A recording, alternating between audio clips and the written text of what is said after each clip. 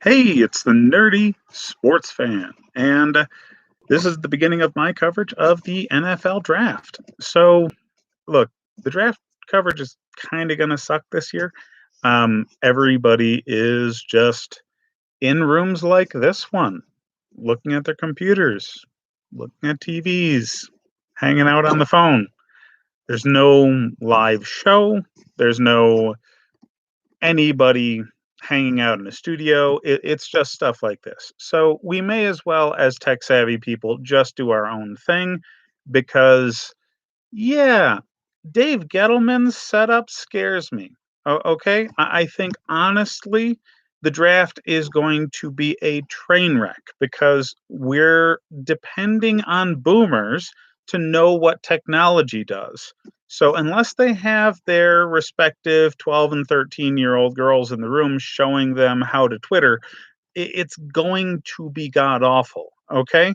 So, John Elway comes to mind as somebody who I don't trust with technology at all. So Giants fans, Broncos fans, Patriots fans. Okay, it just does the hoodie really know what anything involving technology is? I mean, this is a guy who said something about like what did he call it, bookface or something. So he doesn't know social media.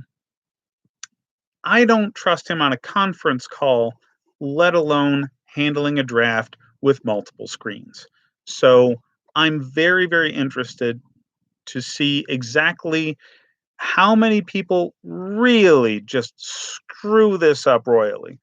I'm depending on it actually. There's a handful of teams that are always pretty bad in the draft and always do kind of head scratchy kind of moves. And lately, a lot of front offices have gone to a analytics driven draft and free agent approach. I'm looking at the Browns here. They're very, very analytics driven. With the Browns, very young GM. He's only in his 30s. So I trust them to know what the heck's going on computer wise, but I don't trust them to know what the heck's going on player wise necessarily. So there's a lot of ins and outs to this draft that are probably going to make it one of, if not the most intriguing drafts ever in the history of this league. So, again, very, very interested to see all of the different varieties of train wreck going on today. So, we're at about an hour. Well, we're longer than that. Um, we're probably a solid 2 hours away from the first actual pick made in this draft. And I appreciate you already hanging out with me. Um, they've moved the time back so much these days. I mean, I remember when the draft was on at an earlier hour, everybody had a chance to watch it and actually get a decent night's sleep. The East Coast is going to be god awful. I mean, I really feel for you folks, especially if you have to work in the morning. Um, you're not going to be going to bed until like midnight, and it's all for the sake of having the best conversation piece. It really is. I mean, all of us just want to have the most current information to talk about, um, have our own actual opinion and spin on things live as it happened. Being first matters. So, yeah, stay up, get all your info. Okay. There's a chance any team can trade back into the draft. There's what, six teams that have no first round draft pick. Who knows? The Steelers might come back into the first round. The Colts might jump into the first round. You don't know. Okay. These teams might be desperate for their next quarterback. I know both Steelers fans and Colts fans really want to know who the quarterback of the future is going to be because neither team really has that figured out. Okay, you got Phil Rivers slinging it for the Colts right now, which is really it's a dicey experiment to say the least. Um, and Ben Roethlisberger was hurt all year last year. Who's to say that's not going to happen again? Okay, we're all just kind of depending on this dude to come back and be his normal self. And I really just don't see that happening. Okay, you don't just get better randomly at that age. So Ben Roethlisberger is going to stop preying on the young women of Pittsburgh very soon. Um, Not by choice. It's just because he's old. Okay, so yeah, something to look forward to, Pittsburgh fans. But there's a lot of other quarterback questions today. A lot. Um, the top of the draft has Joe Burrow, obviously going number one. But there's at least two other quarterbacks that have first round potential in Tua and Justin Herbert. And a lot of people think Jordan Love or even Jalen Hurts could go in the first round. Those people are batshit, but they're out there. So this is not a quarterback heavy draft. Okay, this is not the Josh Allen, Lamar Jackson, and Sam Darnold year. Okay, it's not. You have two that have guaranteed NFL talent and true leadership capability, and that's Joe Burrow and Tua Tagovailoa. Herbert has all the physical tools, but the mental tools, leadership, everybody has questions on that. It's not just like one dude in the corner is saying, "Yeah, but he probably don't command no people's goods." No. All right. It's literally everybody who has said anything about Justin Herbert says he might not be able to lead a group of men. And that's what the quarterback does. Okay. So if there's ever a player that should transition to a different position, it might be Justin frickin' Herbert. Okay. Because throwing the football good isn't the main job of the quarterback. Tom Brady does not throw the football better than Aaron Rodgers. Okay? There's probably 20 quarterbacks that I could rattle off that throw the football better than Tom Brady. But that guy knows how to rally the troops. Okay? That guy knows how to turn it on when shit hits the fan. So that's why he's the GOAT. It has nothing to do with how he throws the football. So yeah, there's plenty of people that can throw the football. Jordan Love, everybody's talking about how he throws the football well. His decision making is shit. Okay, the guy has random brain farts, and his entire team looks at him and says, "Why the fuck did you try and put it into that window?" Okay, nobody wants another Jameis Winston. Nobody wants another guy who's going to chuck it for 5,000 yards, but give it to the other team 30 times during the year. Okay, nobody can afford 2 turnovers every single game from somebody. Nobody. So yeah, nobody wants Jordan Love in the first round. Nobody wants Justin Herbert in the first round. Justin Herbert is a consolation prize. The guys to talk about here are Joe Burrow, who's obviously going to the Bengals because the Dolphins have been trying for weeks to get up to number 1. Why have they been trying for weeks to get up to number 1? Because they don't trust Herbert between the ears and they don't trust to his hip. That's it. Okay? The Dolphins are the enigma here. Are they going to go for Tua? Is there a big enough camp in the Dolphins facility that really wants Herbert? Because all indications are the front office is split. If it's not Joe Burrow, half the guys want Tua for all the reasons I've already stated. Half the guys want Herbert because Tua's hip. That's it. Okay, it's not any positives about Justin Herbert that's selling them on Herbert over Tua. If Tua was perfectly healthy and had no questions, he might even be the number 1 overall pick because he has a better body of work. than Joe Burrow. Joe Burrow has the single greatest season of a college quarterback ever. But he did it 1 year. And you worry that it was a flash in the pan. Personally, I don't. I don't at all. Joe Burrow did that against one of the most difficult schedules you could possibly have in college football. And he only did it 1 year because Ohio State didn't want to start the guy. Okay? When he was with Ohio State, he was behind Haskins, which is now a joke, and wasn't looking like he was going to start. So he moved. He moved to LSU.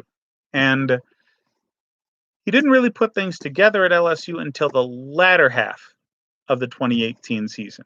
The last few games of the 2018 season, you could really see what Burrow could do. And then last year, man, he just turned it on. Okay? The accuracy that this guy throws with is insane. For a college quarterback to get 65% completion percentage on throws past 10 yards, nuts. Okay? You're shooting for 65 overall. So he's got, 65% on target percentage, not completion percentage because it factors in drops and things of that nature. But the man is on target all of the time. So considering accuracy being the most important thing at the NFL level, especially in these quick hit offenses that are coming out all over the place, there's maybe 2 or 3 teams that are going to prioritize arm strength over accuracy. And it's only because they're in the North and they have open air stadiums. Okay, the Packers are going to care a lot about arm strength. Open air, Northern Stadium, you got a lot of wind to deal with. Yeah, you need Aaron Rodgers' cannon for an arm. The Bills, they care about arm strength. Same thing. Windy, cold, outdoor stadium. You got a bunch of games where you just need somebody who can knife through that wind with their arm power. And that doesn't happen with, noodle arm. I get it. But outside of teams like that, if you're going to Tampa, you're going to Cincinnati even. Cincinnati, yes, is further south than both of those teams I mentioned. Accuracy is going to matter over arm strength. It just is. You want somebody who's going to be on target. You want somebody who's not going to throw the ball to the other team, obviously. But beyond that, you just want somebody who's going to get the ball in a position for the receiver to make a play after he gets the ball in his hands. And that's why accuracy matters. It's not necessarily putting the ball within a few yards or a few feet of the guy. It's a matter of putting the ball in front of him where he can still be in stride when he catches it. So, yes, Joe Burrow with his accuracy, with the season he was able to put together against the competition he was able to put it up against. All right, this is a guy who played Bama twice. He played them in the playoffs, right? Yeah. No. Times played them in the playoffs. Either way, it doesn't matter. Bama has one of the better secondaries. They've got 2 defensive secondary players that are going to be drafted and likely in the first round in Diggs and Xavier. I forget his last name, but either way, they got a safety and they got a corner that are going to get drafted in the first round. So Joe Burrow knifing that defense, who, by the way, also has 2 defensive linemen rushing after him that are probably going to go in the second.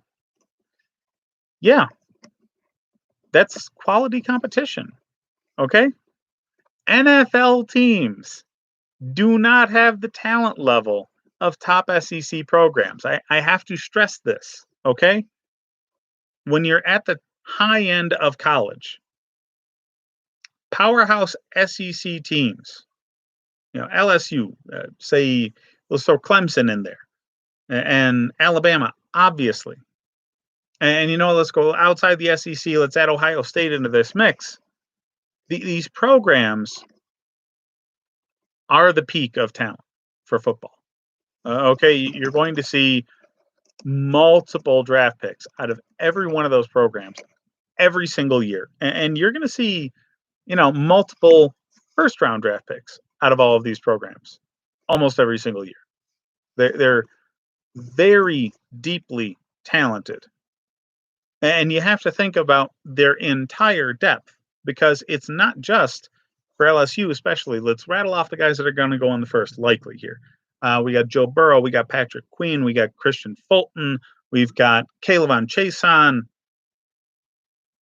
their safety Grant Delpit. But that's just this year.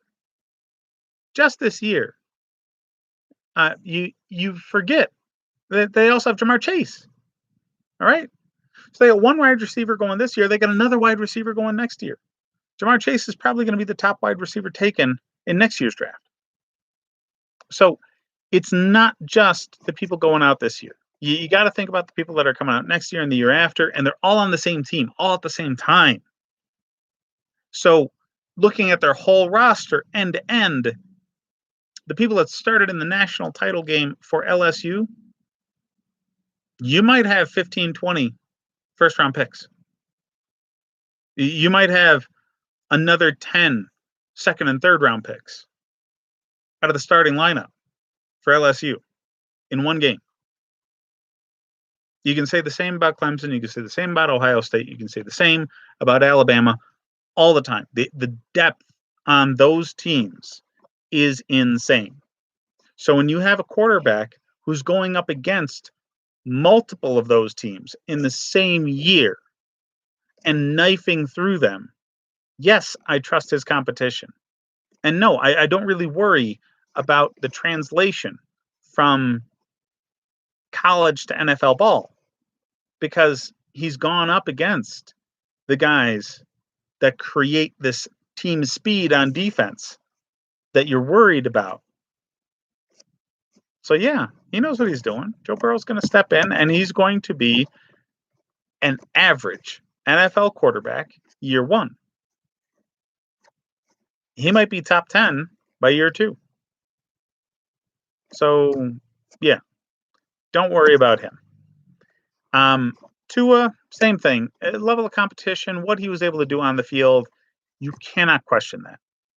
And if it was just body of work that we're talking about, again, Tua could likely actually compete with Burrow as who's going to be the number one overall pick.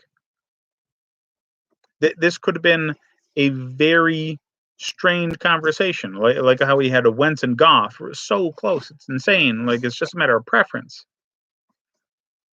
But with Tua's injury and the risk of re-injury, yeah, our man Burrow's going number one, and Tua is the consolation prize. Who gets him? Okay, somebody's trading up to number 3 to get him. It's being reported by multiple sources that the Dolphins have been trying for over a week to get into the number 1 spot because they want Burrow. And what it would take is them moving to get the number 3 spot out of Detroit and then moving the 3 up to the Bengals. And we're still not even sure the Bengals would actually bite on that. Personally, I wouldn't. All right, if I'm the Bengals, draft the boy from Ohio. It is a tailor-made story for your franchise. The guy would sell out in jerseys day one. So if the Bengals trade out of the first pick, you can only say it was because Joe Burrow did not want to play there. Only way that happens. Okay? So you don't worry about that necessarily. Now, let's talk a little more about the other teams looking for quarterback or possibly looking for quarterback. All right, you've got the Chargers. Should be looking for quarterback. They got their coach saying that they really believe in Tyrod Taylor. Okay. The Chargers have a lot of needs. Okay, Phillip Rivers was terrible for them last year. A lot of people in their front office and their coaching staff thought that if they just shifted to Tyrod Taylor last year, it would have been a playoff team. And that's possible. Okay. Is Tyrod Taylor right now better than what Philip Rivers provided last year? Probably. Okay. Is he better than what Tua Tagovailoa is going to give you? Is he better than what Justin Herbert's going to give you? Because that is not just, hey, what can this guy do day one? It's what can he do in the future? And it's also, let's face it, selling your fan base. I mean, the Chargers are desperate. They are desperate for ticket sales. They're desperate for just having a damn fan base to begin with. Okay, they alienated a lot of fans by leaving the confines of San Diego. They had their own plan for a stadium that they tried to get approved that would allow them to hold on to more of those fans going to Carson. NFL didn't buy it, kind of forced the owner of the Chargers to do this deal where they were the second team in Kroenke Stadium, creating a situation like what the Giants and the Jets have in good old New Jersey. But they've alienated so many of their fans. You see it in the games. Nobody showed up to a Chargers game last year. Okay, I get it. They were playing in college stadiums and high school fields, wherever the hell they were playing. That's not it. Okay, they have not cultivated a fan base. It's been very difficult for them since LaDainian Tomlinson left town and Junior Seau left town. Since players that really rallied the fans to build this base. And Philip Rivers was the face of this franchise for a very long time. He's gone. How the hell are you going to sell tickets? How the hell are you going to sell jerseys? All right. What San Diego player is going to drive fans to the stores to buy a jersey? That's what I'm worried about. If I'm the owner of the San Diego Chargers, I'm doing everything Los Angeles Chargers now. I'm doing every single thing I possibly can to get my hands on Tua Tagovailoa. Everything. All right? Getting that man in gets somebody who sells jerseys. Getting that man in gives hope. Okay? You are a hope salesman when you're a bad team. You need to sell your fans hope for the future. You need to sell your fans, hey, I get it. We kind of stink right now, but you know what? This kid's going to be great one day. So get in on the ground floor. That's what you're selling people. As an NFL team, drafting a quarterback in the first round. And man, do the Chargers desperately need that situation. They kind of can't survive without it. All right? They cannot survive without having a player of Tua Tagovailoa's capabilities on this team. Now, I'm going to get into a couple other teams here. So we have, obviously, the Chargers, I think, desperately need Tua. The Dolphins, again, everybody is talking about, or not everybody, but a good amount of sources are talking about them really just wanting Burrow. That they want to trade and make a move for Burrow because their room's split on who's actually worth picking where they're at in Tua or Justin Herbert. So I think this is paralysis by analysis. I really do. All right. They're worried about that hip. It's an honest worry. It's a normal worry to have. But would the Dolphins really skip over a potential franchise quarterback because of his hip? Is that wise? Do you want to spend a pick on a guy who you know is not going to be as good potentially, but is likely to be healthy? I don't know.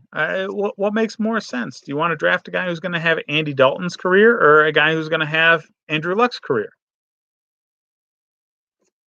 I would like to poll fans on this. If you could have Andy Dalton or Andrew Luck? Who do you want? Do you want the guy who's got that Hall of Fame potential, but also has that injury bug biting him and nagging him and following him around, and he might have a shortened career because of it? Or do you want that guy who's just solid? He'll get you to playoffs a few times. He'll have a long career, but there's no hope for a Super Bowl with that dude. And that's how I see Justin Herbert. I just see him as the Andy Dalton kind of guy.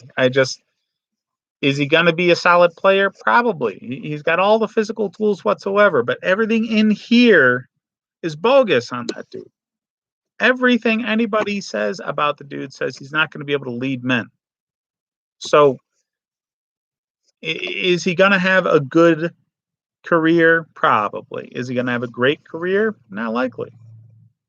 Whereas Tua is more on the Andrew Luck of things. Okay? He's got such potential to be a great quarterback. The worry is he going to be healthy enough to do it?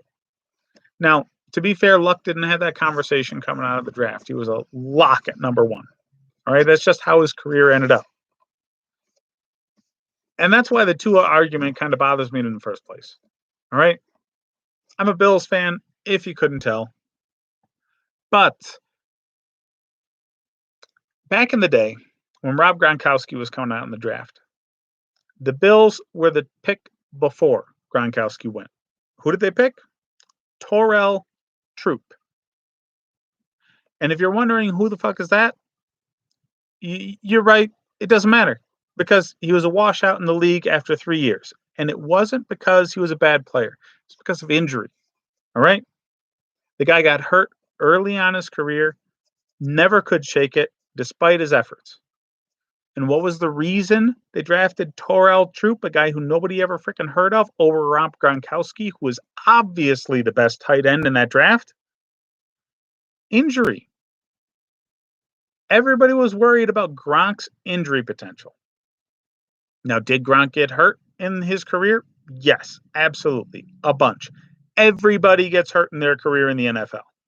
It's a matter of how you deal with those injuries and if you bounce back and come back hard. That's what it is. It's not a matter of if you get hurt. It's a matter of when you get hurt and how you deal with it. Torrell Troop did not have the injury concern coming out of college, but man, did it ruin his career anyway. Rob Gronkowski had the injury concern coming out of college. He had plenty of injuries in his NFL career, but if anybody wants to tell me he's not one of the greatest tight ends to ever play this game, they're crazy. So you can talk yourself into stupid based off of the injury conversation in the draft. And I think any team bypassing Tua because of his hip in favor of players like Jordan Love and Justin Herbert, they are overanalyzing things and they are making dumb decisions based off of something that should be a non-factor. Injury likelihood should always be a non-factor because all of these dudes are going to get hurt. And the likelihood for a guy who's been hurt before versus a guy who's never been hurt before is just as high. Okay? You have a safety coming full speed, hitting you in the knee on the side of it while you're running. I don't care who you are. I don't care what your injury history is. That knee's going out. All right? Just going to happen. You're planted and you get hit in the side of the knee. Somebody going full speed at you. Yeah, you're done. Okay? It's going to happen. So don't let it be the decision maker for you to avoid a potential fantastic player for your franchise. Don't let it happen. So I am going into now the last mock draft that I am going to do for this year because the actual draft is starting extremely soon. And I will note what teams are likely to trade, what teams are likely to trade up to get somebody, things of that nature. But we're going to go straight up and have every team at their pick if they stay there. All right. So you guys know, I've used this tool a bunch with making YouTube videos, but also just having fun myself, going onto the draftnetwork.com and just selecting all teams and doing a manual 1 round, 2 round, 7 round draft, however you want to do it. And let's get into it. Okay. So at pick number 1, we've got the Bengals. So painfully obvious that they're going with Joe Burrow. It's insane. So no reason to talk about anything else. Possibility that the Dolphins pony up the dough and get the picks necessary for the Bengals to actually trade down. But again, the Dolphins would have to make a pit stop at the Lions to get pick number 3, involved in a draft trade that also still gives the Bengals another first round pick this year and potentially more picks later in the draft and next year.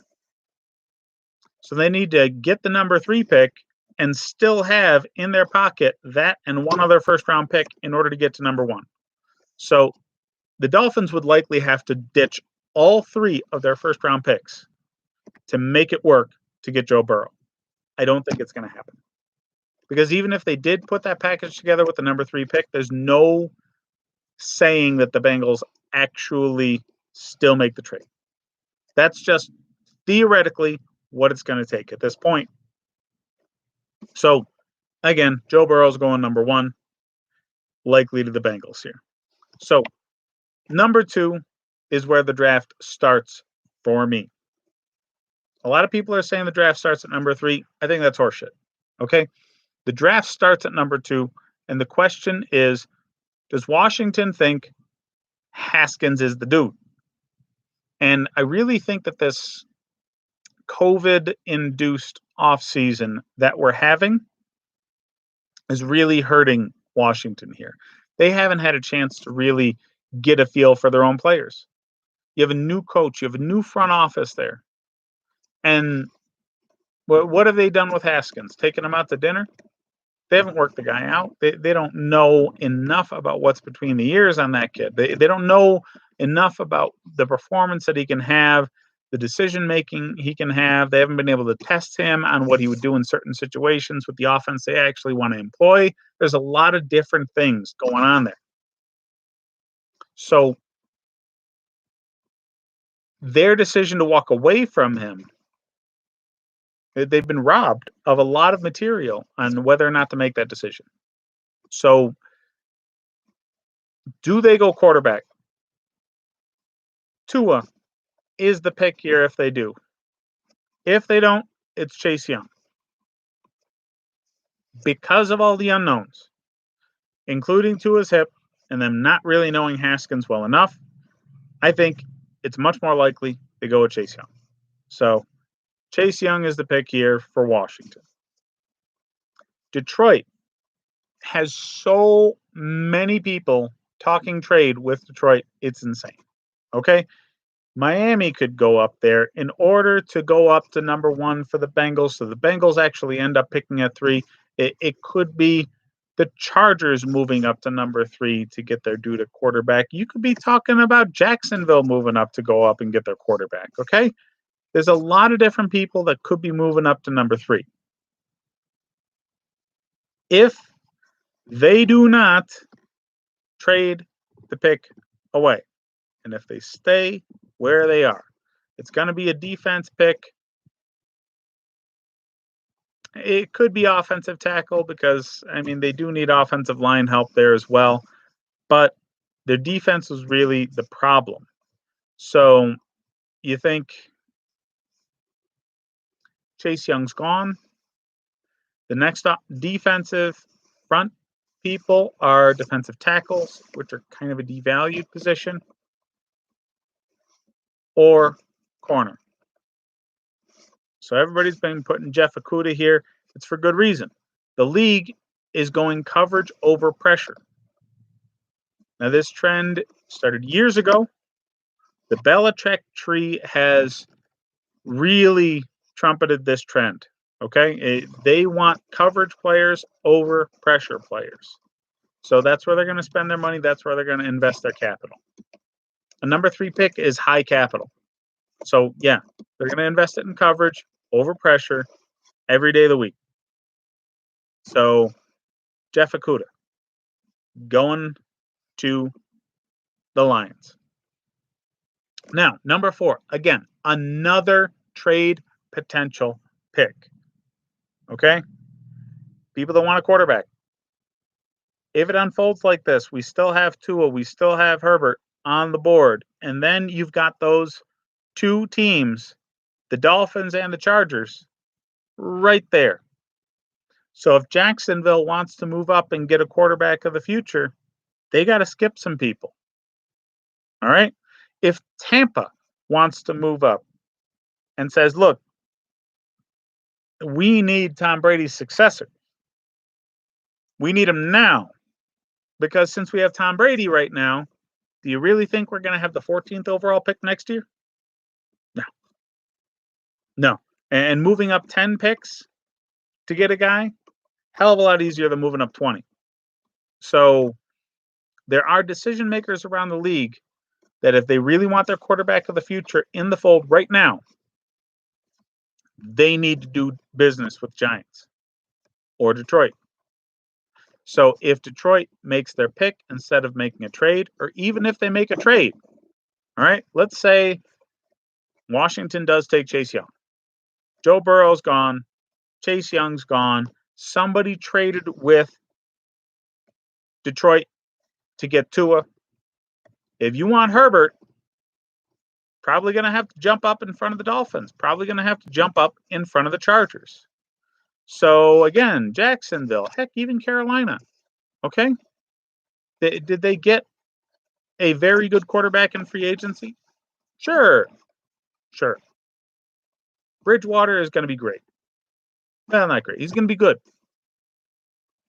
Are they sold on him? 100%. Maybe, maybe not. All I'm saying is the Giants are just as much in play for a trade as Detroit is. But let's assume they hang tight. The philosophy that has come from the Gettleman GM tree, which includes my Buffalo Bills, as well as some front office members that were for some time with Houston. They like to draft offense and buy their defense. So I would expect this to be an offensive tackle. Their top people the past few years have been their quarterback, their running back.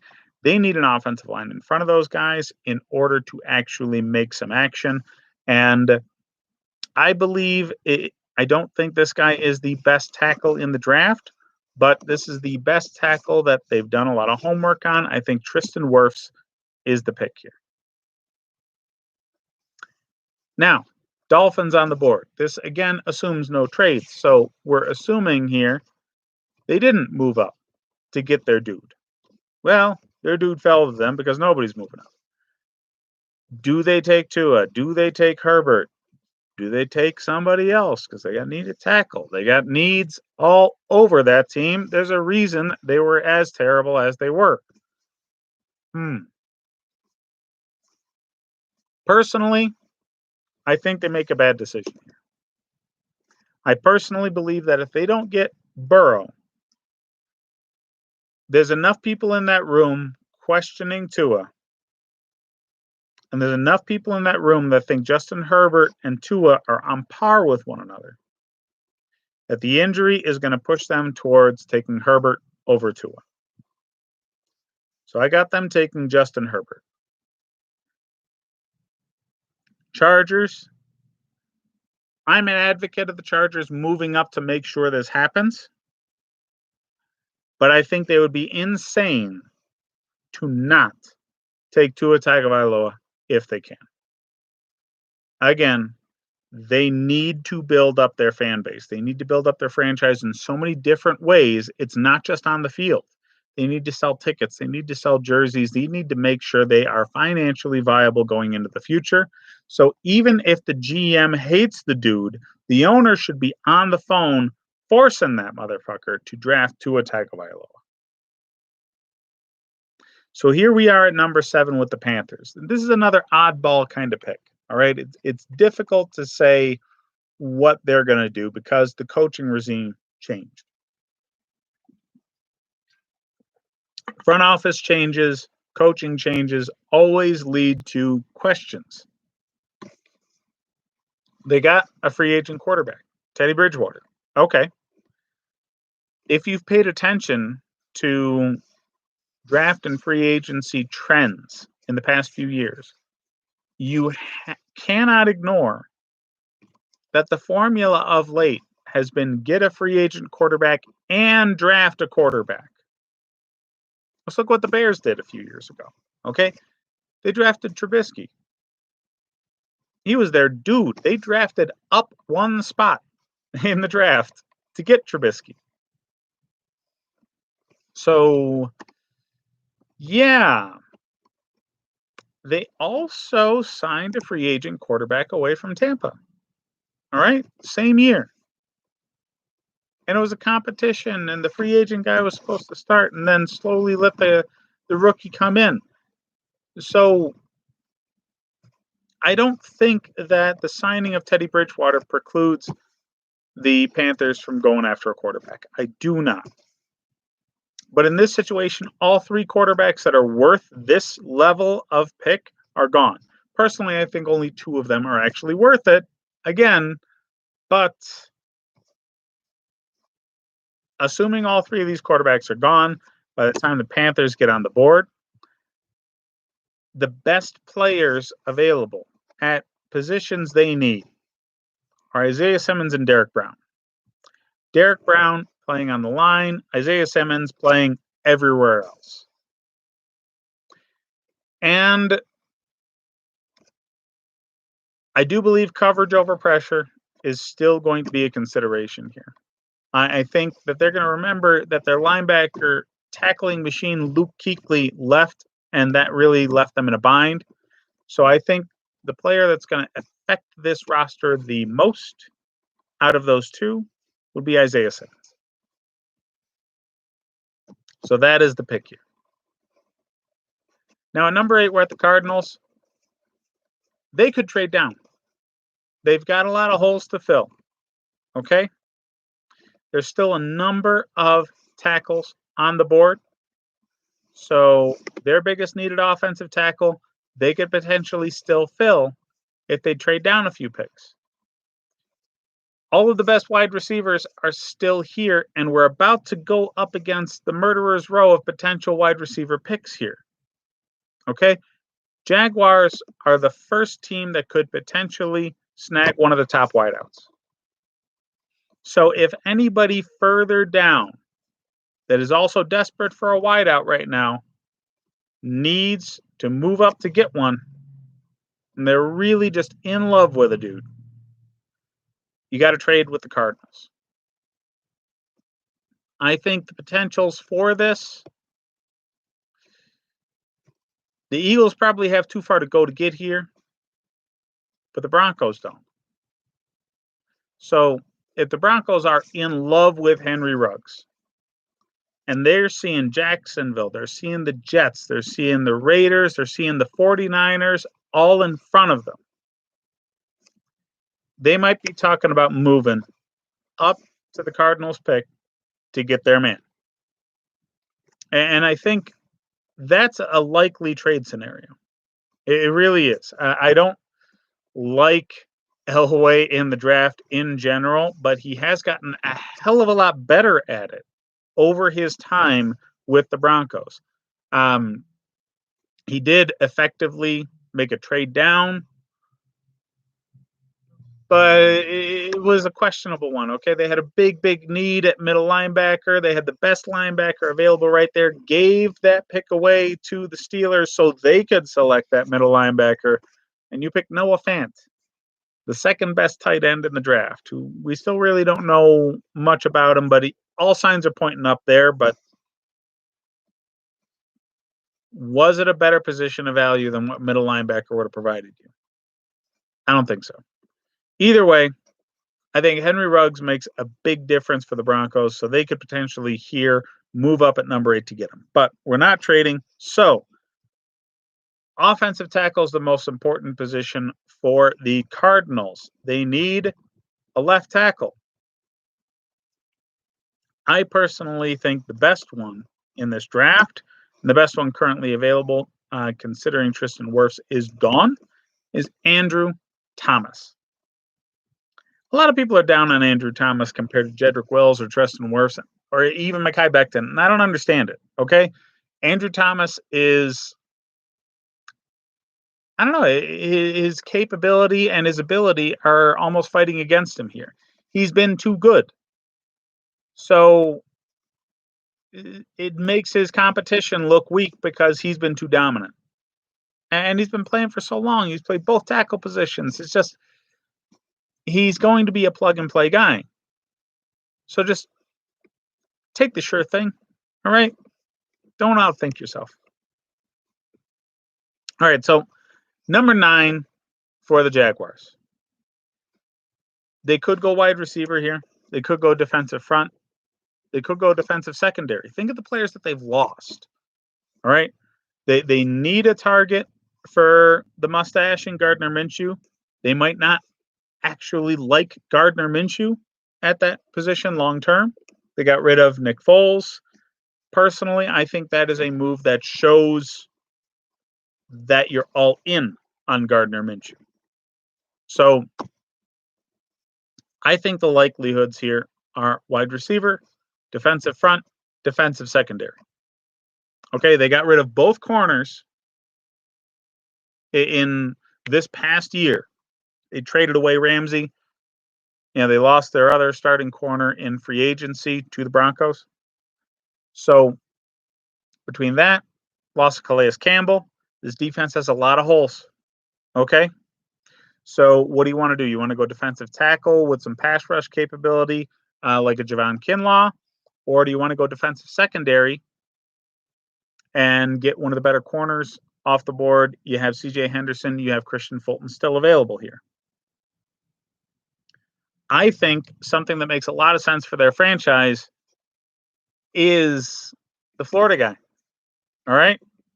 If there's ever a team that could draft a Florida player and make it really big for their team, it's Jacksonville. Okay? They have great fans for the Florida Gators. They have pretty good fans for the Miami Hurricanes.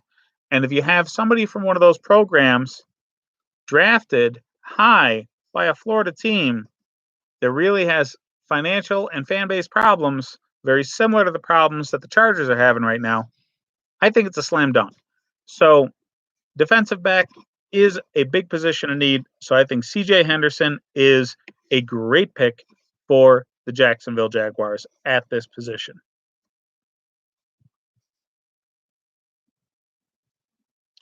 So at number 10, we have the Browns. They don't have as obvious needs. Okay. Offensive tackle is probably where they're going here. They could easily go safety as well. All right. They lost a very good safety trying to get Odell Beckham. And it made a difference on this defense. So you're going to have Myles Garrett back. But the defense could still use help on the back end. But then, you got your young quarterback.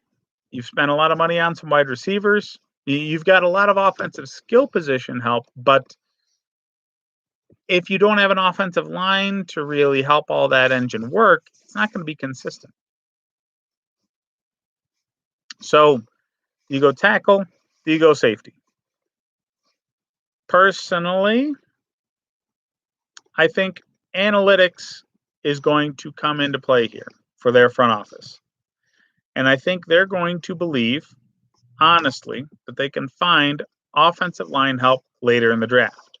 Because that's what analytics models tell us. And they're much more likely to go defensive secondary, pick up a safety, to clean up that back end. And I think the pick here is Grant Delpit. Grant Delpit had an atrocious year last year. The guy missed a third of the tackles he attempted. He also was playing through injury the entire year. If you look at the year prior, much higher coverage rating, flying around the team, flying around the field, making plays all over the place. So I think Grant Delpit is better than what last year's film looks like. And I think that's a strong pick for the Browns. Now the Jets, they so desperately need offensive line that if they don't pick an offensive lineman, they could be lit on fire. Which is why I think they're going wide receiver here. The Jets front office cannot get out of its own way most days. That didn't change with Adam Gase wrenching control from everybody else. That probably only got worse. All right. Adam Gase, I think he's an egomaniac. I don't think he's good for personnel decisions necessarily. It's reported that he did not want the Le'Veon Bell deal. And that was the reason he ousted the other front office members and wrenched all control of personnel decisions away from the GM who was canned. But I don't see him making much of a better choice. CeeDee Lamb provides them with a jersey seller, provides them with a target for their quarterback. So it's still a position of need that they're filling, just not the position of the biggest need. They let Robbie Anderson walk, creating a need that they didn't necessarily need to create. CeeDee Lamb is the sensible pick here. The Raiders, John Gruden getting his pick of these next two wide receivers. Fantastic for him. Any one of the top three receivers gets to this pick, they're going. Okay? The Raiders have done a good job building the roster. Their personnel man, Mike Mayock, up there, knows his stuff with drafting talent, getting free agents in the door. He covered it for years on the NFL Network, and now he's putting that experience to the test. And in my mind, he's actually doing a pretty good job. So I think he goes wide receiver here, gets his coach a shiny new toy. I think Jerry Jeudy fits that offense better than anyone else. This is an offense that last season was predicated on having Antonio Brown in the fold. Antonio Brown is not a speed demon. Okay? That man just caught everything, and he ran spectacular routes and outworked everybody. Okay, say what you want about his CTE-driven madness that we saw last year. He was a fantastic player. He ran great routes. He outworked everybody on the field. I think Jerry Jeudy fits that mold. Okay? He worked from the slot a lot. He also worked on the outside, but his calling card is his route running. So I think he would be a great fit for Gruden's offense based off of his strengths. San Francisco, I don't think this happens. I think somebody trades ahead of them to get this dude. But since he's available and they're here, Henry Ruggs going to the 49ers, that is a no-brainer. He is perfect for this offense for what it needs. It needs that over-the-top speed demon. They did really good with George Kittle. All right? And they've got another young receiver that did really well last year, but they need that guy that just break the top off of a defense to make their running game much more effective and give Jimmy G just all the tools he can have to run this team back to the playoffs. Henry Ruggs makes sense. So, Tampa Bay is on the board. And having their pick of a couple of the top tackles still is spectacular for them. I think Jedrick Wills makes perfect sense here because he's played right tackle. Do they think he's an upgrade at their left tackle position? Maybe. Maybe they play him at left. But their right tackle position is a glaring hole, and he's played right tackle for a while, so maybe they plug him in over there. Either way, an offensive tackle helping Tom Brady stay upright makes a lot of sense here. And having their pick of these two, everybody's been overhyping Mekhi Becton. Okay, he's huge, he's fast, absolutely. Can he fucking play football? All right, let's shut up about 40 times for a second. How big a dude is. Can he play? And if you watch film on this guy, his technique is terrible. All right, look, he's had a late start in football. I get it, but Jedrick Wills knows his shit right now. Mekhi Becton does not. That's the difference between these guys. And Wills, he's no slouch as an athlete. So let's get a guy who's going to be able to contribute, because that's what the first round's about. A guy who's going to contribute. The people that are projects go later and later and later in the draft because they're projects. And you're not sure how they're going to develop. So Mekhi Becton, is he a first rounder? Probably. Okay. I'm not saying the guy's definitely not a first round talent. What I am saying is Jedrick Wills is a better pick than Mekhi Becton. So, anyways, going in with the Broncos, again, I'm targeting them as a team that is likely to attempt to trade up for one of the top wide receivers. But here they're in a position to fix a glaring problem on this team that nobody's really wanted to talk about. They need a left tackle because Garrett Bowles is a train wreck. Mekhi Becton goes to the Broncos because he's still available, and God, do they need a tackle. Garrett Bowles has been a turnstile, and false starts, holding all the damn time, holding more frequently. Yeah, you need to move on. Get Mekhi Becton. You'll be able to at least get a couple of years of bad play out of him before he sours the whole town on his name. So, Falcons.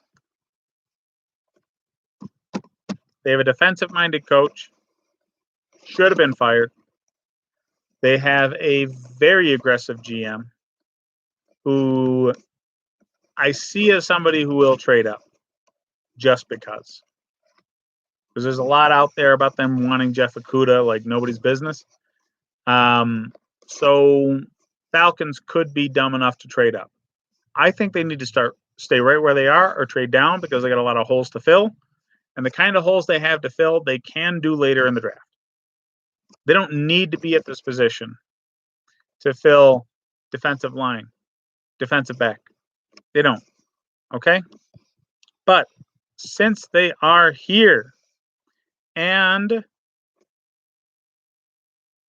well, Derek Brown is still on the board, it makes no sense whatsoever to let him fall any further. Okay, Derek Brown is a man-child on that defensive front. I scouted that guy. I watched a few games in a row where if he was against one blocker, that blocker was in the backfield, at least 2 yards deep, almost immediately. If he was against a double team or even a triple team, the line stood still. He did not get moved back literally ever. In 2 straight games of film study, I never saw the man pushed backwards by the offensive line, regardless of how many people were blocking him. Run or pass situation did not matter. That's insane. He has got a level of strength at the defensive tackle position we haven't seen since Ndamukong Suh came into the league. I think he's going to be a terror on the defensive front, and I think he has the potential to save Dan Quinn's job coming into this team. If he can be a game wrecker on the defensive front, make him look like the defensive genius that everybody thought Dan Quinn was coming into town, that can do big things for an Atlanta team that really has the offensive game figured out pretty well. You know, Calvin Ridley, Matt Ryan, and Julio Jones don't exactly need a heck of a lot of help to get things going. Make this defense better, they might be able to compete. Now, the Cowboys have been sitting patiently here, and thankfully for them, the guy that they really need to adjust their defense hasn't been taken yet. And I think that there's a lot of different angles on corner. But I think somebody that's a little bit disrespected by a lot of the prognosticators out there is Kristian Fulton. And I think he needs to go here. So Kristian Fulton is a day one contributor.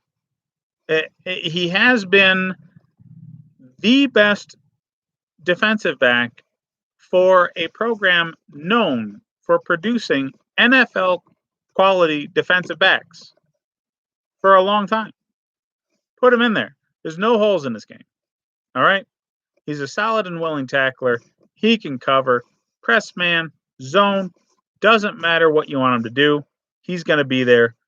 Kristian Fulton fills a hole that the Cowboys created by letting their best corner go away to the Dolphins in free agency. I get it. They don't want to pay him that kind of money because they had to dish out a ton of money to their quarterback and wide receiver.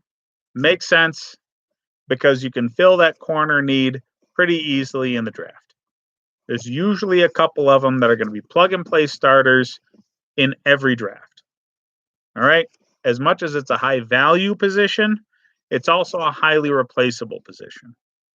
So getting Kristian Fulton, you're not going to see too much drop-off for that Dallas defense. 18. We've got the Dolphins at it again. So they've already got their quarterback of the future, assuming here, in Justin Herbert. So they've addressed defensive line. They've addressed running back in free agency. They got their corner. Okay. So there are other needs. They need offensive line bad. Guard, tackle, doesn't matter. They need defensive line still. Okay. Because what they've done on the defensive line, Shaq, you know, he's going to be fun, better upgrade than what you had. But is he enough? No. And you got yourself a good corner. Who do you have playing safety? So there's plenty of holes to fill still with Miami. And I think the smartest thing that they could do really is shore up the offensive tackle position. But the best tackles are already taken. And there are some other offensive tackles that are going to be available in this draft that are going to be serviceable. But they're not really worth the number 18 pick. And I think they can go an odd direction here. Personally, I think what makes the most sense for them is Xavier McKinney.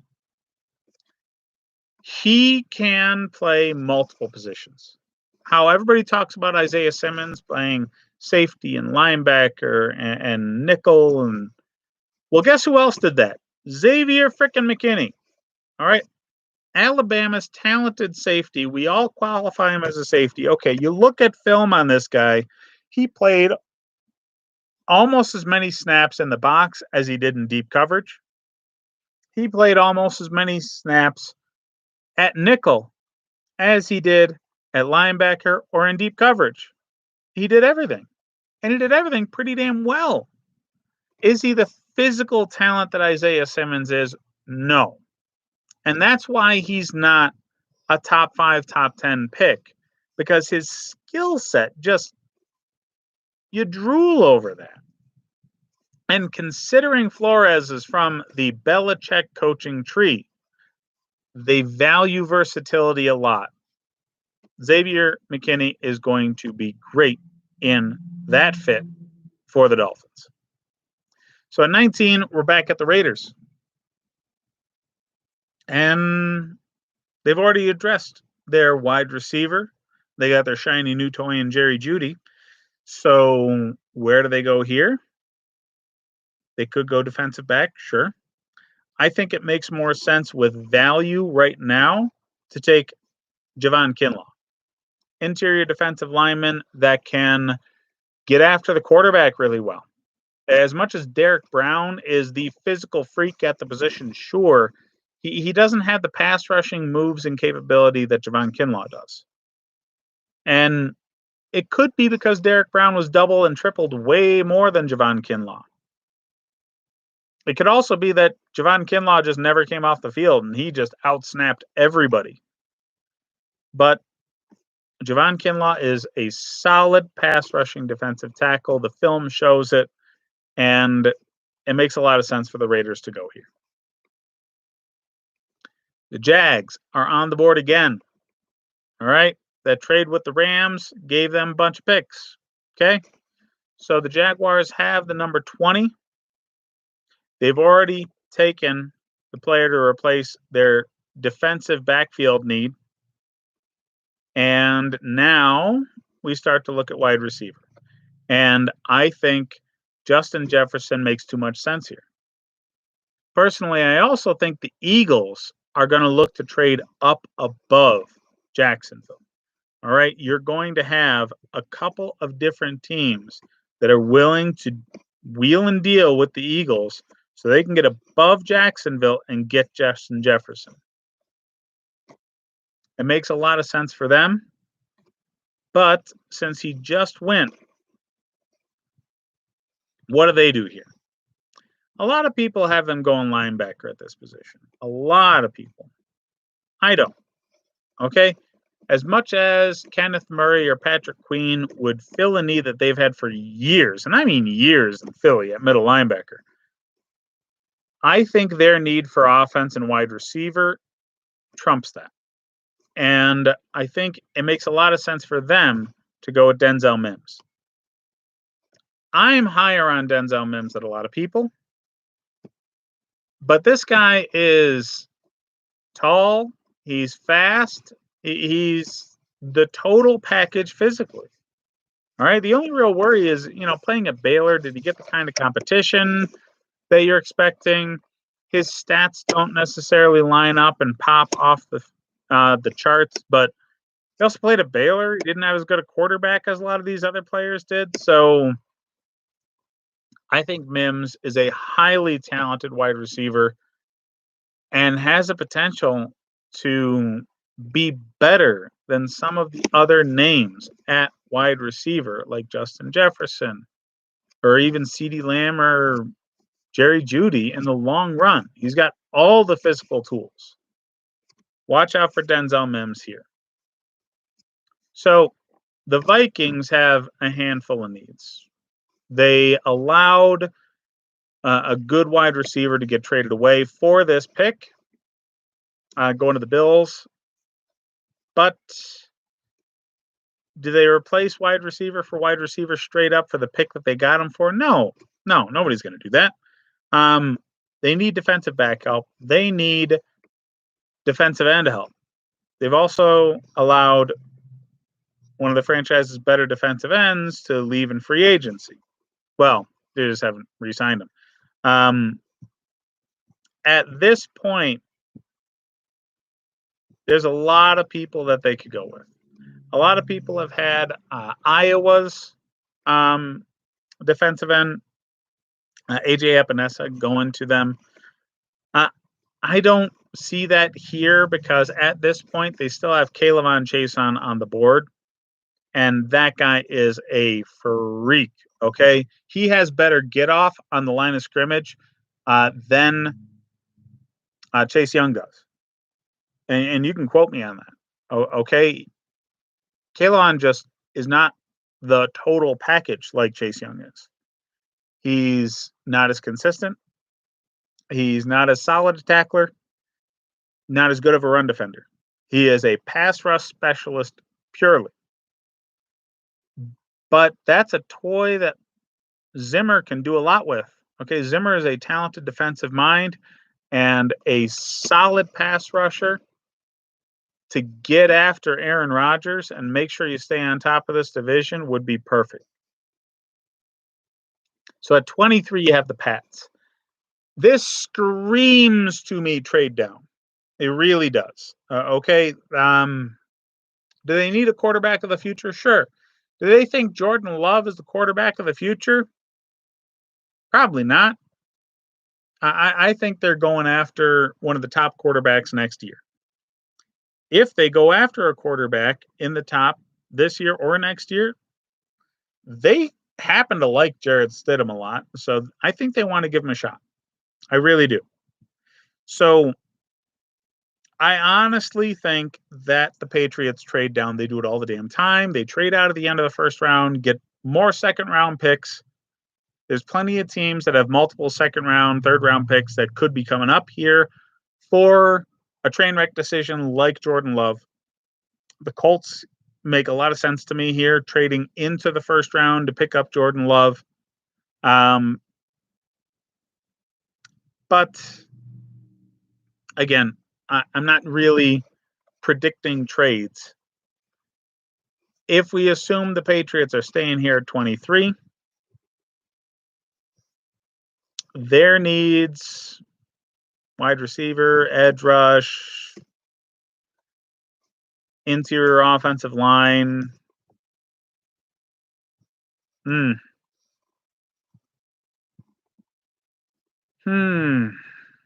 I think Yetur Gross-Matos makes a lot of sense for them. He's a very good fit for an edge rusher in a Belichickian scheme. He is.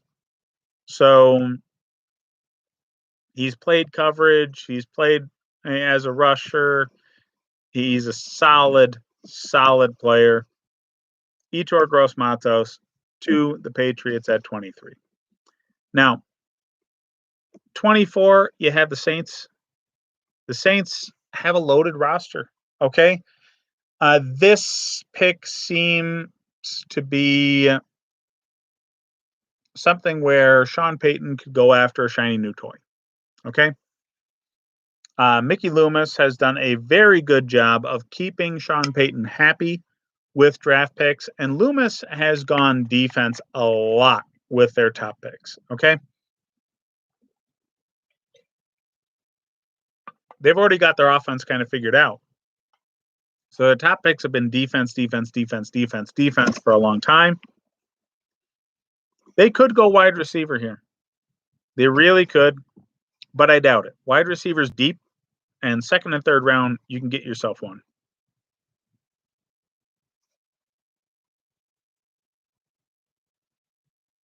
So I think they're going to go with linebacker here and take Kenneth Murray. Now I'm going to try and wrap up a lot of these picks here because it's coming up on 6 o'clock Mountain Time, 8 o'clock Eastern Time. So the draft is starting and the Bengals are going on the clock soon here. So I'm going to hammer through these next few picks. I was not expecting to talk as much as I did, but then I have to remember I am who I am. So 25th pick, I think the Vikings, having already taken their edge rush, can go defensive back here because they've also lost corners. So I think Jeff Gladney makes a heck of a lot of sense going to the Vikings. They are a defense-first team. They've got plenty of offense. They're run-first on offense. They don't need to fill that wide receiver need now. It's a deep position in this draft. 26 pick with the Dolphins. Now, value kind of lines up with positional setup for offensive tackle. Josh Jones on the board still makes a heck of a lot of sense here to the Dolphins. So now they've taken care of their defensive secondary, they've taken care of their quarterback, and they've taken care of the blindside protector for said quarterback. Great first round for the Dolphins. At 27, Seahawks, they might be trading this in order to get Yannick Ngakoue out of the Jaguars because that guy does not want to stay there, and they still have not signed Jadeveon Clowney for whatever stupid reason. They might be worried about his health and him wanting more money than what they think the risk is worth. So, yeah, Yannick Ngakoue trade makes a lot of sense here to me, but no trade in this mock because it doesn't make sense mocking trades. So I think what makes a lot of sense for them is actually Zach Bond. They need an edge rusher. And Zach Bond, I believe, is truly underrated at his position. I think he's a bit better than some other players that are going to go ahead of him at his position. Very heady player. He's been used in coverage and rushing, and he's effective at coverage. This guy's got interceptions to his credit. So Zach Bond makes a lot of sense there. 28 with the Ravens. They like positionless sort of defensive backfield players. They've got linebacker and interior offensive line, wide receiver, edge rusher. There's a lot of different directions they can go here. I think Patrick Queen makes a hell of a lot of sense. All right. He's a coverage-minded linebacker, which is the defense that you really need to go against teams that have players like Patrick Mahomes, and those are the ones they're competing with, okay? They're not thinking about competing with the Steelers. They're thinking about competing with the Chiefs, okay? This is a team that's thinking Super Bowl right now. They're not thinking win the division. They're thinking championship. Make sure you can get to the Super Bowl, add coverage, depth, add a position and need at linebacker, Patrick Queen. So Titans at 29. They lost edge rush, and I think it makes a heck of a lot of sense here for AJ Epinesa. He's just a nasty, bull rushing kind of guy, and that fits with the mentality of the team. The team identity is nasty, physical, and AJ Epinesa just epitomizes that. And it's at a position of need for the team. They're going to address stopping the run and rushing the passer with the same dude. Great fit. The Packers. I think their top need is a take the top off the defense kind of deep threat wide receiver, which is why I think Jalen Reagor makes a lot of sense for them. They have their do everything, catch the ball, possession receiver in Adams. Reagor will take the top off and really help them. San Francisco's gotten their wide receiver at the next pick. I think their next biggest need is corner. Noah Igbinoghene makes a hell of a lot of sense for them. And lastly, we have the Chiefs. And I can't get off of the possibility of them being the team to take a running back in the first round. But I think corner mattering a little more in general than running back, Jalen Johnson. All right. So now that my mock draft is over and the real draft is starting, let's get into just what the hell's going on in the real draft. All right. The Bengals are officially on the clock. And honestly, if they don't seriously just take Joe Burrow right away, it would be a real shock to me. But I'm going to be keeping track of all the players off the board with the same tool that I just used for my mock draft. Easy enough. So let's get into it. All right. So live draft coverage. Man, so strange to actually see this going on right now. Trey Wingo staring at 32 basements and second bedrooms. I just think the man caveness of this draft is nuts. Absolutely nuts. Okay, so you have Roger Goodell, you have all these GMs drafting in dining rooms and living rooms and basements all over the country, and you've got one dude in a poorly tailored freaking pinstripe suit. Oh, they better pipe in booze. They better pipe in booze. Seriously. I, I just don't understand why we don't hear piped in boo noise right now with Roger Goodell. Uh,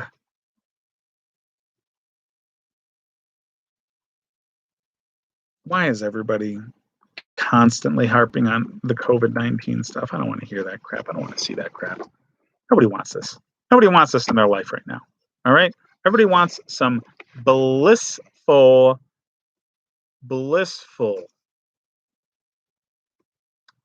just escapism. Okay, that's what sports is supposed to be. I don't want to think about what's going on in real life. I don't want to think about what's going on with the unemployment rate. I don't want to think about what's going on with nurses and doctors dropping like flies because they're the front line. Hmm.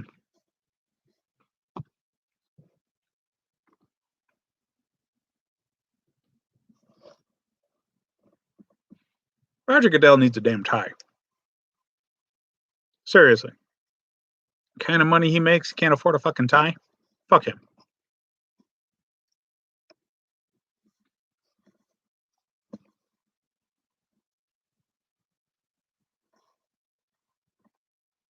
Let's get a poll going here. Whose hair is worse, Roger Goodell's or Donald Trump's?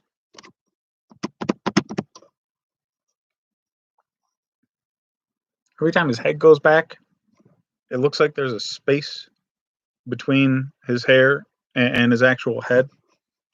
It's like a helmet.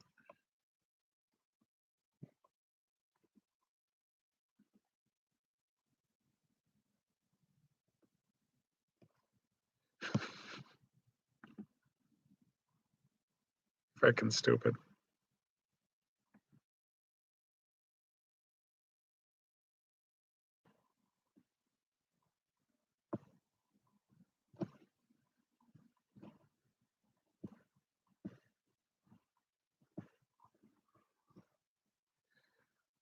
Is Harry Connick Jr. piping in backup singers? Like, he's in his house. Why am I hearing 12 people?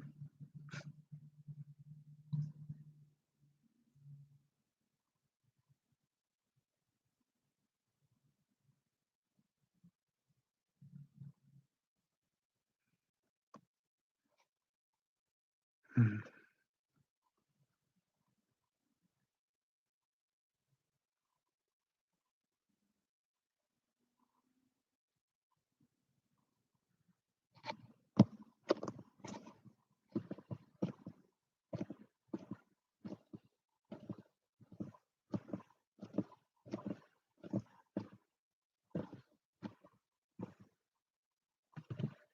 Hmm.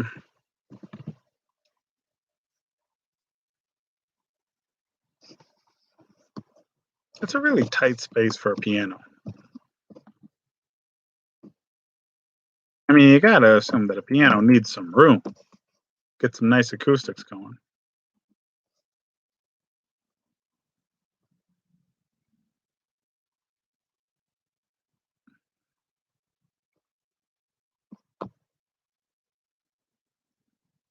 Fuck, he's got a bad haircut. Seriously. I do this by myself. So it's not hard. That looks like he just got out of fucking bed.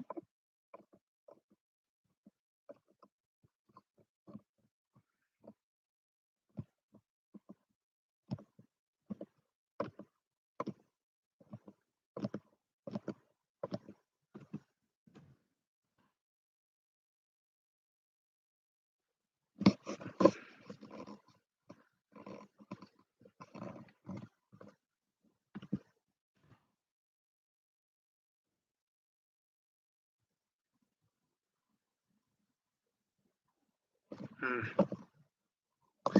All right, so real draft coverage starting soon. Again, these Bengals better draft Joe Burrow. It would be pretty damn stupid if they didn't. I'm not putting it past them. All right.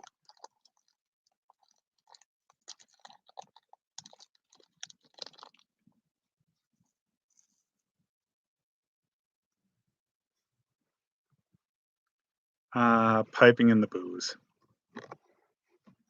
That's funny. See, I told you they need to pipe in booze.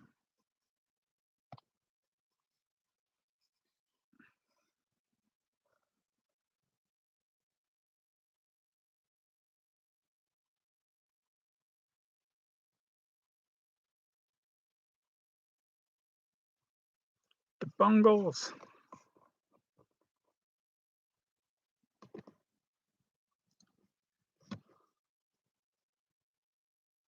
Cincinnati's on the clock. I'm. How do you guys feel about it? Personally, I am really happy that the NFL has pushed teams to not draft the first pick early like they used to. I remember Mario Williams getting picked with the first overall pick by Houston, um, like a day or two before. So that used to happen all the damn time. Yeah, at least a few years. It was more than just Mario Williams. There's at least one more team that drafted early, and I am just forgetting at the moment. But I really think that it's good for the league that they make them wait until draft day.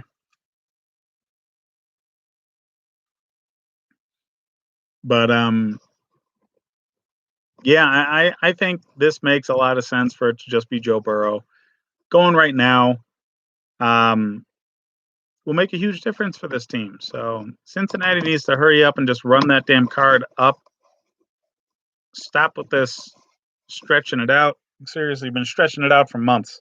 Everybody's known you're picking Joe Burrow since fucking November. So take him already. Hmm.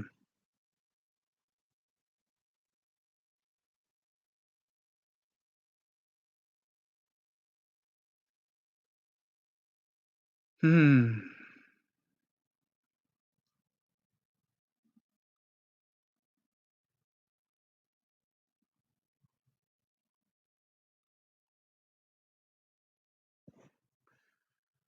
This is funny. I got one feed in my ear and another feed in my face. So I got guys talking about what GM's going to have the most pressure on him in my ear, and I'm watching freaking Fauci talk about disease. So it just the dichotomy of this draft is strange. There's so much going on right now that the country needs this draft to go off.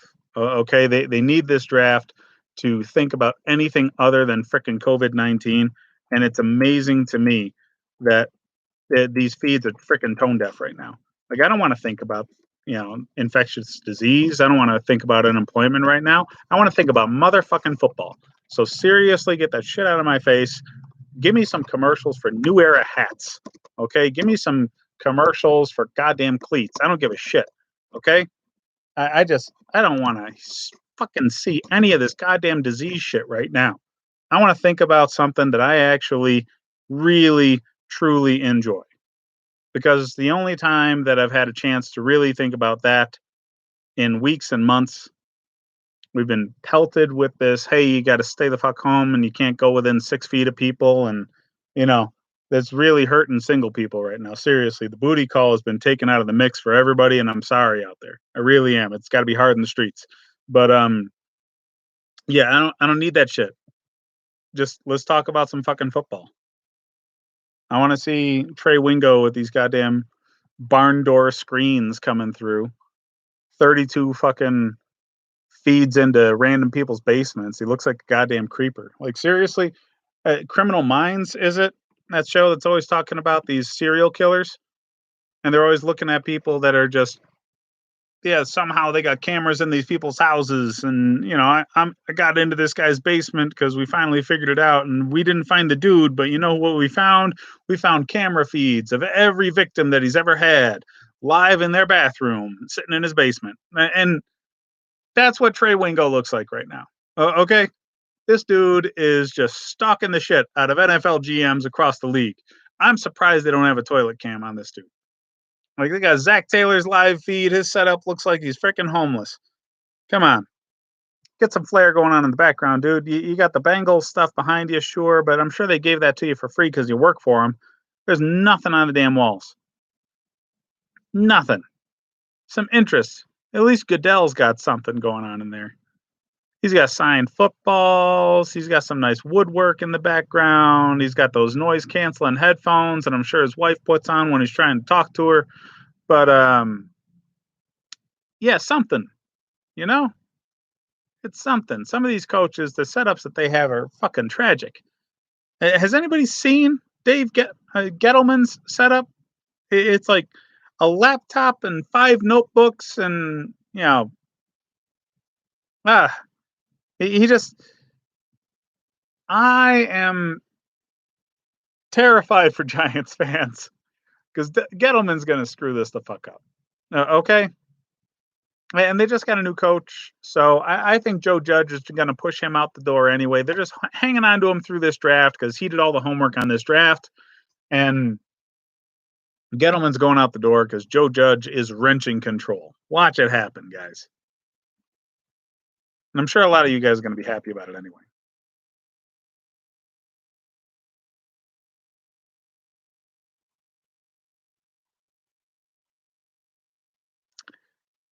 Cincinnati Bengals getting stared at. We're looking at their coach, their GM, or director of player personnel, whatever the fuck you want to call them.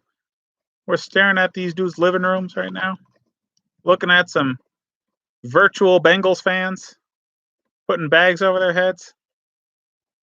Like, seriously, did they really need to do this? Did they really need to have the Madden people simulate fans putting bags on their fucking heads? This is tragic.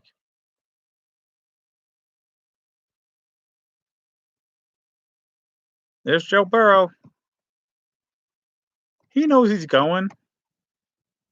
He's been a Tiger for the past 2 years, and he's going to go into the pros and be a Tiger for the next 5 at least.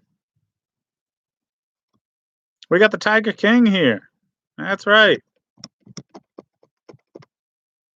All right, I don't care what anybody says. I'm calling that man Joe Exotic for the rest of his career as long as he's with the Bengals. All right?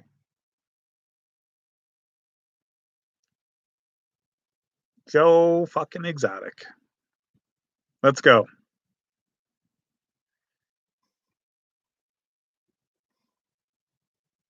Nobody cares about freaking Joe Burrow's Ohio State career.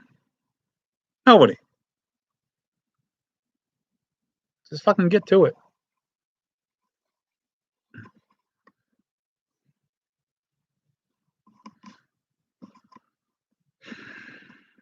Oh man, the 3D graphics that they're putting involved in it. This is kind of sad.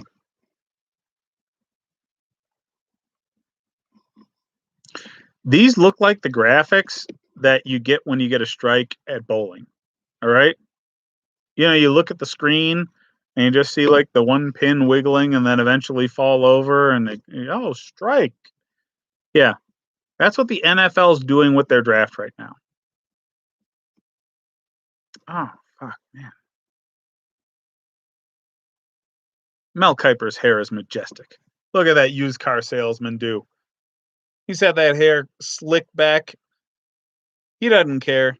His freaking forehead's been turning into a 9 head for the past 3 years. He's still slicking that shit back. God damn. He's got, man, exponential growth on one side too. Look at, like, it's all sorts of uneven. Like, is he combing harder on one side of his head? Because seriously, his hairline's like 2.5 inches deeper on one side of his head than it is on the other. Hmm.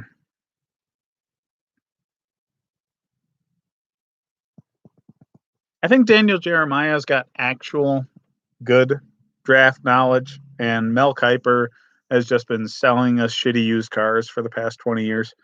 Like, Kiper is the original, so you can't knock him too much. But seriously, the guys that have been coming up in the draft game the past few years know their shit, and they're doing it better. So I think Daniel Jeremiah, he's slowly pushing his way through. And their other draft guy, I forget his name now. Freaking not Mayock. He used to do NFL Network, and now he's an actual GM. I just forget that dude's name. He's out with COVID-19. Just said, oh yeah, no, I'm not going to be joining the coverage for ESPN. Everybody's on a damn individual camera. You can do it from your fucking house, dude. Seriously, you really actually work one day a year, and you're going to call in sick that day? It's bullshit.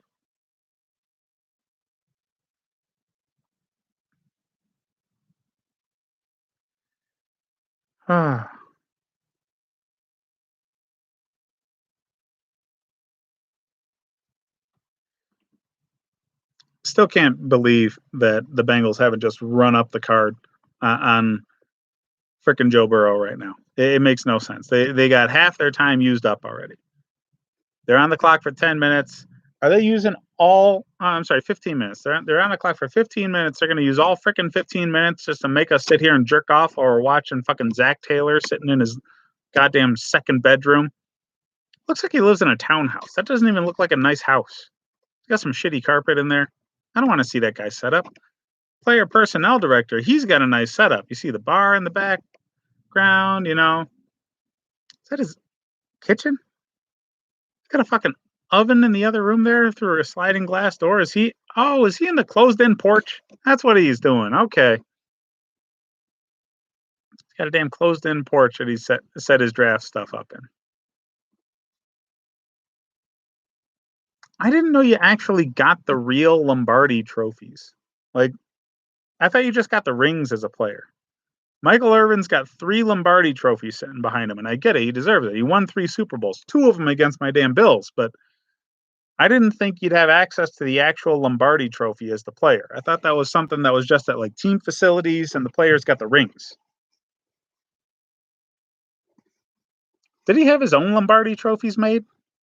That'd be some shit. Just go to the trophy store and have him make a mock up just because, you're that kind of dude. Hmm.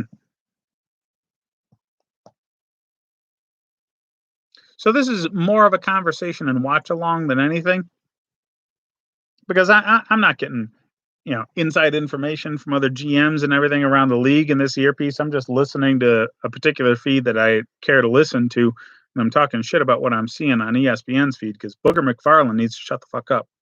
Like, seriously, that guy's analysis is tragically bad. He's always expressing the most painfully obvious things, and if I have to hear him speak about football ever again, just stab me in the damn eardrums, okay? I, I want nothing to do with listening to fucking Booger McFarland. Hmm. All of these people that we're seeing on ESPN's feed look 3 billion times worse than they normally do, and they're all showing their age. And if you're wondering why, it's because the makeup people can't be there. All right? Nobody who does makeup for a living is going to be laid out as an essential employee. It doesn't matter how bad Trey Wingo looks on camera. Makeup people aren't essential. But the Bengals pick is finally in, and we have Joe Burrow officially playing for the Cincinnati Bengals. Oh, that's what Ohio people wanted to see. That's right. A constant feed of how dilapidated 90% of the state is. I don't need to see disheveled homes and abandoned trailer parks in fucking Ohio when you're talking about Joe Burrow being the pick. Okay? I want to see touchdowns from LSU. I don't want to see these tragic homes in Ohio. Joe Burrow doesn't want to see those tragic homes in Ohio. He wants to see like the 5 good ones. Ah,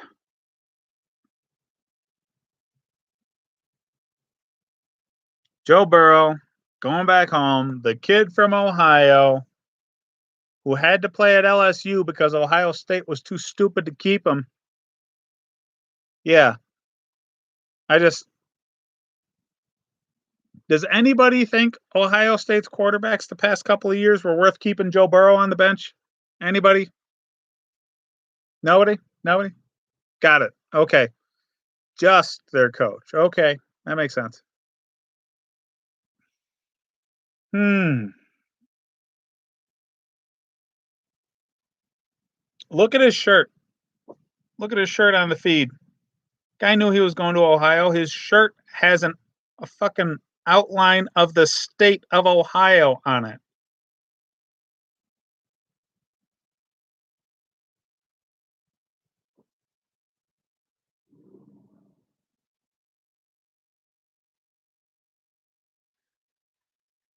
So yeah, seriously, stretch that shirt out. Is that 740? Yeah, it's 740 on that. That's a damn Ohio area code. Okay?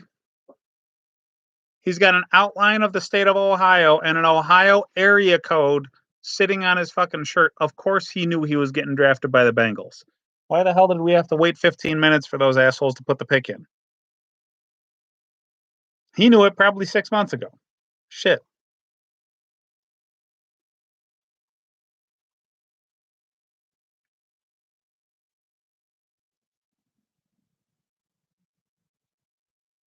All right, so let's talk about what Washington's doing here, okay?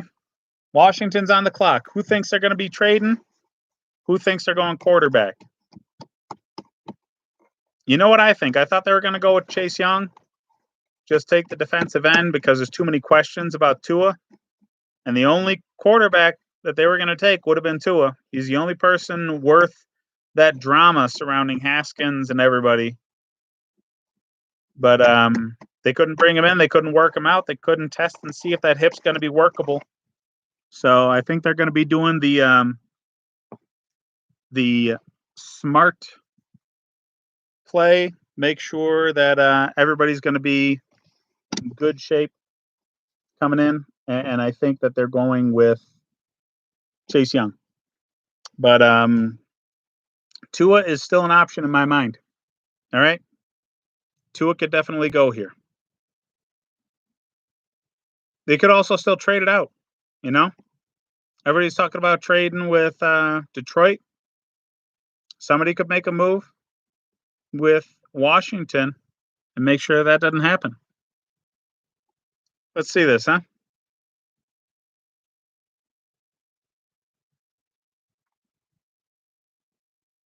They really are just making sure this is right for television now. Because all these teams know who they're fucking picking at this point. They know. They're waiting 15 minutes because they want ESPN to have the best opportunity for commercial breaks. Oh, yeah. Joe Burrow putting the Bengals hat on that he's been holding on to since November. The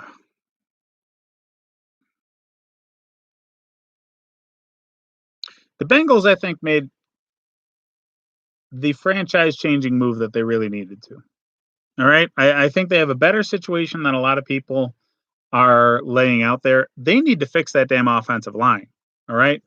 But they have good skill position talent. Okay. They got 3 wide receivers that any quarterback coming out of college would die for coming in to the league.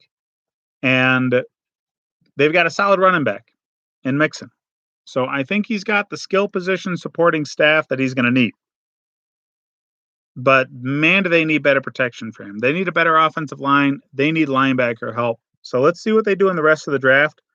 But the Bengals obviously made the right decision here in fixing their quarterback position because Andy Dalton, he's been solid, but he's not been able to take him over the top. And I will always be there for Andy Dalton because he's the reason the curse was broken for the Bills and they finally made it to the playoffs. That miracle pass that he had at the end of the 17 season. But hey, the pick's in for Washington now. So let's get into it. Washington. They did not trade. They picked a player. To me, that says Chase Young. But who knows? Who knows?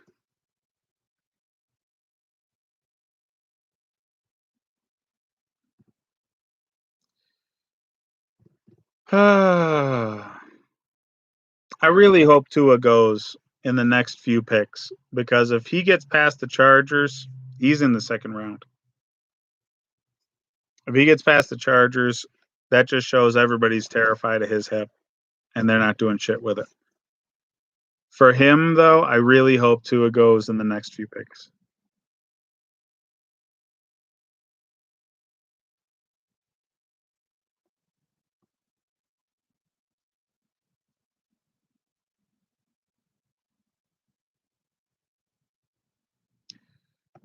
The pick is in for Washington, and nobody is telling us what the pick is because coverage of this event, commercials and interviews, matter more than giving us the actual news that's happening right now.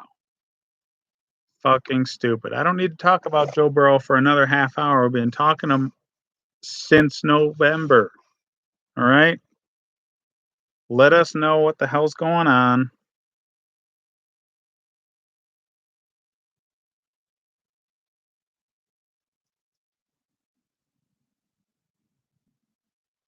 I like how the feed at the bottom of the screen is freaking these players followed by Mel's best available. As it just, I don't give a shit.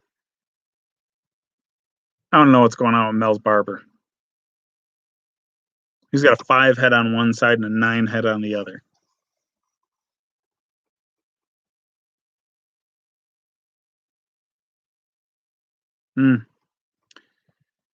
Washington's pick is in. Tell us who it is. It makes no goddamn sense leaving anybody in the dark.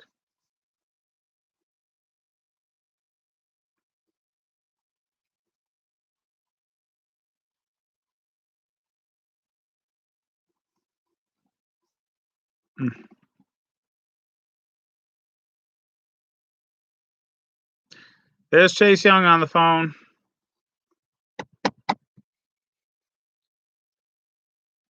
Chase Young holding the phone against his head. Does he have another 2 phones in his hand? What is he, a damn drug dealer? You kidding me? We got Chase Young with 3 cell phones hanging out right now.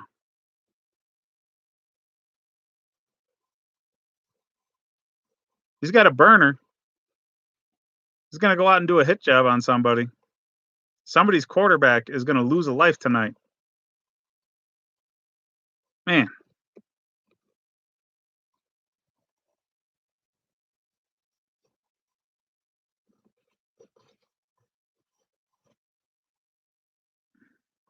I don't know what's more tragic, having the players in the green room, watching them fall in the draft, and just have all those cameras on them there, or having them in their own homes, watching them with their family members just cry on their shoulders.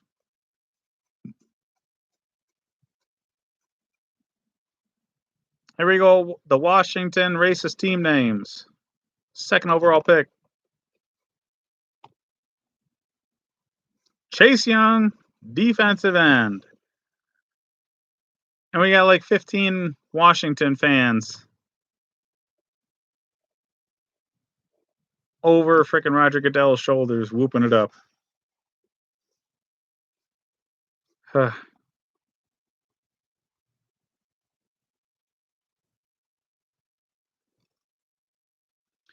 at that old freaking photo. It's like Chase Young's frosted his hair his whole life.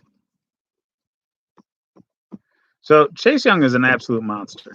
Okay. When Ohio State lost Joey Bosa to injury, everybody thought that they were going to lose a lot from their pass rush, but not so much. Okay, Chase Young is the reason. Chase Young put that defensive line on his shoulders and made sure that Ohio State's defense was still just tyrannical. Okay, they were dominant getting after the quarterback. And again, they lost Nick Bosa and did not skip a beat. Chase Young is going to have a Bosa-like effect on whatever defense he goes to, okay? Washington's defensive front is now absolutely fucking nasty, and they've got a defense-first coach. So considering Ron Rivera, a defensive-minded coach, now gets a shiny new toy as who's going to be one of the best pass rushers in the league. Yeah, I feel sorry for Daniel Jones. All right, because Gettleman hasn't given him an offensive line, and now he's got this guy who's going to be pancaking him probably 6 times a damn year. Daniel Jones' career might be cut short if Dave Gettleman doesn't get him a good offensive tackle like now. Just saying.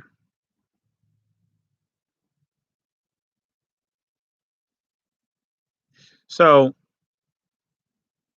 yeah, Chase Young, solid pick. But what it says to me is Washington, worried about Tua's hip, just went with a solid move. Because if Tua had a healthy hip, he's going to Washington with that pick.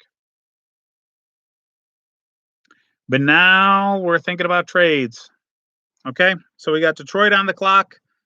They've got like 2 some odd minutes left on the clock. Pick is not in yet. I think it means Detroit's trading, but of course, every team going by this coverage has taken their entire allotted time. So it might mean absolutely fucking nothing. I mean, absolutely nothing. Yeah. But I think that this is going to be interesting. I think this is going to be real interesting.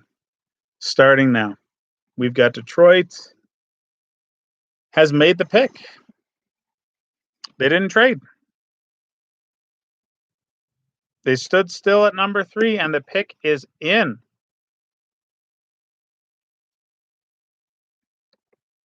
Jeff Okudah is the widely believed home run hitter on the defense that they need, that everybody's been mocking to them for a long time.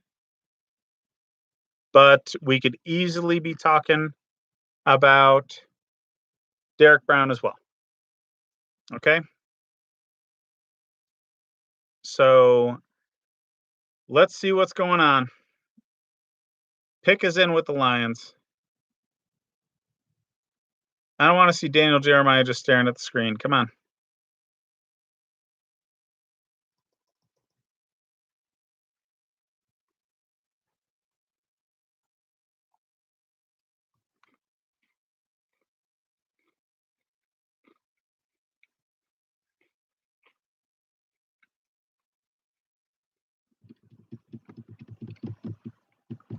I'm sorry, Detroit fans. I really am.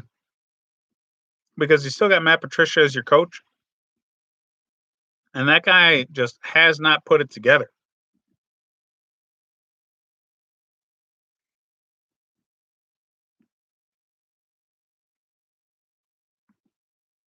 All right, so Jeff Okudah went. So that doesn't tell me that they didn't want to trade out. Everybody knew they wanted to trade out.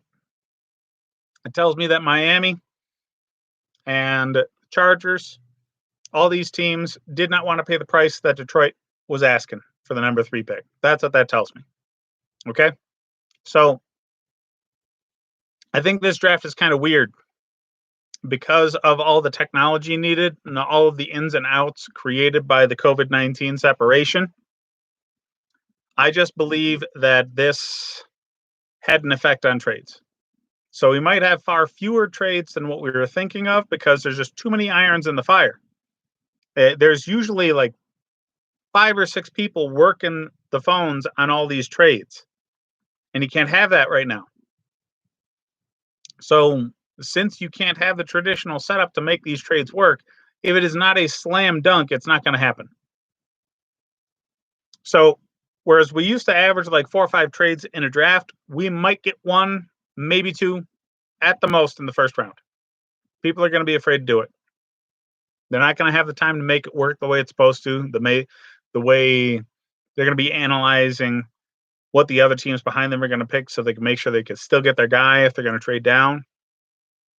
They're just not gonna have the capability of doing it in the amount of time that they have. So Jeff Okudah makes a hell of a lot of sense. He is the pick that everybody was pegging for Detroit.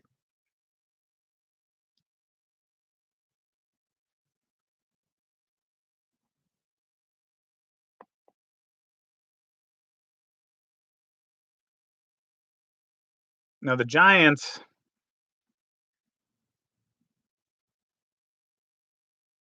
we've got to think a little more about the Giants because, again, I think they need a tackle, and I went Tristan Wirfs with them just moments ago. Um, but they could easily go Andrew Thomas. They could easily go Isaiah Simmons. So we're getting into the range of the draft where things can have some variance because everybody's been calling for Joe Burrow, Chase Young, Jeff Okudah as the top guys for the longest. All right. They've been the guarantee. Like this is gonna fucking happen forever.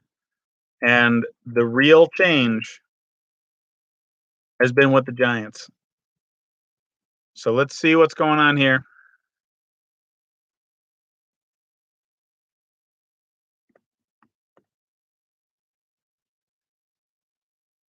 Oh man. We got 5 minutes left with the Giants. They are dealing with Dave Gettleman sitting in his dining room with a laptop and 3 notebooks, no fashion sense, and a bad haircut. Again, in my mind, likely Dave Gettleman's last draft as Giants GM. The Patriots people tend to wrench control from everybody else, and they want the model of being the damn man, like their boss was, Bill Belichick. He's had personnel people, but he was the final say. I mean, ask Scott Pioli. That guy's known his shit and been a fantastic front office man for a very, very long time. But he had no real power over anything Belichick said. So I firmly believe that the Giants are going to make a bad decision, but they should go with a tackle at Tristan Wirfs or Andrew Thomas here. They really should.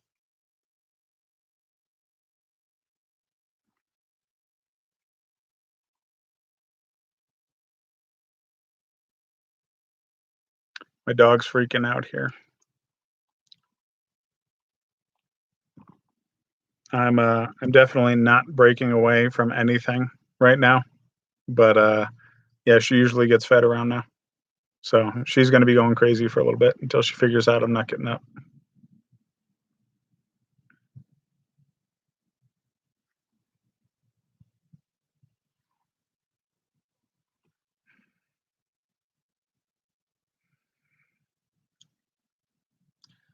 So the Giants need an offensive tackle so desperately. They have their running back and their quarterback, the last 2 picks, the last 2 first rounds. I get that Isaiah Simmons is a fantastic player and he's going to be super fun. But seriously, if you do not fix this offensive line, you're going to be putting those guys in danger because you got Chase Young in your division now. So if you don't put some protection around Daniel Jones and some good blocking in front of Saquon Barkley, you will be wasting their talent. The more solid blocking, the more protection that you can give those two skill position players that you've invested so much in already, the more you're going to get out of them. So this is an exponential value position. If you get a solid tackle involved there, now you're increasing the value of the last two first round draft picks that you've already put money into. So why wouldn't you? If they pick Simmons, I I get it. He's talented. It's still a dumb move, and that is classic Gettleman to me. He just I don't discount the ability that has been shown by Daniel Jones and Saquon Barkley. I question where he took them. Okay? Saquon Barkley is a running back. Number 2 overall pick is not where you get a damn running back. And Daniel Jones seems like he's a solid quarterback. But nobody else was on the Daniel Jones train. All right? Nobody else. I mean, late first round, you could have gotten Daniel Jones. You did not have to draft him top 10. So, anyways, they're going to make a decision. They're going to get a player. And chances are, I'm going to think they could have gotten that guy later or they should have gotten somebody else.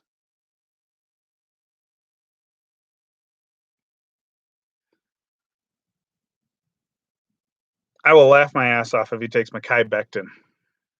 Seriously.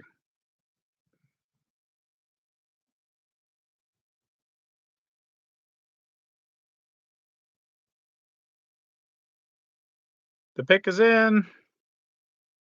Dun dun dun dun dun dun dun dun.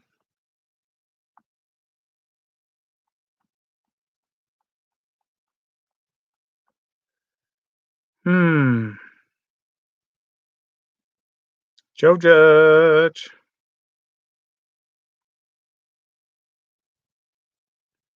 Got all this Joe Judge stuff going on. I don't care about his pedigree, okay? He's just man, he just looks like he's pod people, okay? He just does not look like there's any personality going on there at all.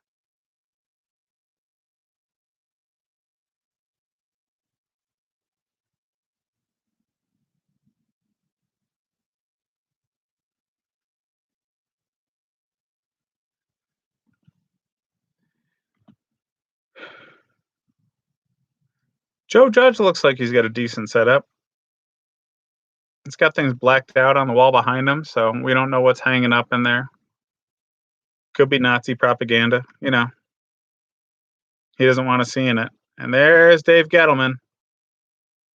Man, does nobody have anything interesting in their homes? Nothing hanging on the walls? Not even a shelf? There's no artwork, there's no posters. Joe Judge had one painting. But look at the talking heads on ESPN. They got bookshelves, they got displays. They know what to put behind them in these things. Dave Gettleman's got a blank white wall. I'm not talking about a recording setup. You know, a lot of people just have a simple background recording setup. Look at me, you know, but these guys have cameras in their homes and they're sitting in a room in their house with literally nothing on the walls. Andrew Thomas, are you kidding me? He actually made a good decision. Holy shit. There you go. Honestly, I didn't mock Andrew Thomas to the Giants because I thought Gettleman was a fucking idiot. But Andrew Thomas is the absolute best tackle in this draft. Period. He's great. He's great at pass blocking and at run blocking. He's played both side tackles, so he's got the experience to swing to the right side if need be, but he's going to be a day one left tackle. He can mirror defensive ends extremely well.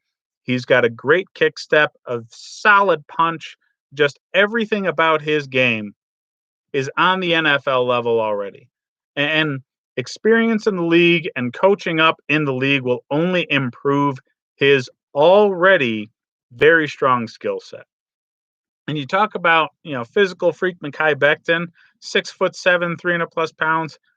Andrew Thomas is 6'5" and some change, 300+ pounds. So you lost 2 inches. All right, whatever. You got a solid, big athlete who actually knows how to fucking play too, because he's got good blocking technique, good progression in his blocking schemes. He moves from one player to the next effectively in blocks. He doesn't just get locked in on somebody and fooled by blitz packages. This guy knows his shit. He is a day one starting left tackle. Daniel Jones has got to be doing fucking backflips because he's not going to be sitting on his back as much as he was last season. Saquon Barkley has got to be doing backflips because now he's got somebody in front of him that can open up a hole and he doesn't have to do it all himself. Man, smartest pick at position that I've seen Dave Gettleman make probably in his entire career as a GM. Because if you think about the good Panthers picks, let's think about the good Panthers picks. Luke Kuechly, Cam Newton, those guys weren't drafted by Gettleman. Yeah. They were drafted by the guy who's currently back with the Panthers right now. So yeah. I had no respect for Gettleman. So I have to acquiesce to that man. He actually made a strong, correct decision in going after Andrew Thomas.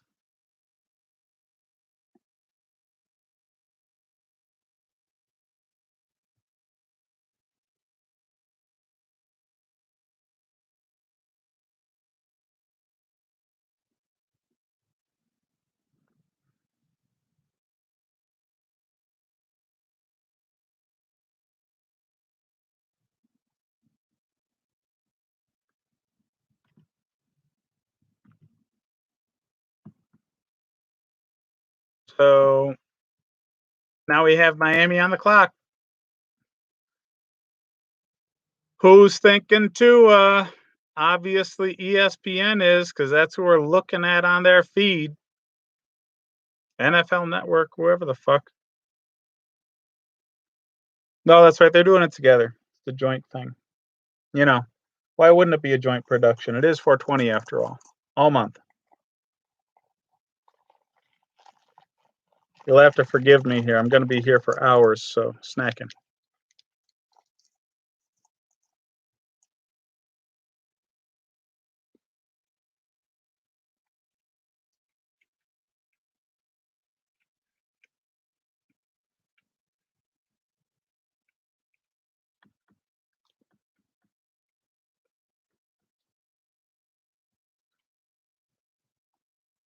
I think Miami has a chance of surprising people here. Real chance, because everybody thinks that Greer and Flores are going to be going with Tua or Herbert. I think there's an honest chance that they don't go with either one of those guys and they get a tackle and they assume that the quarterbacks are going to fall. Because I think they can get a quarterback in their next pick. If they don't pick a quarterback right now, you're not going to have to worry really much about quarterback being snapped up before your next pick. So there's a strong chance they do not go QB here. If they don't, Tristan Wirfs makes a hell of a lot of sense to protect the quarterback that you end up getting later on in the draft. But the pick is in. So as soon as all of the talking heads around in the coverage on this shut the hell up, we will get word on who the Dolphins have selected, because they stayed put. They did not trade out. No trades in the top 5. People were projecting 2 trades in the top 5. Is everybody doing mock drafts where they're always projecting all those trades? Don't you feel fucking stupid now? For the record, I've done 3 mock drafts, one of them earlier today, and only one of them included trades. It did have a top 5 pick trade. But yeah. Yeah, there was always a strong potential that Miami and the Chargers just stay the fuck put because there's not a slam dunk at quarterback outside of Joe Burrow. And everybody knew Burrow was going number one from day one. So let's see Miami, what they do here. Because again, strong chance that they actually don't go quarterback. And if the Chargers and Miami don't go quarterback this early, Tua and Herbert have a strong opportunity to fall out of the first round of the draft entirely. People were projecting 4, even 5 quarterbacks in the first round. Likelihood that there can only be one. The pick's in. The Dolphins took Tua. Tua Tagovailoa is a Miami Dolphin. So I think he's got great leadership capability. I think he is a franchise quarterback moving forward as long as he stays healthy. He's had knee injuries, hip injuries, got all sorts of injuries in his record. So, myself being a Bills fan, I'm hoping that comes into play. I'm not saying I hope we hurt him. I'm not saying I hope his career ends tragically, but it would be better for my team if the worries and concerns about Tua came out to be valid. So, Tua Tagovailoa, quarterback of the future for Miami, means Fitz Magic on his way out. Tua has mentioned that he might prefer to sit for a year and learn, which Fitzpatrick is probably the best quarterback to learn from. He's a very cerebral guy. He just has never had the physical tools to be the man, but he's one of the smartest quarterbacks you're ever going to meet. And his brain has kept him in the league for many years. He can pick up an offense extremely quick, master said offense extremely quick. His decision making is gunslinger esque, but he doesn't have the physical tools to put the ball where it needs to be as fast as it needs to get there. His body can't keep up with his brain. Now Tua, he's got the physical tools. He's got a pretty deep ball and he spins it, man. He's got big hands and he spins the ball extremely, extremely well. And when we're talking about spin on the ball, we're talking about the rate of rotation, and it's not a wobbly duck. It is a tight, tight spiral. There, yes, that's the expectation of NFL quarterbacks, but it's not always the case. So, Aaron Rodgers probably throws the prettiest ball in the league right now. And Tua is going to be up in that conversation of throwing one of the prettiest balls out there. He's got the capability to throw a nice tight spiral, and that's going to be beneficial for when Miami goes on the road more than when they're playing home games because they got some pretty mild weather down there in Florida. But they play Buffalo twice a year. They play New England twice a year. They play the Jets twice a year. And when they're on the road in those stadiums, they got to deal with weather. So having somebody who can put a good spin on the ball with some good ass behind it, that's going to be necessary for them to win their division. So I think Tua is a perfect fit for the Dolphins, and I'm glad that they were willing to risk the injury and go after who's painfully obviously the next best quarterback option. Again, were it not for his injury, there would be a serious conversation about him actually being the number one overall pick over Joe Burrow.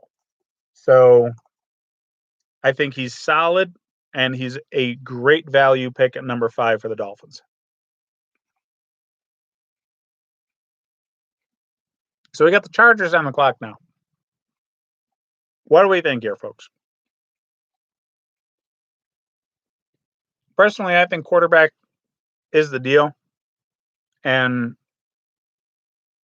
the Chargers should have traded ahead of Miami to make sure they could get Tua. That was my feeling from the beginning. So Tua gone. Justin Herbert was in the conversation for a first round draft pick last year. So, yeah, he's still a first round draft pick this year. Oh, man. Chris Mortensen looks like death. Seriously. This is what happens when you don't have makeup people for all these talking heads. They're all like 90. So, they've been on TV for freaking ever. I've been watching Chris Mortensen since I started watching football coverage on TV. So, yeah, he's going to look like the damn Crypt Keeper when he doesn't have makeup people. So, yeah, you're starting to understand when you look at this coverage how important the makeup people are. So, all of you Instagram and YouTube makeup artists, there is a career out there for you because all these talking heads obviously have no clue how to present themselves from their homes.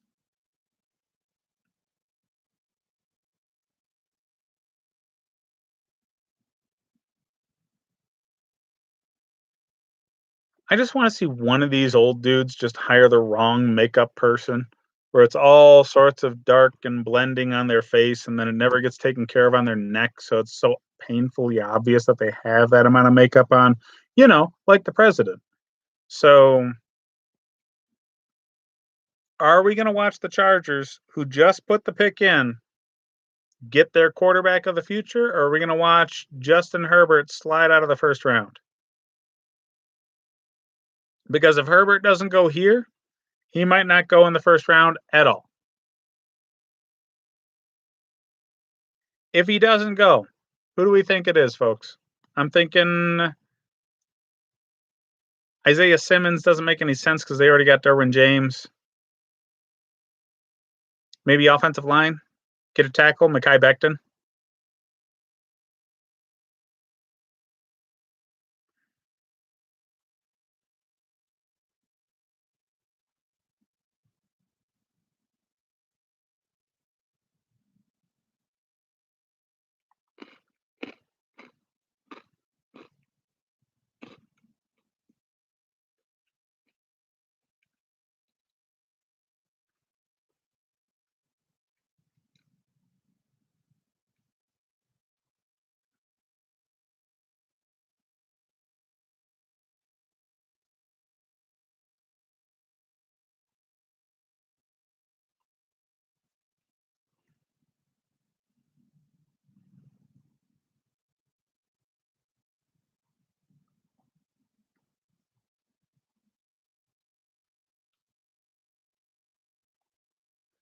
So the Chargers, they're about to announce the pick here. And Roger Goodell with all those Chargers fans on the screen behind him.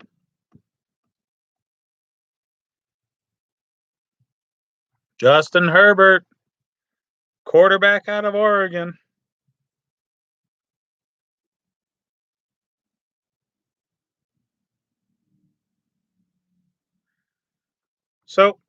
So far, positionally, we've been correct with the mock draft done just before this, but Andrew Thomas went instead of Tristan Wirfs, and Herbert and Tagovailoa flip-flop positions. So Justin Herbert going to the Chargers means that they were bullshitting when they said that they trusted Tyrod Taylor as their starting quarterback. But I just don't think that Justin Herbert moves the needle in the way that Tua Tagovailoa would have. There's plenty of people that said you don't trade up for Tua because of that injury. It's a worry. And your man, Justin Herbert's there. But there's also plenty more people who said Justin Herbert wasn't the man. All right. So I think that this is going to be interesting for the future for the Chargers. I don't think he moves the needle enough for people to just start storming the gates to buy Herbert jerseys. But, quarterbacks move the needle in general. Rookie quarterbacks drive jersey sales. I remember quarterbacks that were league washouts had good jersey sales for their teams just because it was hope. All right. Plenty of Mitch Trubisky jerseys got purchased by Bears fans. Just saying.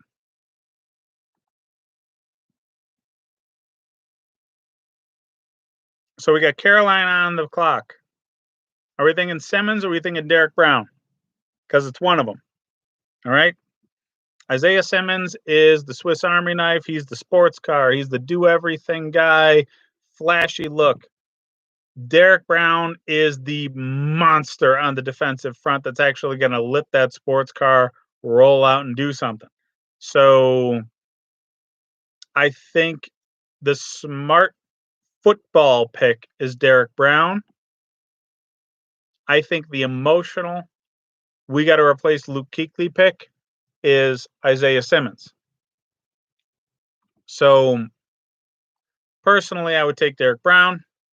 I think they're likely to select Simmons because it's hard to sell a fan base on a defensive tackle. It really is.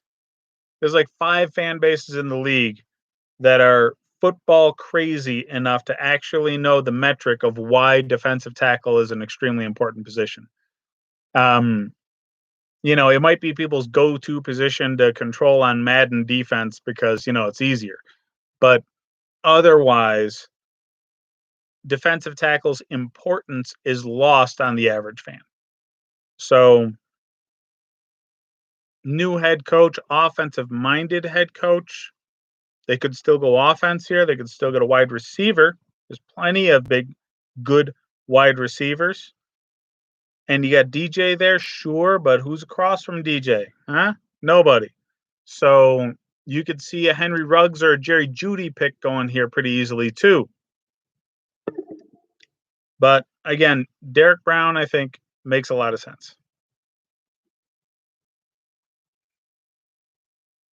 Derek Brown's easily the best player right now. He's, again, a man-child. He can take on 2, 3 offensive linemen at a time and push them back into the backfield. Derek Brown needs to go now or close to now.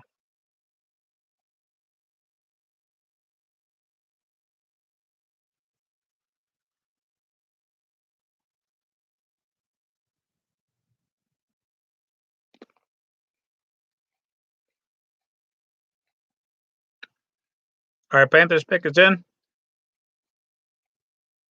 We're just waiting for a crappy Lexus commercial to stop. And then they'll actually tell us what's going on. I think this might be the wave of the future for the NFL draft because seriously, they're able to control the message much easier in a virtual setting than they could in the live setting. They're able to control the time frame of things much easier in a virtual setting than they were able to in the live setting.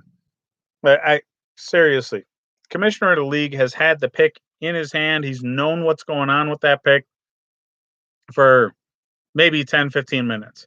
And he's just stretching it out so he gets all of the advertising out there. Okay? They wanted to make sure that Lexus commercial went off without a hitch.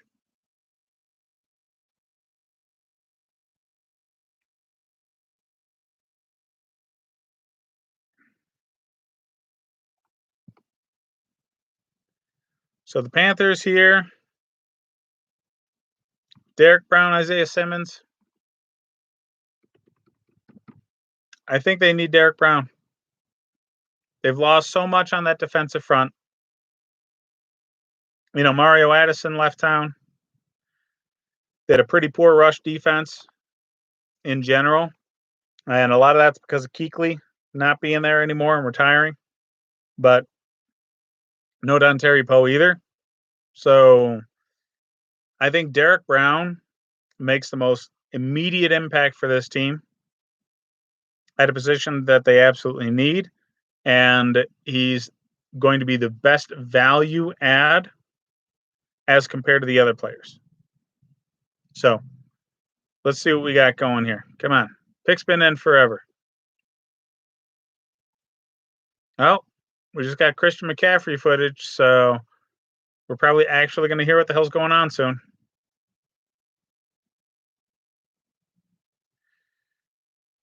See, Run CMC setup looking tight. It's got the nice long pergola patio, the nice double doors behind him, outdoor kitchen he's standing in right now, making these GMs look like crap. Mind you, he's making more money than his GM, I'm sure. But still, at least show the good room in your house, you know? Even if it's the damn bathroom. Oh, wouldn't that be great? Seeing one of these GMs doing it from a fucking bubble bath? That'd be amazing. All right. So, Panthers pick has been in for fucking ever. There's Matt Rule in his poorly tailored blue suit sitting in his basement. At least he's got some nice points of interest behind him. I mean, there's been a couple of people here with the folded flags behind them, and I feel sorry for their loss and their family. And there's only one way you get one of those. But there's points of interest. There's little statues. There's pictures of the family. There's cabinet systems, football helmets. Shit.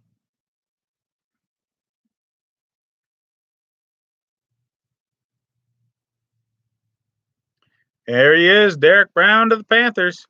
It looks like seriously the entire league went on auto draft and just took the best available because everybody knows that Derek Brown's the best player available right now.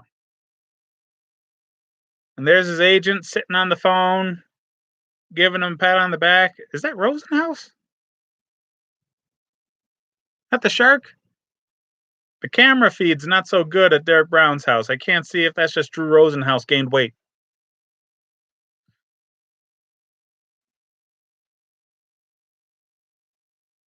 Nicknamed Baby Barack due to political aspirations. That's funny. Man, good thing he's going to a Southern team. They're really going to appreciate his politics down there, right?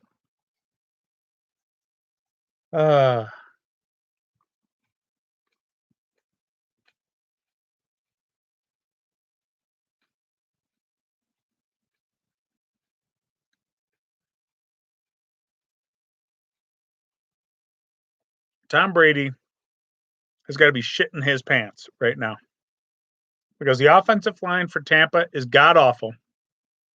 And Derek Brown is going to be laying on top of him no fewer than 6 times this season if they don't fix that offensive line in Tampa right now. Derek Brown is an absolute fucking monster. And he's going to be throwing people into the backfield for Tampa, for New Orleans, for Atlanta. New Orleans probably has the offensive line that might be able to handle him and give Drew Brees enough time. And only because they're giving that time to Drew Brees. He's a fast-minded quarterback. Anybody else, the offensive line of New Orleans isn't even good enough to handle Derek Brown and keep him out of that backfield on a consistent basis. He is going to be a force in this league. He will be destroying offensive lines, running backs, and quarterbacks for the next 10 years. He is a fucking freak of nature. Derek Brown, strongest dude I have watched on film grading players. And I've been doing this for a while now.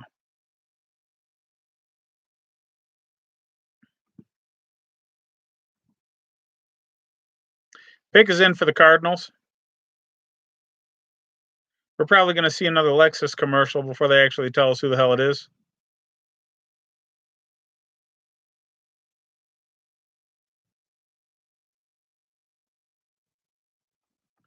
Arizona Cardinals, again, I thought were a trade down potential, but man, it just looks like nobody could actually put together the trades this year.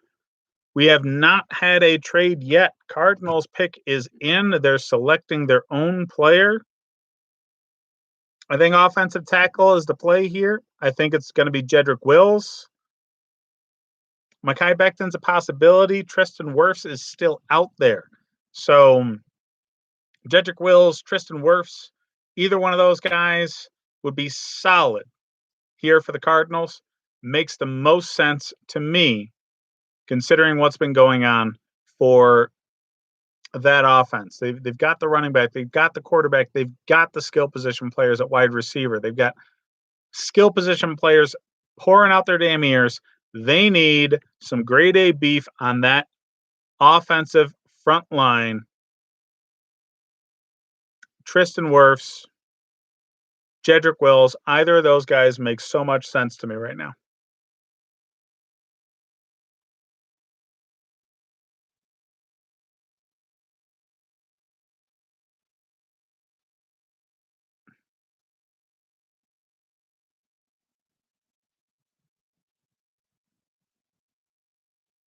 Oh, here's the first shocker. Isaiah Simmons. Isaiah Simmons going to the Cardinals. Oh, man. All right, so the Cardinals, they got Patrick Peterson on that defense. They've got Chandler Jones on that defense. They picked up, what was it, Dontari Poe from Carolina. So, adding Isaiah Simmons to that defense makes them nastier for sure. And are they thinking that their offensive line is okay? Because I'm sure as shit not. But Isaiah Simmons is still going to be a big time player. A big time player in this league. They're going to be able to use him all over the field. He's going to line up at safety. He's going to line up at linebacker. He's going to be lined up at the slot. They're just going to spread him anywhere where they think their biggest problem is. And in a division where they're playing against George Kittle twice every year at a minimum, makes a lot of sense to me. Okay, so this is the prototype for a defensive player that can actually cover these dynamic tight ends in the league. Okay, he's gigantic. He's like 6'3", 6'4", and he can outrun running backs. He can outrun wide receivers. He is fucking fast. You've got a 4'4", 6'4" freaking linebacker going out there. I get it. They need a tackle. I still think they needed a tackle. They should have taken Tristan Wirfs or Jedrick Wills, but I'm not complaining about the Isaiah Simmons deal here. I'm not. Isaiah Simmons is a solid player, and he's definitely worth picking at this position. I think it makes less sense than tackle. So we'll see what's going on. So now Cleveland has their pick of the next 3 offensive tackles. Watch them draft a wide receiver. Cleveland has their pick of Tristan Wirfs, Jedrick Wills, or Mekhi Becton. They really need to pick one of them up. They need to pick one of them up.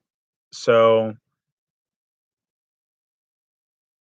who do they like out of those 3? Again, Wirfs and Wills are the men for me. They actually know how to play the damn position. And Wirfs is, well, both of them are strong athletes. So the athlete argument of Becton doesn't really put him over these guys because they can actually fucking play the position, and they're not as strong of an athlete as Becton is. But it's not like they're bad athletes for the tackle position. These guys can fucking move. So I'm interested.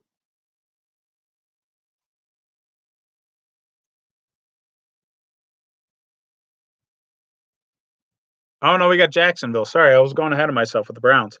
Jacksonville here. Is it wide receiver or is it defensive tackle? Because it's one of them. So we got Javon Kinlaw in play here. We got the wide receivers. We got Ruggs. We got Judy. We got CeeDee Lamb in play here.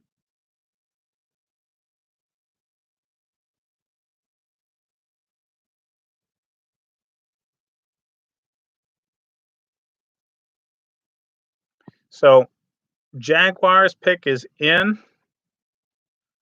When we're done with this oil company commercial, we'll actually hear who the heck it is.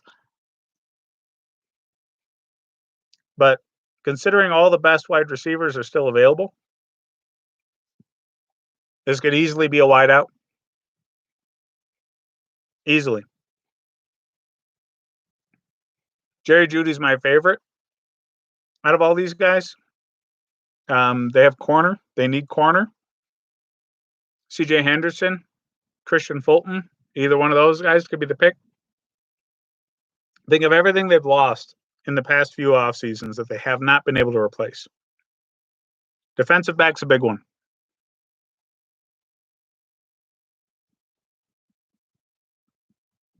So in my mock just before the draft started, I went with CJ Henderson at this position. Let's see what Jacksonville actually picks.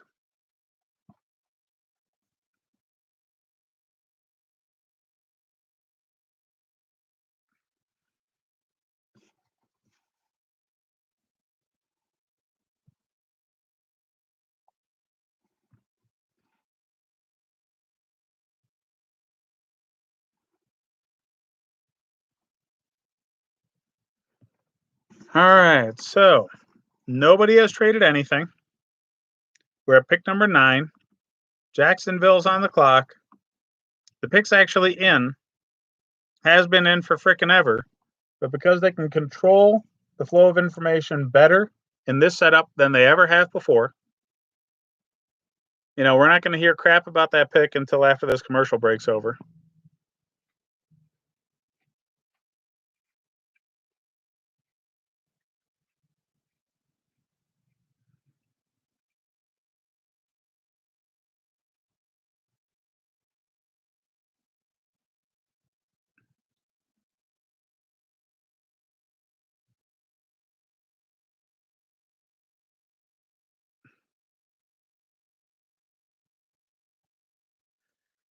Oh, man. I don't care about these NFL players telling us we got to stay home. Sean Payton's interesting to see. He was patient zero for NFL coaches getting COVID-19. We've had NFL players that have contracted it too, with our man Von Miller out in Denver. Confirmed case. We have draft analysts. Todd McShay for ESPN, not part of the draft coverage today, in spite of all of the mock drafts that he's put out on ESPN the last few months, strictly because of a COVID-19 diagnosis. And ESPN being the one service that's actually doing things in studio these days. NFL Network Studios being based out in Cali. They're in a shelter at home state.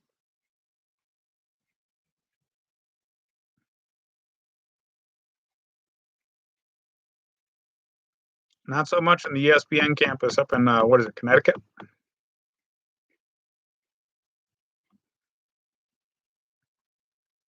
Jaguars pick is in. Let's see who's buying real estate in London soon.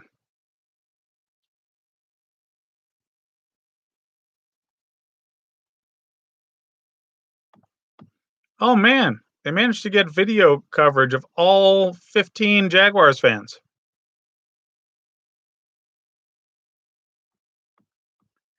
CJ Henderson. Who the fuck called it? That's right. This guy. Jaguars taking CJ Henderson. My final mock picked this one just a couple hours ago.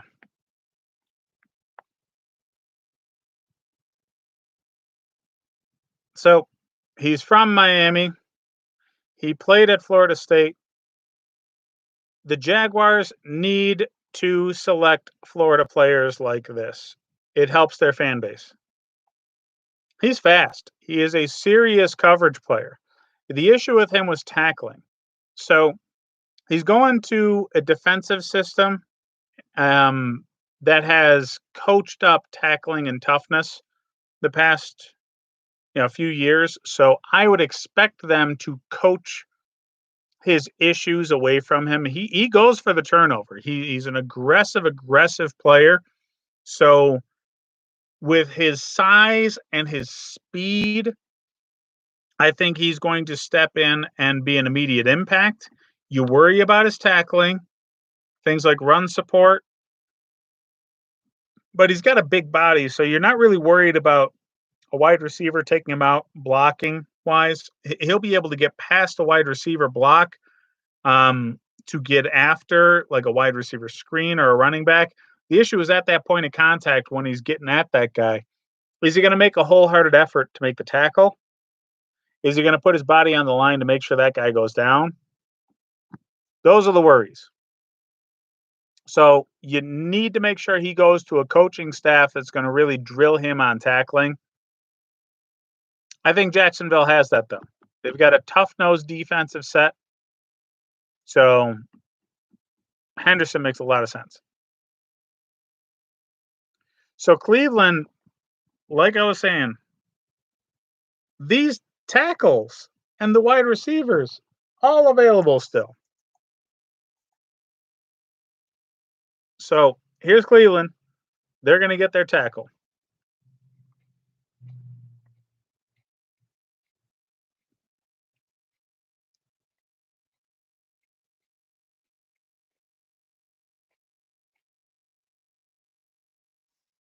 So Cleveland, because I had Tristan Wirfs going earlier, I had them going with Andrew Thomas here. But Andrew Thomas went earlier to the Giants. So Tristan Wirfs here makes sense. Jedrick Wills makes sense. Mekhi Becton makes sense.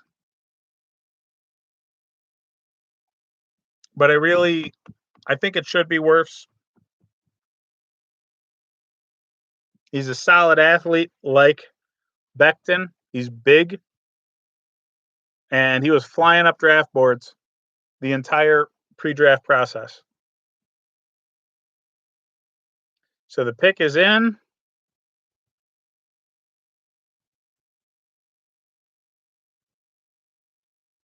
The Cleveland Browns select at number 10 overall Jedrick Wills Jr., offensive tackle out of Bama. Look at him there. And that nice leather couch.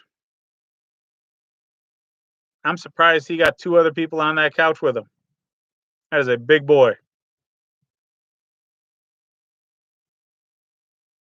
So, being the blindside blocker for one of the best quarterbacks in college football is a very important role, and Jedrick Wills filled that phenomenally. He's a very quick, twitchy athlete. He can get out in pass protection extremely well. He's 6'4", he's 300 plus pounds, so he is the model tackle size. He is a great run blocker. There's no weakness to his game. I don't understand people discounting Jedrick Wills as much as he has been knocked. I mean, Andrew Thomas got knocked a lot in this process too, so I should say I shouldn't be surprised. But Wills is very technically sound, and he's played right tackle. He's been playing right tackle for a long time, but he was the blind side blocker for Tua because Tua is left-handed. All right, Tua got hurt this year, so you're not going to midstream say, okay, you're going to flip from right tackle to left tackle when you have to go to Jalen Hurts. But, he can be a left tackle. Okay, he can be the starting left tackle for this Browns offensive line that is desperately needed a left tackle. So let's see what Jedrick Wills can do. Let's see it. Because Baker Mayfield is very happy right now. Nick Chubb is very happy right now. serious blocking capability. And here we are. Top 10 picks, 0 trades. Good thing we did that no trade mock just before the draft, right? So the Jets are on the clock. They need offensive line desperately. But I think they're going to be stupid and pick a wide receiver because it's the Jets. And they made a bunch of bad decisions the past few years. The best decision they made was drafting that quarterback, Sam Darnold, but every other decision surrounding that has been bad. They let his number one target and Robbie Anderson go.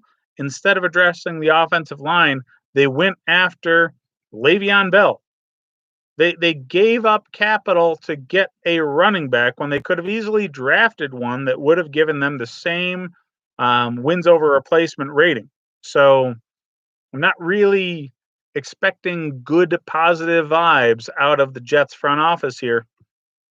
As much as they desperately need an offensive tackle, I'm anticipating them going wide receiver, picking CeeDee Lamb like I mocked earlier today.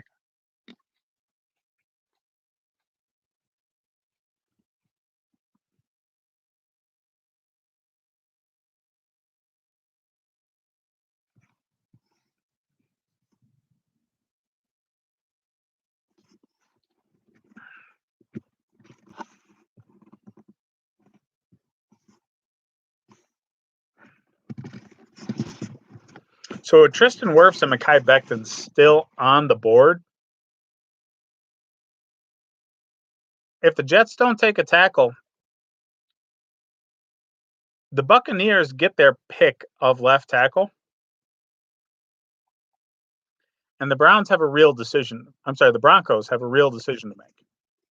Because again, if the Jets do not take a tackle, which they easily could take one here, it's one of their huge needs. The Buccaneers and the Broncos then have the ability to take the next two best tackles on the board, which are very talented players in Mekhi Becton and Tristan Wirfs. And I think that John Elway would be very thankful that he'd be able to correct his mistake from a few years ago and replace Garrett Bowles. That guy is a walking holding penalty. So they need a tackle. But again, they need the Jets to skip tackle and grab a wide receiver in order for them to even have that conversation. Because considering how the draft has played out to this point, the Buccaneers are definitely getting their tackle. Okay? Nobody's traded. I don't think anybody's gonna trade. Okay? We are likely going to see a first round with 0 trades because they just do not have the infrastructure set up behind the scenes to make these trades happen. And nobody was sold on Tua's hip or Justin Herbert's ability enough to give up the capital to go up and get him. So high potential for a 0 trade first round, which is nuts. But yet to be seen. Here we are, pick 11, waiting for the Jets. The Jets pick is in, but because they have complete control of the feed, we're stopped watching stupid commercials. Again, I think CeeDee Lamb is the pick here. Any of the wide receivers would make sense to me because, well, the loss of Robbie Anderson creates a need, and the wide receivers are ripe for the picking at this position. It would be smart of them to pick tackle, though, because their offensive line is so goddamn bad, it's insane. And they got the same setup as the Giants. They've had a lot of investment in their quarterback and their running back, and an offensive tackle improves the value of both of those positions. So it improves your investment in previous moves by going for a tackle here over a wide receiver. So they should take a tackle. They should take Tristan Wirfs or Mekhi Becton. I would take Wirfs over Becton, but I just don't think they will. All right, I think Adam Gase, being the offensive guy that he is, he was the mastermind, along with Peyton Manning, behind the NFL record offense that the Broncos had. So I think getting a wide receiver will be within character for Adam Gase. So the pick is in, and we're just waiting on Roger Goodell.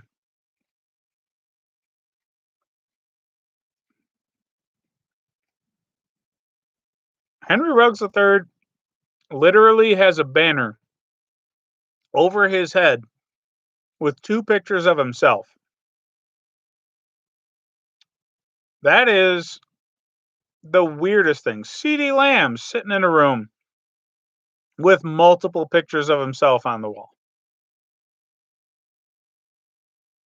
Well, they're wide receivers. They're ego driven. That makes sense.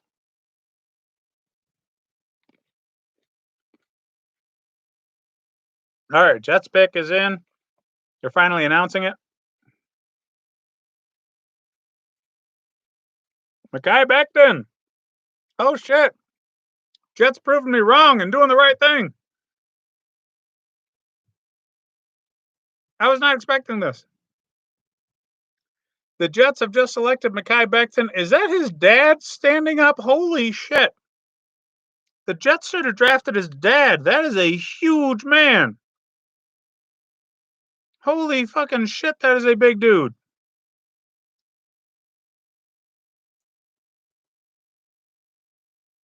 So Mekhi Becton going ahead of Tristan Wirfs is a damn tragedy because, as I've stated before, he is a freakish athlete, but Tristan Wirfs is also a very strong athlete, and Tristan Wirfs actually knows how to block.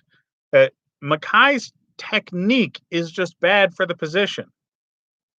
He has a ton of upside. He's a great athlete. He has a lot of potential, but he has the most work to do to improve at the position to be a blindside blocker. Tristan Wirfs will start out of the gates as a better tackle than Mekhi Becton. It remains to be seen how he will be going forward. But now, if man, the Broncos should trade up here.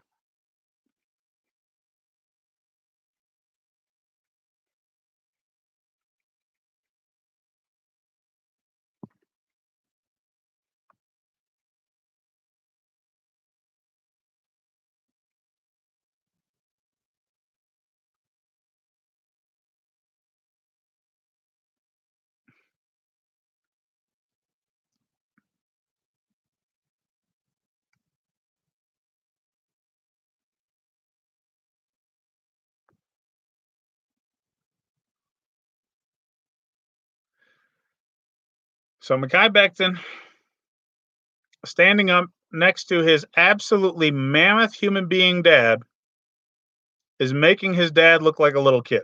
So that's why they got him. He's 6'7".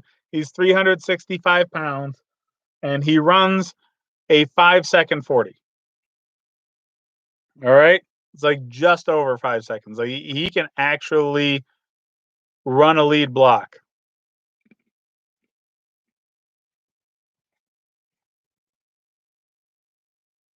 This is a big boy that can dominate the line. So I hope he learns the technique of the position quickly for Sam Darnold's sake, because he's going into a division with the Bills' defensive front that is nasty and terrorized Sam Darnold twice last season and is looking to do that again. So improving the tackle position is huge for the Jets. So the Raiders on the clock, Jerry Jeudy. Come on. He's right there. Make sure you go snag him.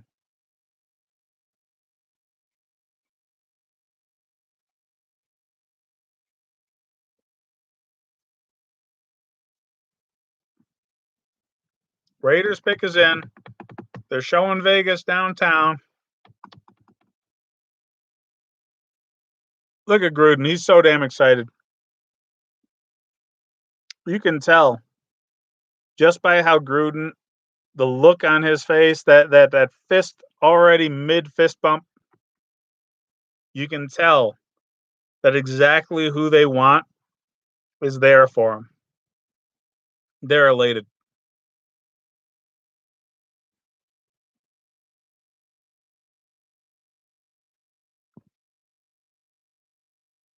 Jerry Judy better be the pick here. Come on now.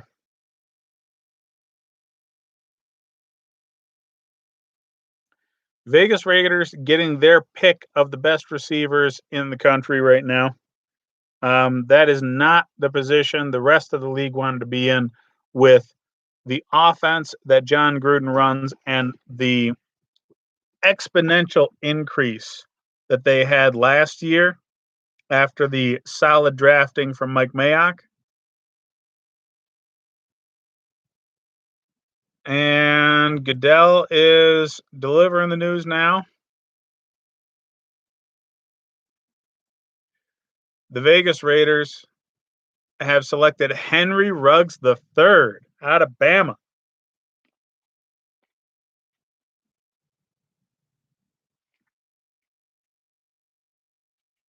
Henry Ruggs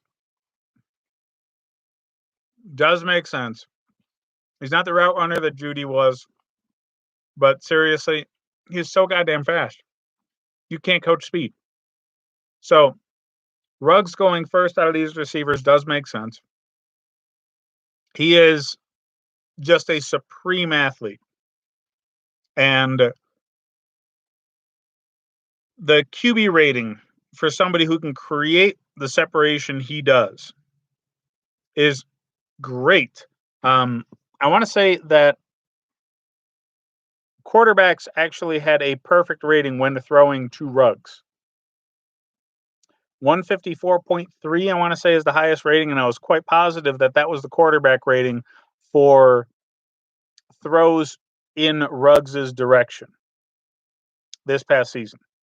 And it's because he's so damn fast, he creates an insane amount of separation. Okay, he's going to have 5 yards between him and the next receiver on every deep ball. I'm just worried about Derek Carr and his willingness to throw the damn deep ball. He hasn't been a deep ball guy, but I think it's because he's very conservative and he's not going to make the risky throw. Well, you're not risking the throw when you hook it up to a guy who's got 5 yards of separation between him and the freaking DB. All right. So he can go guns blazing again. 3 years ago, Derek Carr, we were talking about him developing slowly a Hall of Fame level career. So he might be able to revert back to that given this kind of weapon. Taking the top off the defense with a Henry Ruggs, you're dropping not only the defensive back, but the safety is going to have to move over and shade to him almost all the damn time because he's just a huge threat. He's going to be a Tyreek Hill level threat all the time. And that's probably another thing. They've been watching Tyreek Hill decimate their defense. Maybe they just wanted their own Tyreek Hill because that's the expectation of Henry Ruggs. Okay? He can catch, he can play the position well, he can run routes well, just not as well as Judy does. He is a fast motherfucker. So, yeah. The Raiders picking up Ruggs. Is he wearing an Old Spice robe? Holy shit. This guy is already selling advertisement space on his body. God damn.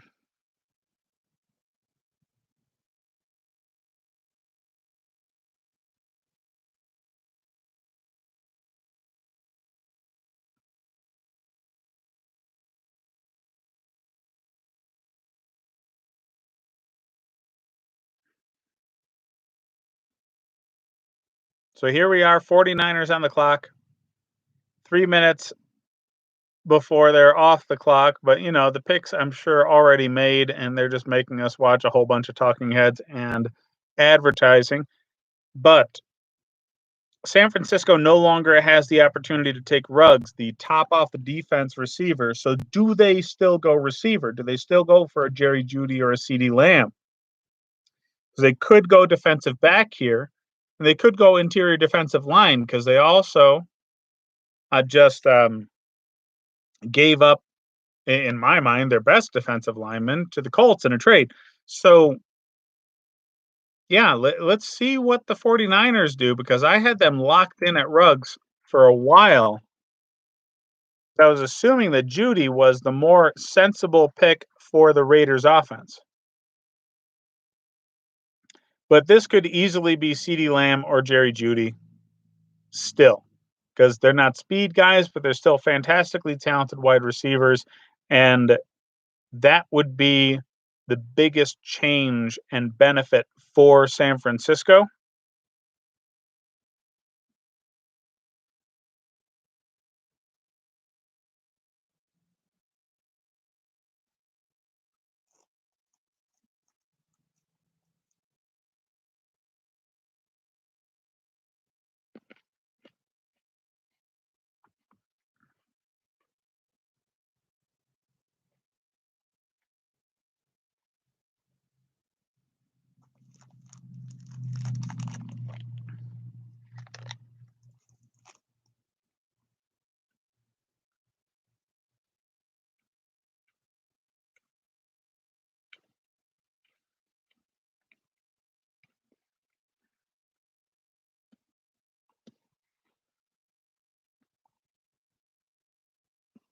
I think CeeDee Lamb. Oh shit. We actually have a trade. The 49ers have traded the pick to the Buccaneers. Is this got to be their tackle?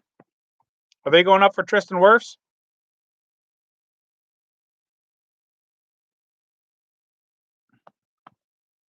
Tampa Bay wanted to make sure they stayed ahead of Denver. Was that it?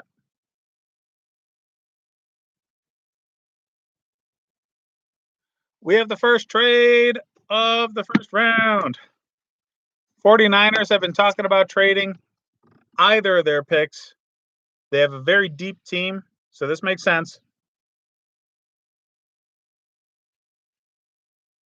So they traded to Tampa.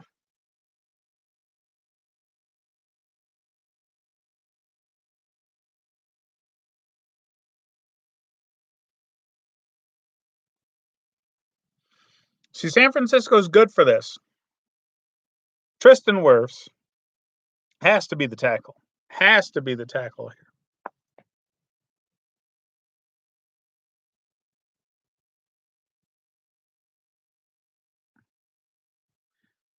So they're giving up the 13th and a 7th rounder.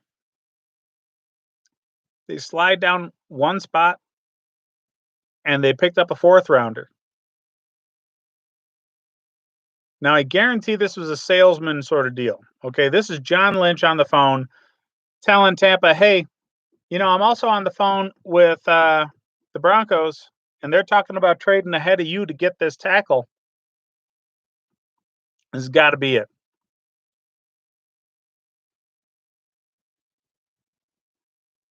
This has to be Tristan Wirfs for Tampa.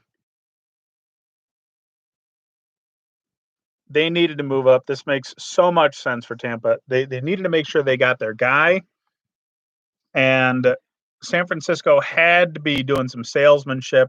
They've done this in the past. They just tell the pick behind them, hey, move up one spot, give me a 4th rounder, and we'll make sure that we don't give this pick to the Broncos so they can skip ahead of you and get the guy that you want.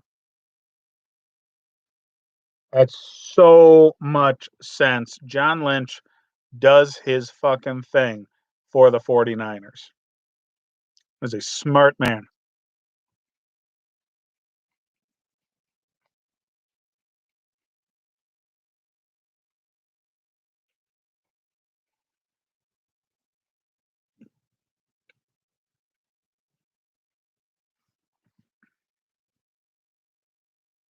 So the Buccaneers have made their pick. They're not actually telling us what that pick is.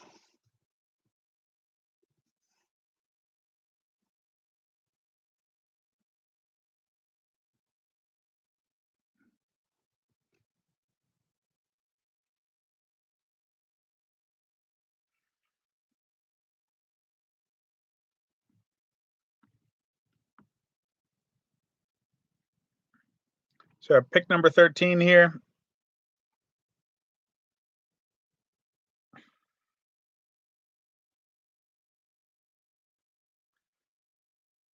Yeah, I think Tampa's elated, and I think that they are going up to get Tristan Wirfs, but we still haven't gotten the actual word of what's going on here. Official news coming right this second, though, from Roger Goodell.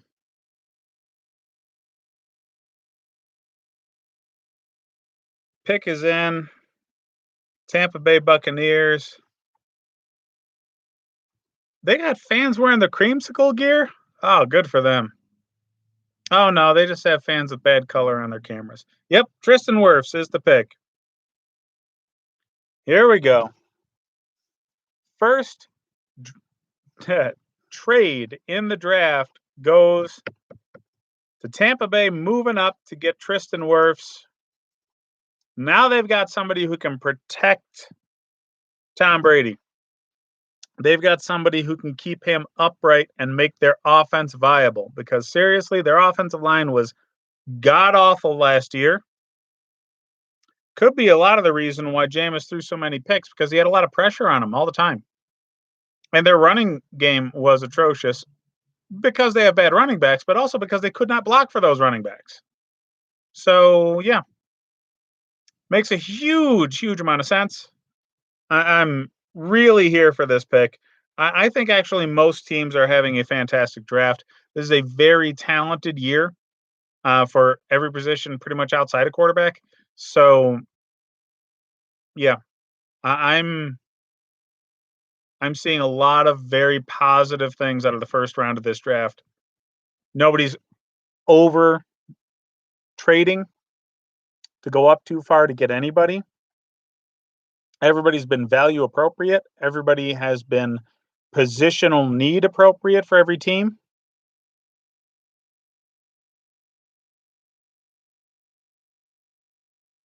Yeah, this is good. This is a very, very strong draft this year.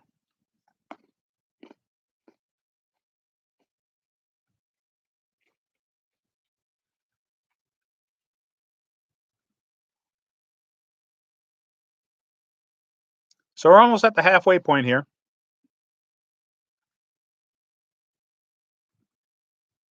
We've got pick number 13 in the books, 14.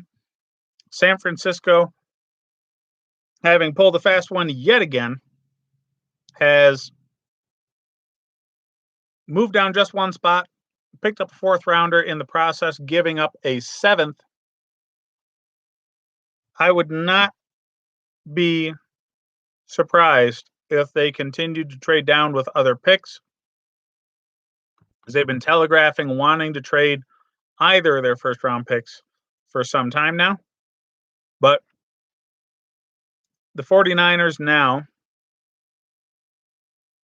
can still go with a wide receiver and get CeeDee Lamb or Jerry Jeudy, or they can go get Javon Kinlaw to address their interior defensive line need that they created this offseason and what they got this pick for in the first place.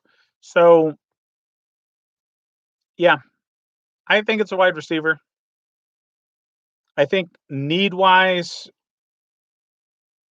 I think Jerry Jeudy fits that West Coast offense extremely well because of his route running. But CeeDee Lamb is available as well.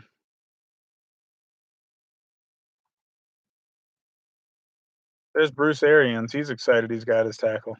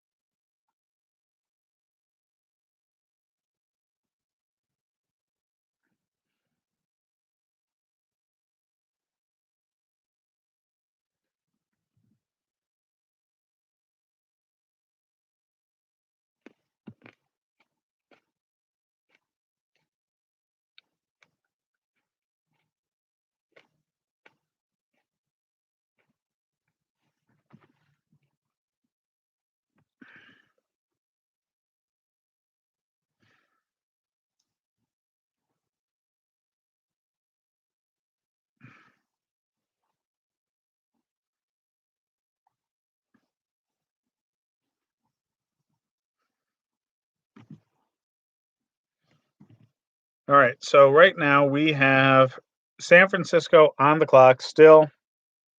They traded down into this position. They need a wide receiver. Again, I think Jerry Judy fits this team well. So I would go with Judy over Lamb. The route running capability creates separation. He doesn't have the top end speed that Henry Ruggs did, neither does Lamb. Okay. But these are both solid options, right? They're both 4-4 guys. So there's not a huge drop off in speed. They're still fast players. They just don't have the world class speed that Henry Ruggs does. So I do think Judy over Lamb makes sense here. Again, I would not be surprised if San Francisco continued to trade down because they do have a very deep roster. I wouldn't be surprised if they went with Javon Kinlaw. A little less likely would be a defensive back. I mean, you could argue that they definitely have a need at defensive back, considering Sherman's getting older and they don't really have adequate coverage on the opposite side of him. So Christian Fulton would make sense here as well.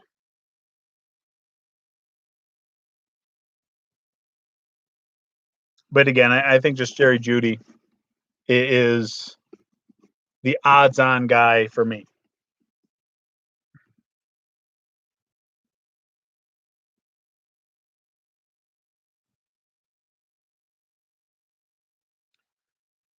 So we got less than a minute before the clock is out for San Francisco. If I'm the Broncos, I'm furiously holding that mouse. But pick is officially in.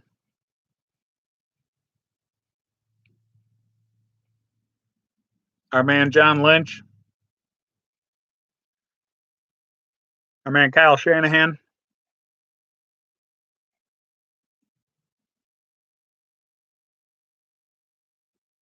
Let's see what kind of options they have set up in front of them here.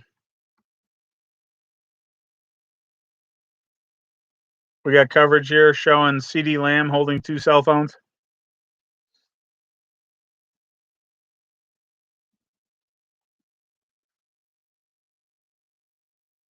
Jerry Judy. Yep, just staring at the screen. Looking like Jerry Judy just had a phone handed to him.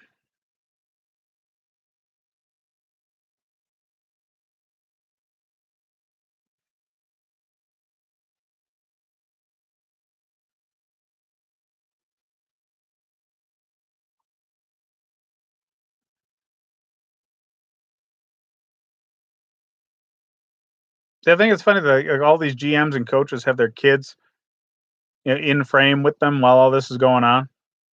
I mean, this is an opportunity that none of these kids are ever going to get again to be, you know, getting the coverage that they have of all this wide. What the heck? John Lynch just had two more daughters come into frame. These guys are setting up freaking franchises with all these damn kids. I just want to see one of these guys with their dogs coming into the room. All right. Don't care about these snot nosed brats. I want to see puppies. All right. So the 49ers pick is in. And with the 14th overall pick, they have selected Javon Kinlaw, defensive tackle out of South Carolina. All right, so this defensive front is staying absolutely nasty because this man can get after the quarterback from the defensive tackle position.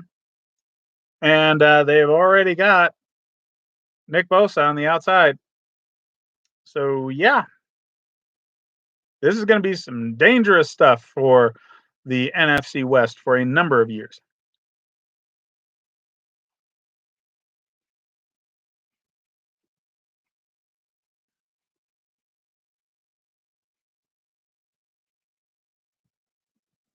So Kinlaw's an absolute monster. The issue is going to be consistent effort. I did a lot of film work on him, and he's strong, he's big, he can get after the quarterback. But there were plays where he's in the backfield almost immediately, just snap, and damn, he's 2 yards in the backfield already. The next play, he's getting pancaked by that same guard that he made look like an idiot the previous play. So the effort consistency, it has been an issue for me with Kinlaw. And I think he's going to the perfect defense to drill that shit out of him. The defensive culture that they have there in San Francisco is going to work that effort consistency issue out of Kinlaw, I think, extremely well. So this is a very good pickup for Denver. I'm sorry, for San Francisco. Denver's on the clock. So I think he fits in well. I think that a lot of people were pounding the table for wide receiver in this draft, and rude awakening here because only one of them's gone off the board. We're seeing what positional value really means to general managers. Quarterback matters. We've seen 3 of them go. Defensive line matters. We've seen Chase Young, Derek Brown, Javon Kinlaw all go. Offensive tackle matters. As we have seen, Becton, Wirfs, all those folks go. Defensive back matters. All of those positions matter more than wide receiver. Okay, wide receiver is a very dependent position. If you can get the guy that can really just burn defenses in the way that Tyreek Hill does, that's highly valuable. But if you can't get the burner, then wide receiver has much less value. Okay, so Tyreek Hill make a huge difference in the quality of play for Kansas City when he's actually there. But other wide receivers around the league, when they're out with injury, there's not as much of a drop off in the quality of the offensive sets as there is when Tyreek Hill's out. So having a strong defensive tackle, heck of a lot more important for the 49ers than having a strong wide receiver. But also the depth of the wide receiver class actually devalues the position. And that's something that I think people have been ignoring. If you have a bunch of good wide receivers in the draft, nobody's worried about getting the guy. Nobody's trading up for their wide receiver because they know there's going to be another one that's not too much worse than him just a few picks later.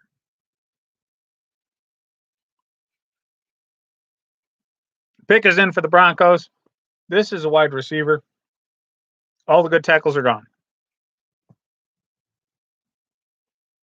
So this has got to be a wideout. With the way their offense is set up, I think CeeDee Lamb makes the most sense. Judy could go as well.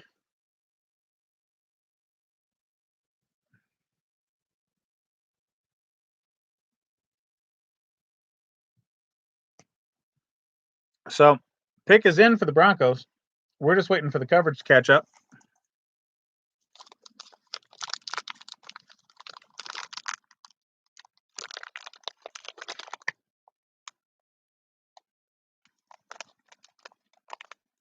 So we're getting a look at Elway's house.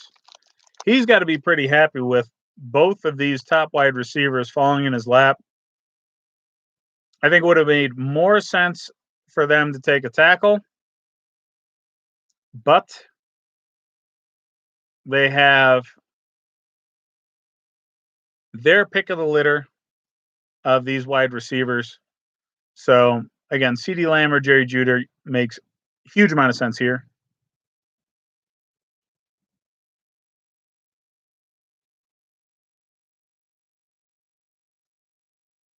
And Jerry Jeudy it is. The route running machine himself. Going to Denver.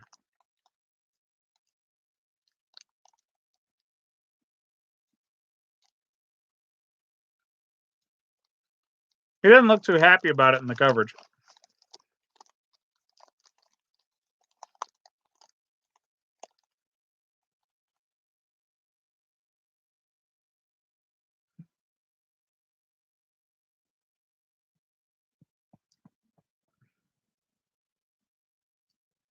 So we got Jerry Jeudy off the board, and we got the ATL on the clock. Now, I had them going with Javon Kinlaw in my mock. They need defense. So I think Kalen makes sense with ATL.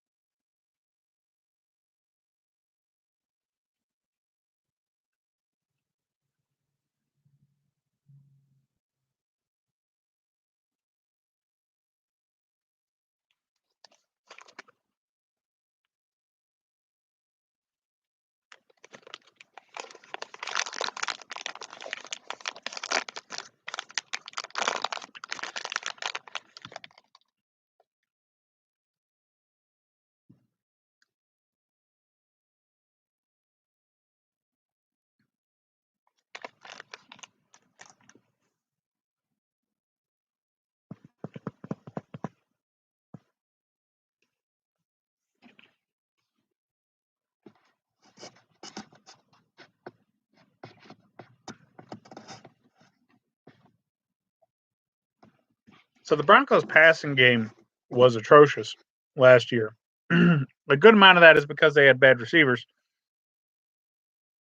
A good amount of that was because Drew Lock, their quarterback, they didn't figure was going to be their starter until late in the year. And a good amount of that is bad blocking. I mean, just bad blocking up front. So you can say that there's any number of reasons for their passing game to be as bad as it was last year.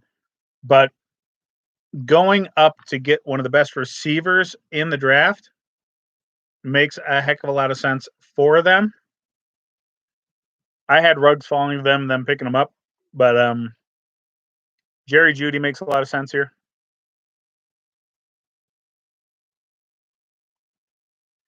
So he's off in the other room celebrating. He's having a good old time.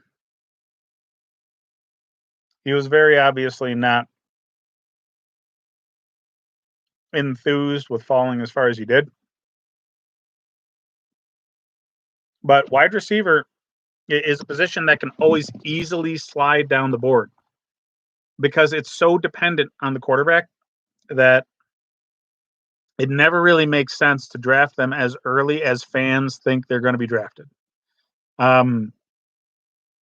Everybody's kind of learned from the mistakes of the Detroit Lions years ago that drafting top 5 wide receivers doesn't make a hell of a lot of sense.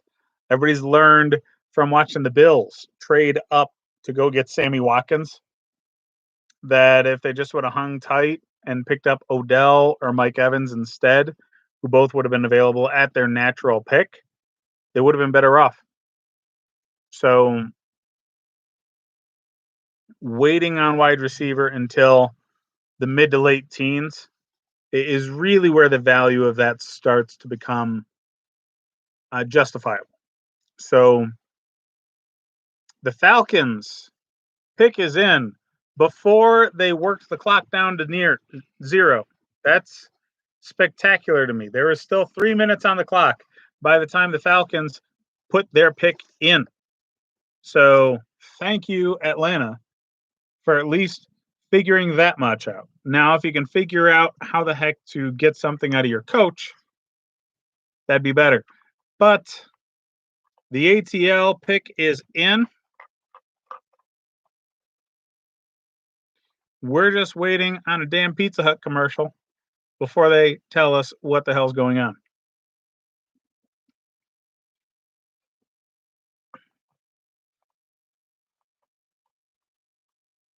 Dun dun dun dun. Ba-da-da, dun dun.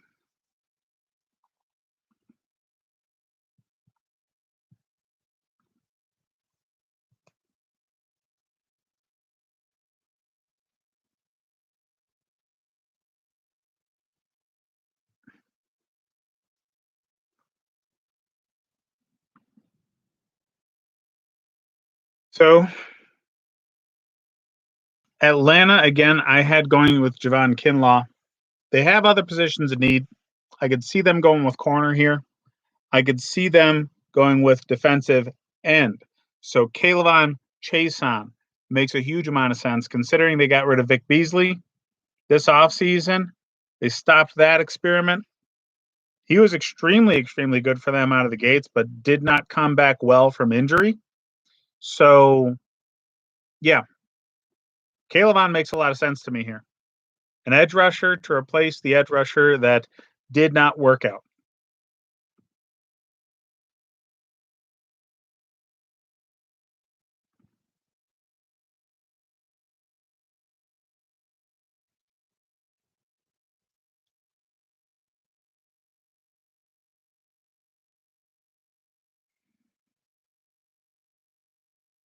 The Atlanta Falcons pick is in. Stop all this fluff and tell us what the hell's going on.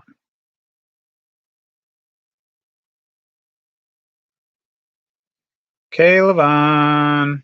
Kenneth Murray would make sense too. They haven't had good linebacker play in Atlanta in a while. Really, anything on that defensive front seven, I would not be mad at.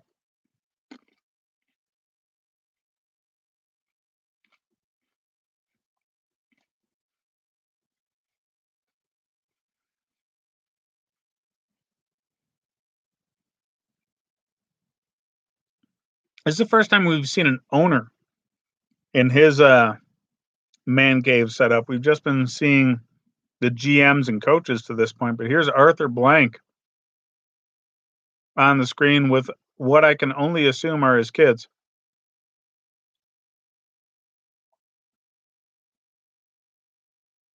Shit, maybe grandkids. Who knows how old that dude is?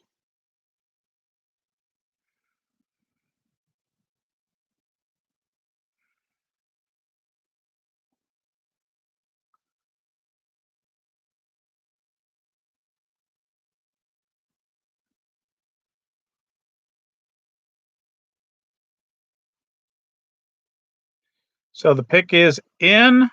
Falcons have selected with the 16th overall pick AJ Terrell, Clemson corner. Ooh, man. Okay. So the first overdrafted player of the draft, AJ Terrell, in my mind, was bottom of the first to mid second round.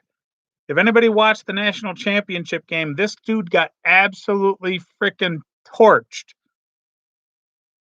So I don't think he is draftable over Christian Fulton, over, say, Jalen Johnson, even Jeff Gladney.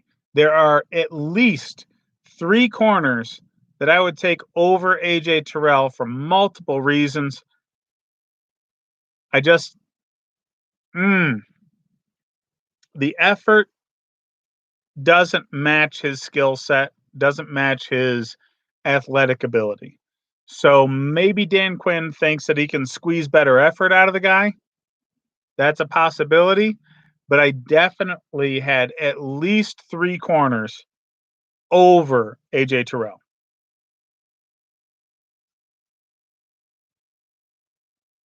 Funny thing, I got freaking Mel Kiper in my ear talking about the same damn thing.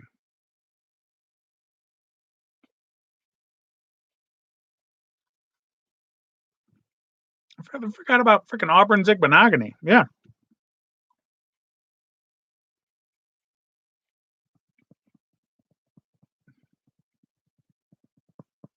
For the record, I did not have AJ Terrell going in the first round at all.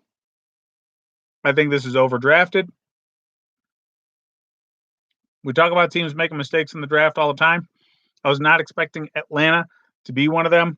Dimitrov usually knows his stuff, but I wholeheartedly disagree with this pick. I think if you wanted a corner, you had multiple available that were better than AJ Terrell.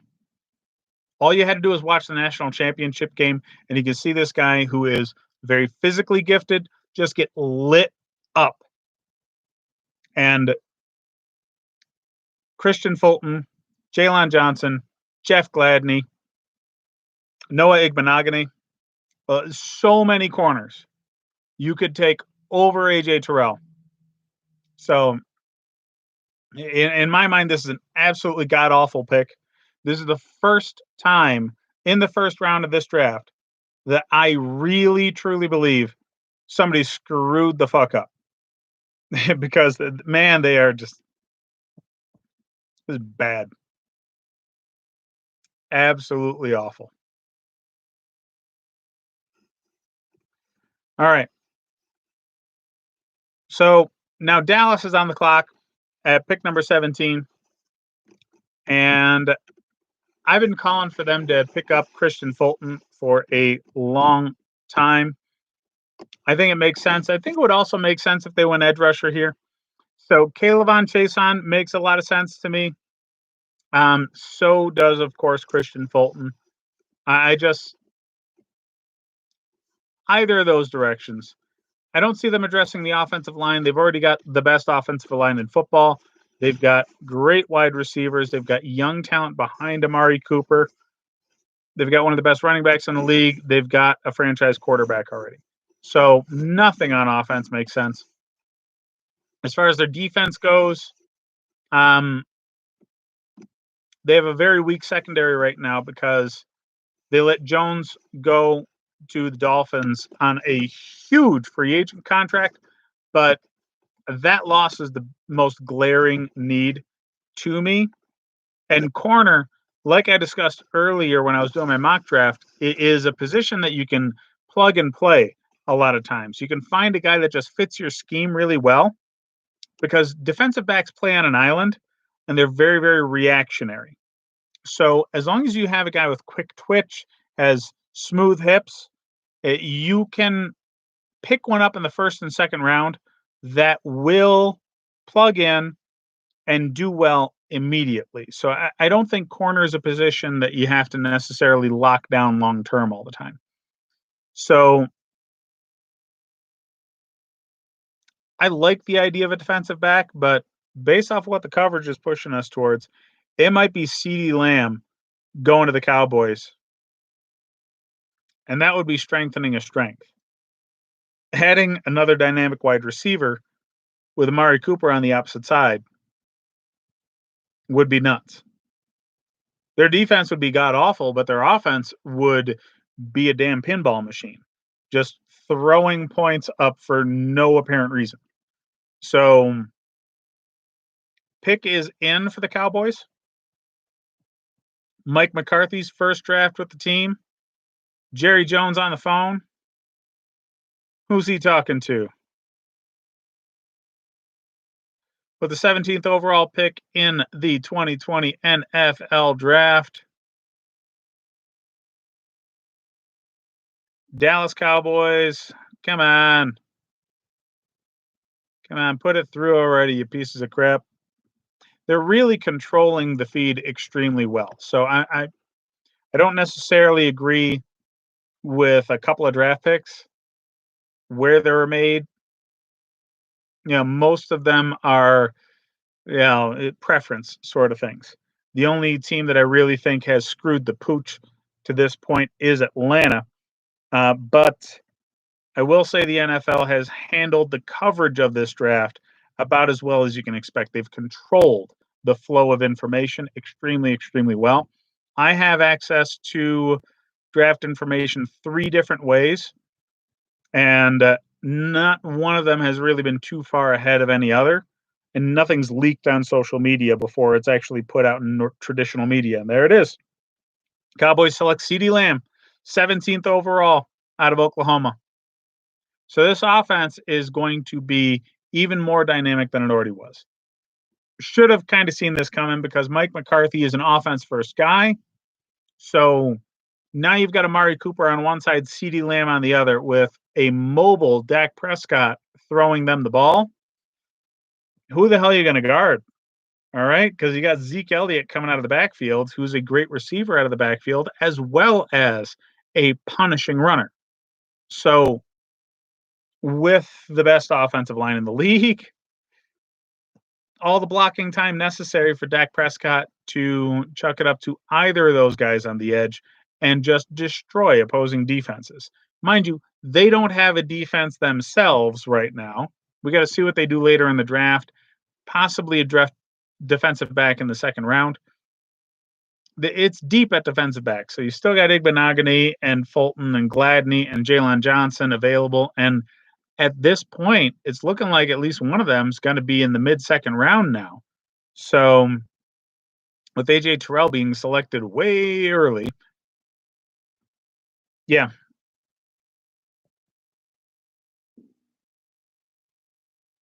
Yeah, CeeDee Lamb just makes this offense dangerous. And it already was.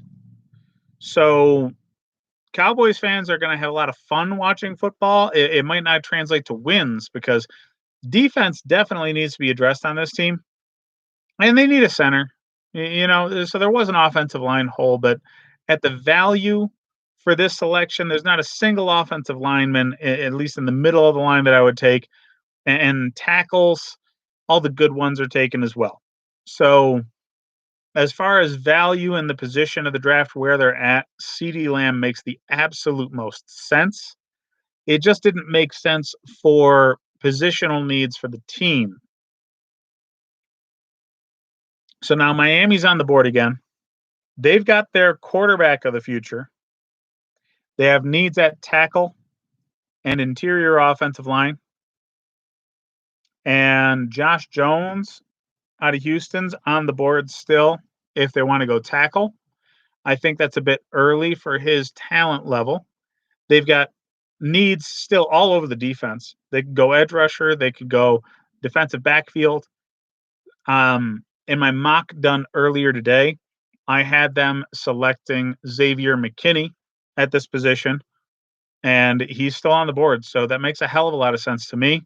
He's a positionless kind of player. He played equal amounts of snaps at safety, linebacker, and slot corner. So you could actually spackle over a lot of holes in this defense just by drafting one guy. And that makes a lot of sense for the way the New England kind of system defense works, which Flores is employing down there, and Grier knows it. So I think they're on the same page. I think the Dolphins draft another SEC guy and get Xavier McKinney here. But I'm very interested to see what it actually shows up to be because, again, they've got needs all over the team. So it's really, at this point, it's going to be a matter of what they value more as a position. So we're going to actually see a little bit of their philosophy come out in this pick. Because if they're more pass rush over coverage, K'Lavon Chaisson is the obvious go-to pick. But as stated before, coverage over pressure is the New England system. And if they're strictly adhering to the system of what they came from, both Grier and Flores, I would anticipate that Xavier McKinney would be the pick because they don't need a corner, but they do need a safety. 3 minutes left on the clock for Miami, 3.5. They already know who they want. They just want us to see another freaking Lexus commercial. Tragic.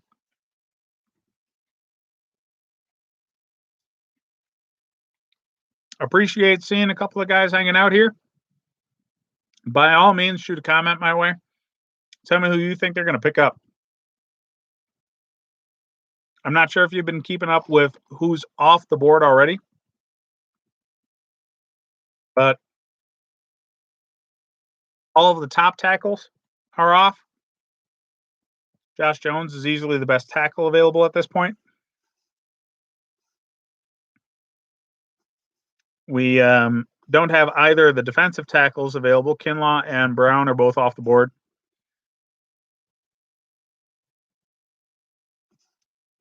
Jerry Jeudy, CeeDee Lamb just made it so the top 3 wide receivers are all off the board.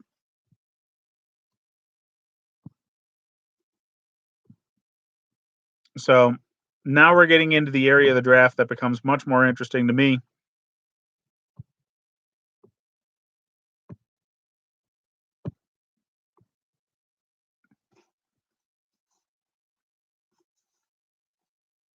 where you're starting to see value position shifts.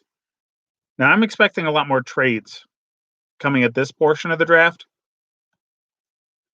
because at this positional area, the second half of the first round, all the way through most of the second round, the guys you're picking up are all really right around the same talent level.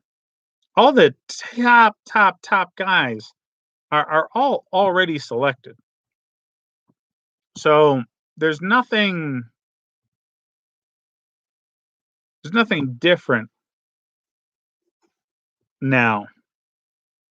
It's just preference.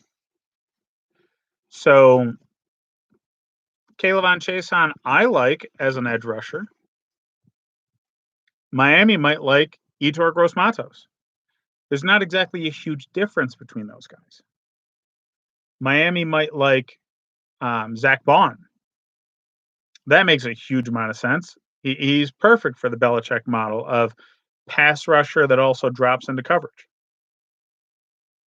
Just people forget that Caleb Chason dropped into coverage as well. He's more on the pass rush end, less on the coverage end, but he has most certainly done both.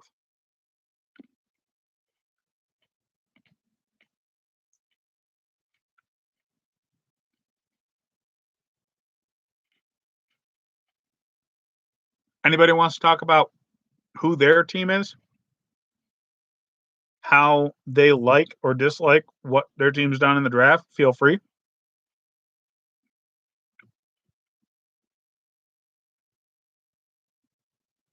Pick is in for Miami. We're looking at crappy camera footage of Chris Grier. Brian Flores down in his basement with the kids.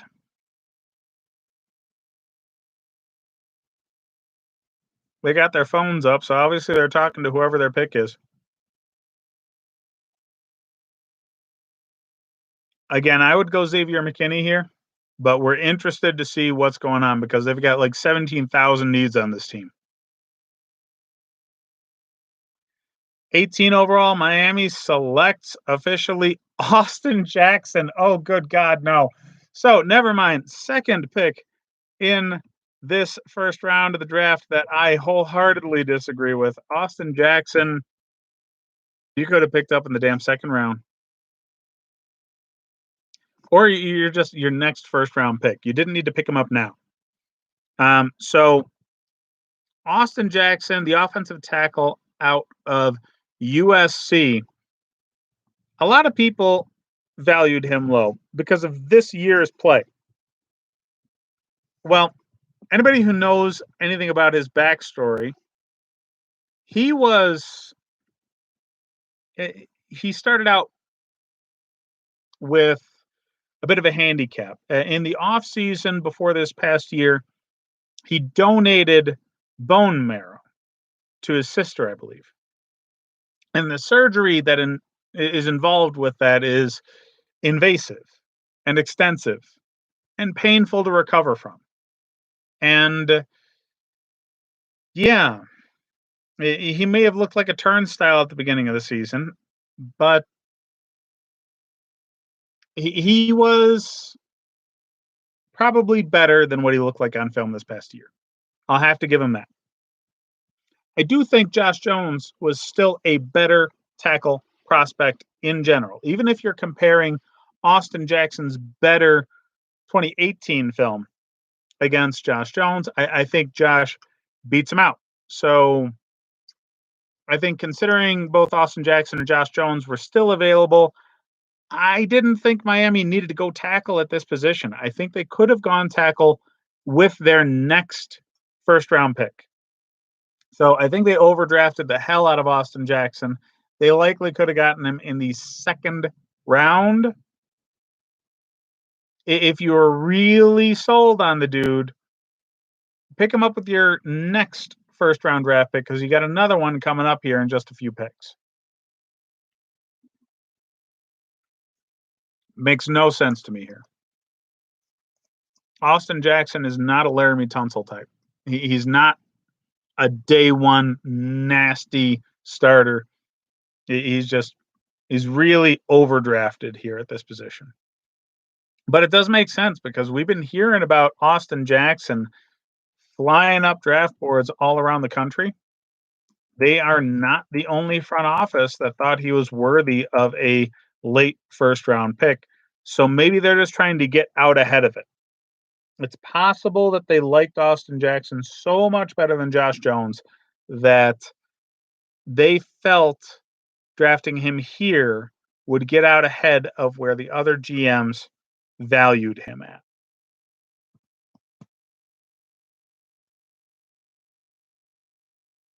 Mm. So we've got Austin Jackson's crew running into the boom mic that they have hanging over them. Super fun. Flores on the phone letting these folks know what's going on. So here we are at 19. The Raiders speeding things along, already have the pick in. Thank you, Vegas. Thank you, Mike Mayock, for knowing how all of this shit works because seriously, any little bit you can cut into the time, I am appreciative of. These people are dragging this shit out.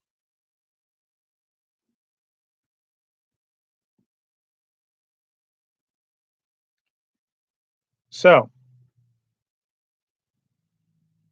19 overall pick is in. I think they could easily go with interior defensive line if one of the better ones were available, but they're not. So I think defensive back makes a hell of a lot of sense here.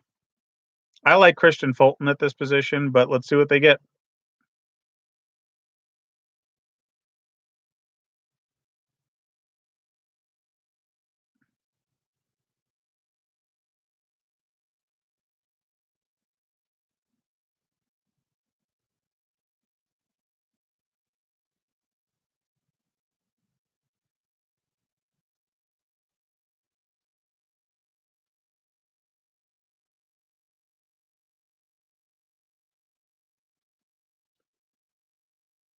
So the Vegas Raiders are hosting next year's draft, making it up to the Caesars Palace people, I'm sure.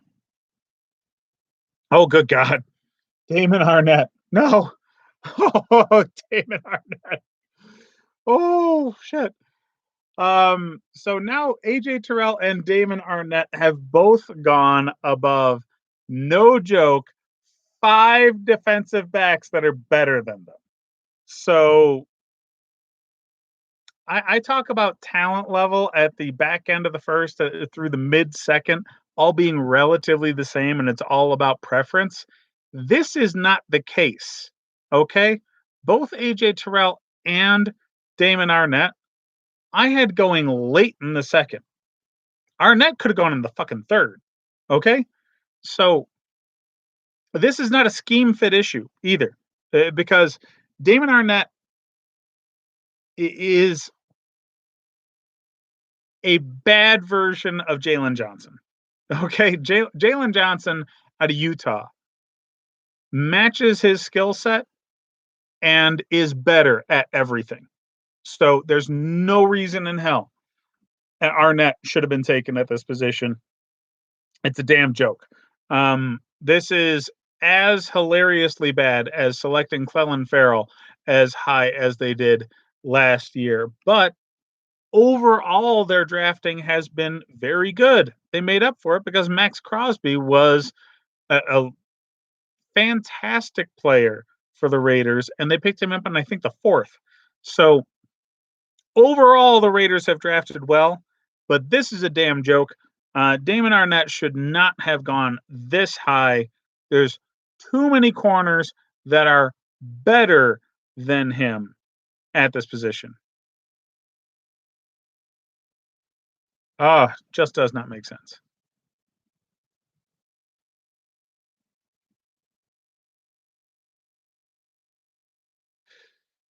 So, yeah, the pre-draft process has changed drastically this year. And what we're seeing is big schools going and small schools not. And yeah, it makes sense. The big school kids get a hell of a lot more coverage.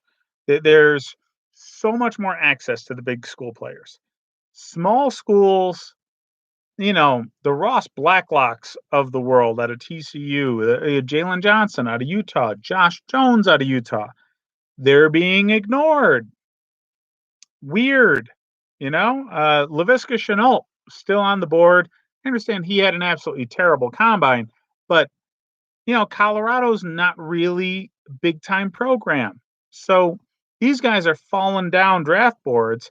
And all you teams that don't have first round picks, I hope you have front offices that go deep in the draft normally and know what these small schools are all about. Because you can get a small school player that is going to be a day one starter and a Hall of Famer. Okay? They exist. You just have to know how to look for them. So yeah, all of these big school players are going ahead of small school players that are better than them right now, especially in the defensive back position. God, Terrell and Barnett should not have gone anywhere near where they did. Anywhere near. So this is bad. But at number 20, we've got Jacksonville. Now, Justin Jefferson's still on the board. I think he's a natural fit for them. They need defensive line help as well. They've already addressed defensive back. They could go defensive back again because they needed both corner positions. They could go safety. There's a lot of different ways that they could go here in Jacksonville because they just have so many needs. This is a hard turnover. They are pushing everybody out of that situation and bringing in brand new players to the locker room to be led by the mustache Gardner Minshew. So I like the idea of getting him a target. Justin Jefferson makes a hell of a lot of sense to me. Interested to see where the Jaguars go because I did call their first pick at CJ Henderson with my most recent mock draft done just before covering this. But I'm not claiming to be a Swami of any sorts. So I'm very interested to see exactly where they decide to go. This is funny. I'm trying to fill in the 19th overall pick for the Raiders on this site. And the Draft Network folks definitely agree with me on the Damon Arnett position. They actually had Arnett listed at 66th overall with, let's see, how many? 1, 2, 3, 4 corners over that position, 5 corners over that position. Yep. Same people, too. Noah Igbenogany, Christian Fulton, Trayvon Diggs. They're just Jalen Johnson and Jeff Gladney. They're all better than the 2 corners that were just selected in Damon Arnett and AJ Terrell. It does not make any sense to me whatsoever what Atlanta or Oakland was seeing on film. It doesn't. Because if you watch all of these players' film, it should be plain that the next tier definitely was not Terrell and Damon Arnett. They're physically larger than a lot of these guys. Jeff Gladney's small, but Terrell is scrawny. All right. Terrell might be 150 pounds soaking wet. That guy is a skeleton with a jersey and a helmet on. So, he's tall, he's longer, but that doesn't mean he plays the position better. Jeff Gladney's got ups, man. That guy can jump out of the damn gym. So, you can make up for length with athleticism. And Gladney definitely does that. And he plays a hell of a lot tougher, and he's got way better coverage instincts. So, yeah, I just think Christian Fulton and Jeff Gladney and Jalen Johnson are getting smacked in the face right now. But Anyways, we're on to Jacksonville. Again, the pick is in, but we're waiting for stupid commercials and graphics to get out of the way. They need interior defensive line. They need safety. They need wide receiver. They need edge rush because they're going to have to replace Yannick Ngakwe, who's demanding trade. So look for that later on in the draft, by the way, starting with like Minnesota and Seattle. That might be those guys trading that pick away in order to get Yannick Ngakwe. But I see Jacksonville going towards wide receiver. Again, Justin Jefferson would be the pick from me at this point. That's what I hit for them in the mock draft earlier today. But here they are. 20 overall. They picked K'Lavon Chaisson. I've been waiting for this guy to go. I would have gone as early as like the 15 range for K'Lavon. He is a fantastically fast defensive end. You can play him at linebacker or defensive end. He has dropped into coverage. He's big. He's fast. People talk about Chase Young's get off. K'Lavon Chaisson has a better burst off the line than Chase Young. He's just not as big. He's not as consistent a tackler. He doesn't play the run as well. So Chase Young is the best overall defensive end, but as far as a pure pass rusher, K'Lavon Chaisson is a freak. So him going to Jacksonville is kind of scary because they've got a good defensive system there. So they've lost a lot of defensive players. Okay, they're losing Yannick. We just talked about them losing Yannick. They've already lost Calais Campbell, and they've lost Jalen Ramsey. They've lost, AJ Bouye. So 2 corners. They're losing an end. They lost a tackle that rushes the passer really well. And in this draft, they're only going to be able to really replace 1 or 2 of those guys effectively immediately. So, yeah, K'Lavon being an exceptional pass rusher makes sense because they know they're losing Yannick Ngakoue. So if they move Yannick to Minnesota or to Seattle a little later in the draft, which are highly likely situations, they could come away with a 3rd first-round pick and fill another one of those holes. Go with another defensive back or wide receiver, like we talked about earlier. So these teams that have so many holes that they can go a number of different directions are the ones that really shift the draft. So, Miami, it needs everybody on the team. So they can really dictate where the draft goes. Same thing with the Jaguars. There's so many holes on this team that they can dictate what happens in the rest of the draft with what direction they decide to go at this point.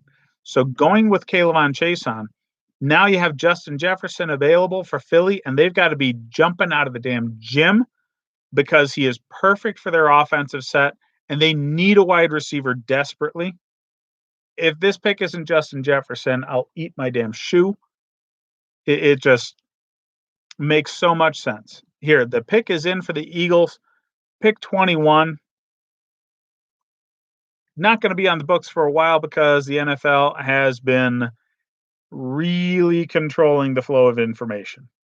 They're waiting until commercials are done. They're waiting until announcers are done laying out their spiel. They're really dominating the flow of information in a way that they can create the show and leave the importance of things where they want it to be. So I do commend the NFL for controlling this as well as they have.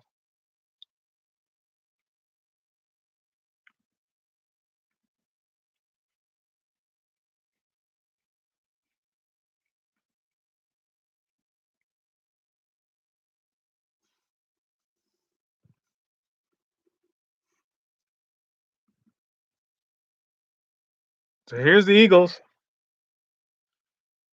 Justin Jefferson's on the phone. So should be obvious at this point that the Eagles are picking him, but let's wait for the announcement from the commish out of his awful looking basement.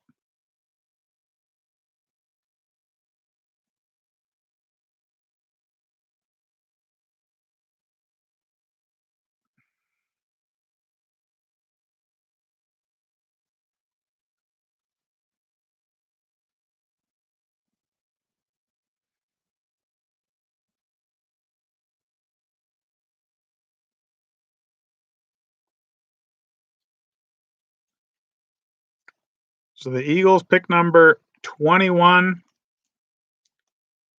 Pick is in.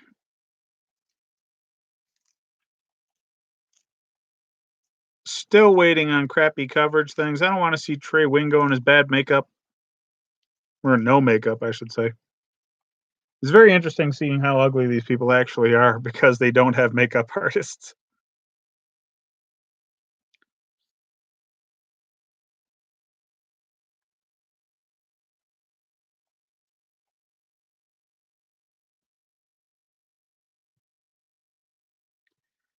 So one of these teams is definitely going after Yannick Ngakoue now because Jaguars just telegraphed that they're getting ready for him to leave.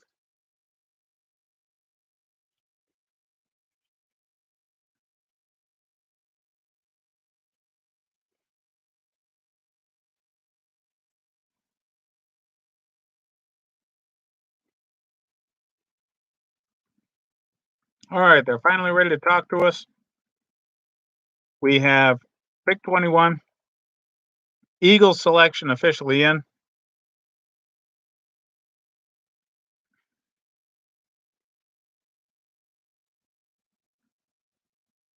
Before we announce the selection, piece of shit.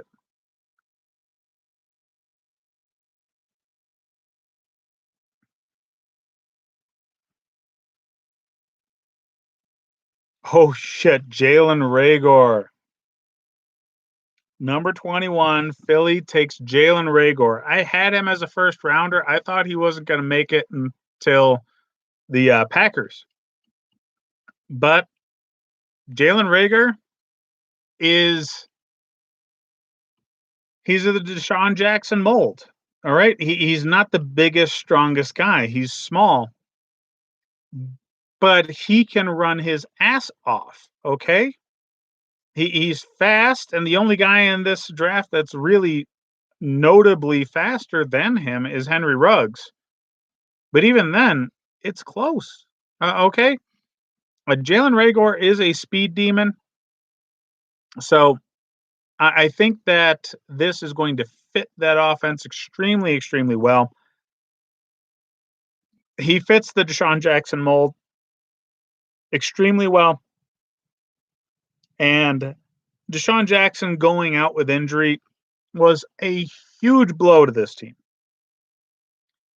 Alshon Jeffrey, being a big bodied physical guy, is actually more likely to return to form than Deshaun Jackson is being a speed player.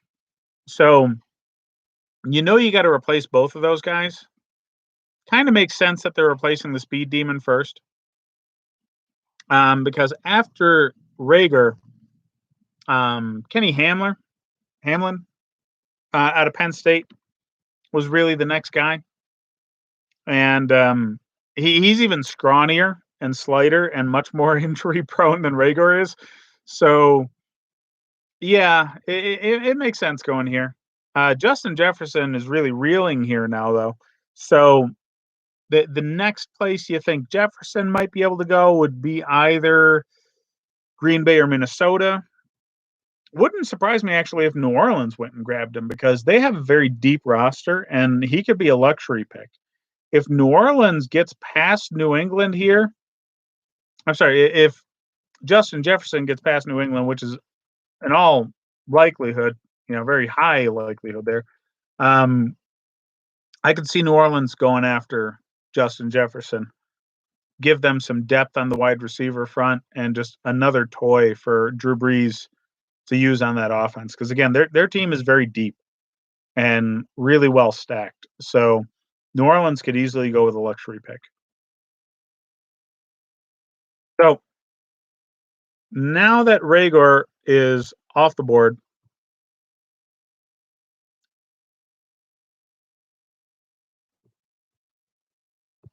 we should be looking at Minnesota pick 22, New England pick 23 coming up soon.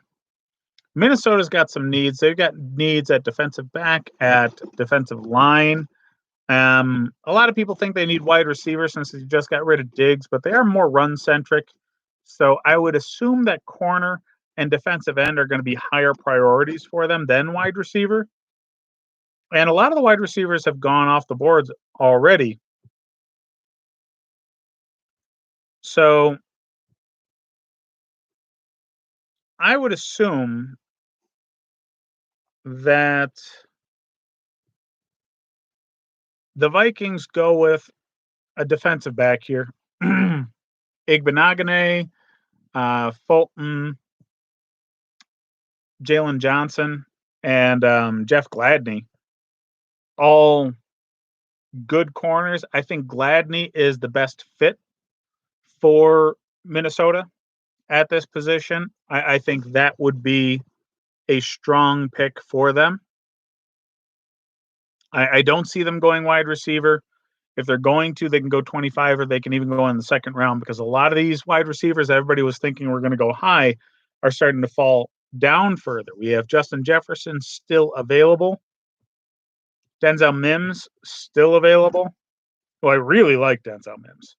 He's going to be a fantastic player. He's big, he's fast, he's got all the intangibles. A lot of people like Brandon Ayuk. So, wide receiver having depth like it does pushes these guys down the board. People aren't going to say, "Oh, well, we need to go up and get Mims because all the other wide receivers are crap." No, people are going to say, "Well, who cares if somebody snags win Mims? We've got Ayuk, or we've got Hamler.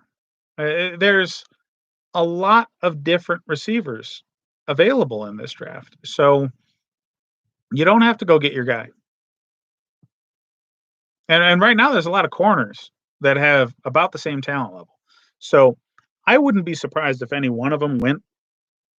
Um, Edge rusher is getting thin because Caleb and Chase Young really it for top tier edge rusher. That's definitely a lock solid player for any team.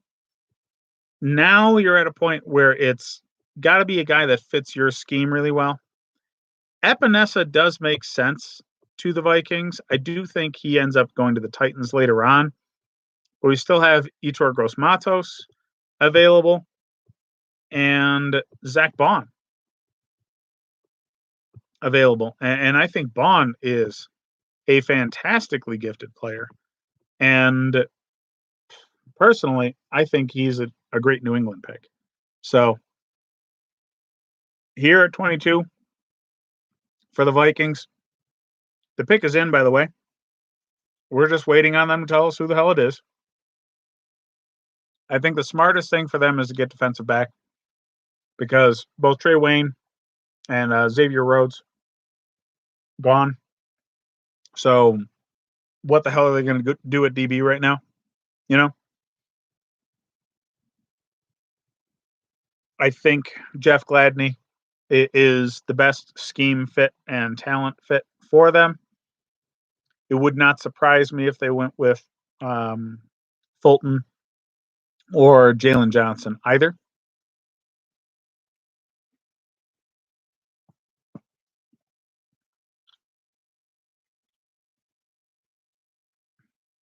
I don't want the talking heads. I don't want the commercials. I want to know who the hell the Vikings selected because the pick has been in for a while now.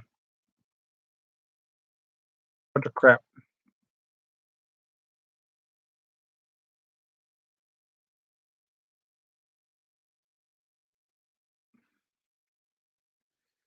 Well, Mike Zimmer is obviously a hunter.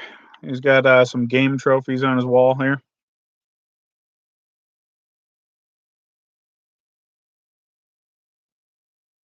Rick Spielman, he's been the GM there for a while.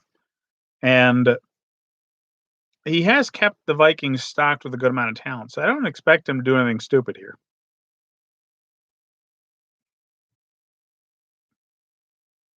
His issue was just he could never get a quarterback in there. And then, I mean, freaking Cousins. I don't like Kirk Cousins as a quarterback, but a lot of people do. So, whatever.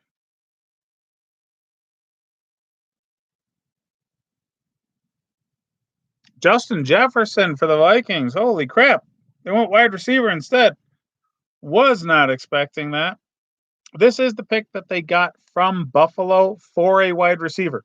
So I think this is pretty dumb. It's a 1-for-1 for wide receiver. You're taking a position that takes a while to develop. All right. So you have a wide receiver that you know was a strong player, and you gave him up, and now you've taken a wide receiver, a guy who's going to take a year or two to figure out the position at the NFL level. So I don't like this as a pick in general, but you know, he's a good player. I'm not saying Justin Jefferson's a bad.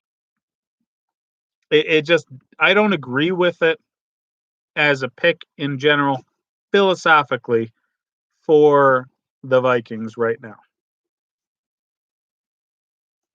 We have another trade in, by the way. Just before the pick was made, the Chargers traded up with the New England Patriots.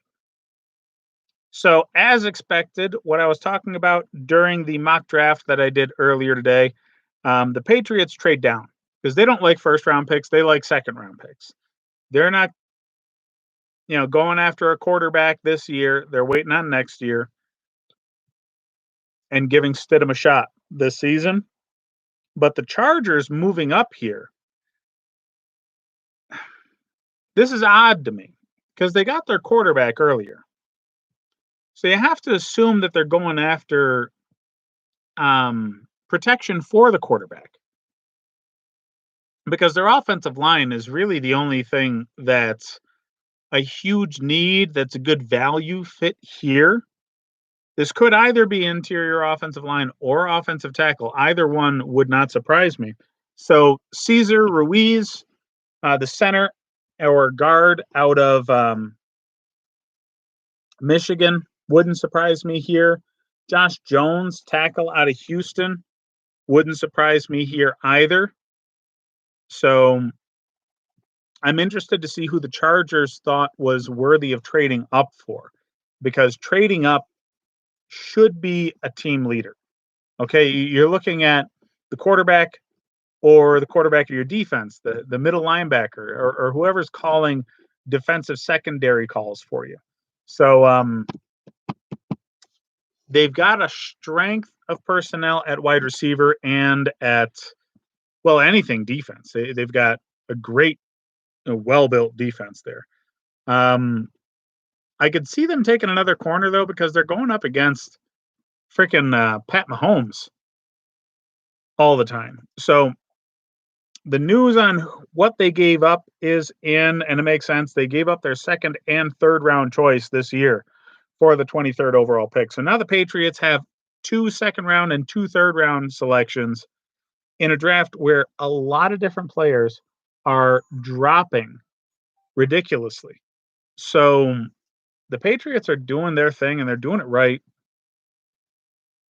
But let's see what's going on here. The Chargers pick at 23rd overall. And it's like watching turtles going through this fucking thing. Seriously. Pick's been in forever. Just tell us.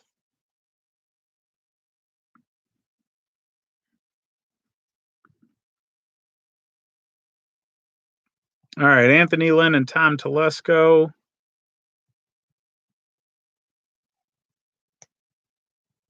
All over the coverage right now. Only thing that we're seeing, nothing with a player actually being selected. We've known that the pick's been in for some time now. Just hurry the fuck up. I don't need all this talking head bullshit.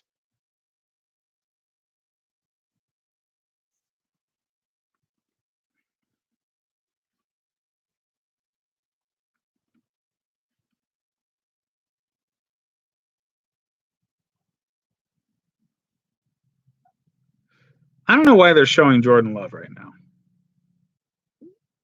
It makes no sense to me. All right. So the Chargers have selected at number 23. I'm finally looking at the commissioner's stupid face right now announcing the pick. And Kenneth Murray. So, okay.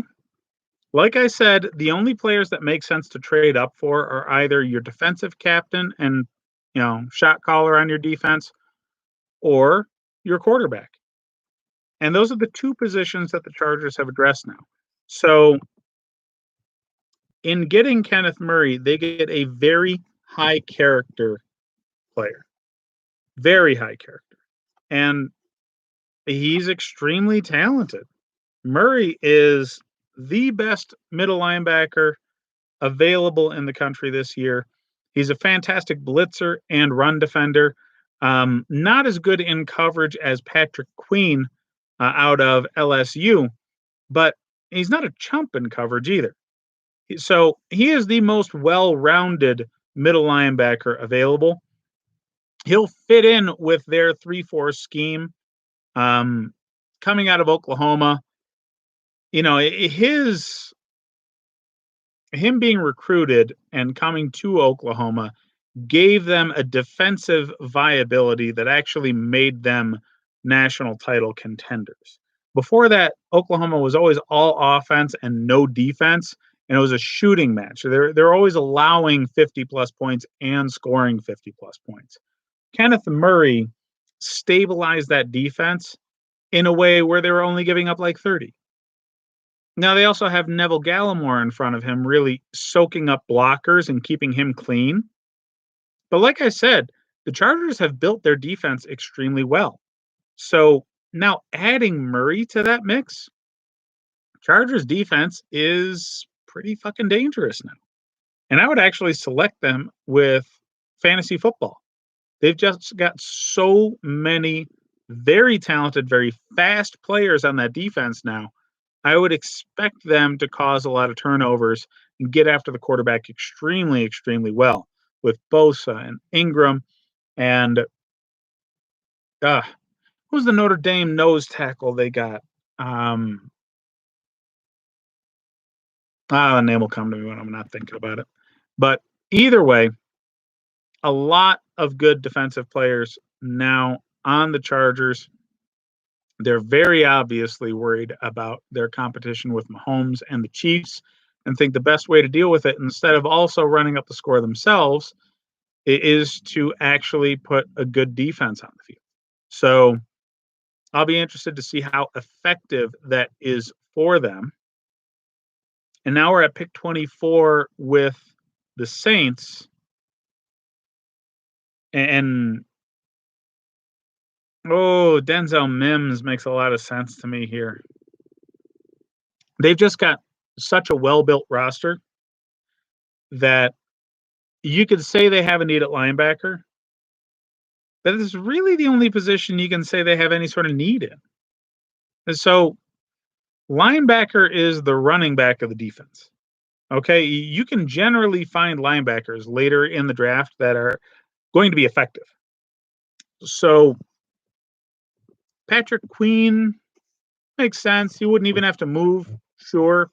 You can stay right there in New Orleans and be an anchor for your defense. I can appreciate that.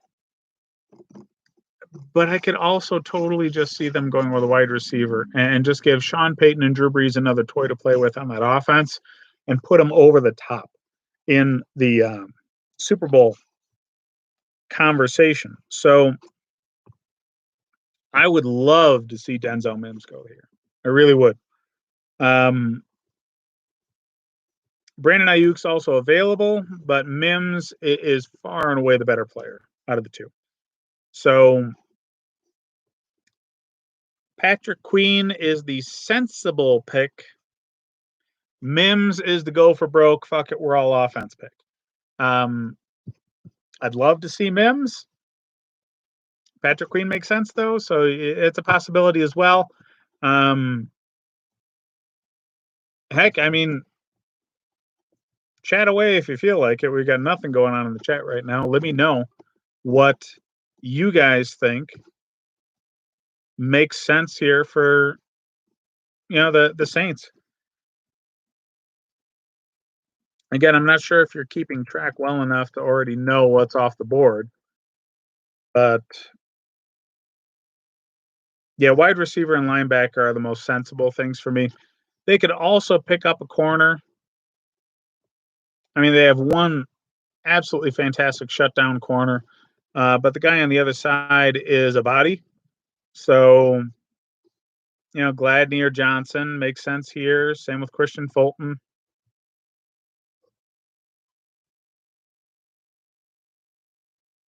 They could be going for the quarterback of the future. They've only really got Drew Brees for guarantee of this season. He's old. So that 2-year deal that he signed, it's all sorts of guaranteed. So I'm not expecting him to necessarily stay with them for both of those 2 years. He could retire after this season. So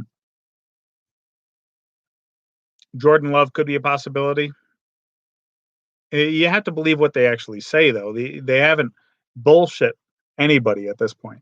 So the idea that the Taysom Hill experiment is going to develop into Taysom Hill being their starting quarterback is what they've been telling people for a long time. Maybe that's what they're actually doing, but I wouldn't be shocked if they went with Jordan Love. But again, I just think wide receiver or linebacker makes sense, and I would love to see Denzel Mims go here. We're seeing that the pick is in, which means within the next 20 minutes, we'll find out, you know, who New Orleans actually selected. We got Mr. COVID-19 himself, Sean Payton, on the phone there next to his kid. Way to infect the family, buddy. There's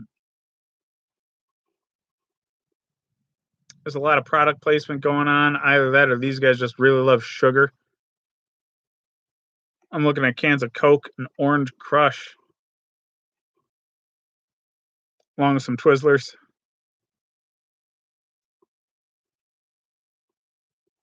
We could do the candy draft on looking at Sean Payton's freaking living room setup here. So there's been a couple of trades. I'm interested to see what the Patriots end up getting with these second and third picks that the Chargers just gave them. Very interested, actually, because again, the Patriots love second round picks. They do not like drafting in the first round at all. They might have Jordan Love fall to them, and that'd be funny. Getting their true quarterback of the future while everybody else was doing other things. Saints picks finally in. Cesar Ruiz, center. Man, really wasn't expecting that. I mean, he is absolutely the best interior offensive lineman, and center is the only interior offensive line position that's ever really worth a first round pick, unless you're just getting a generational talent like the Colts got with Quentin Nelson.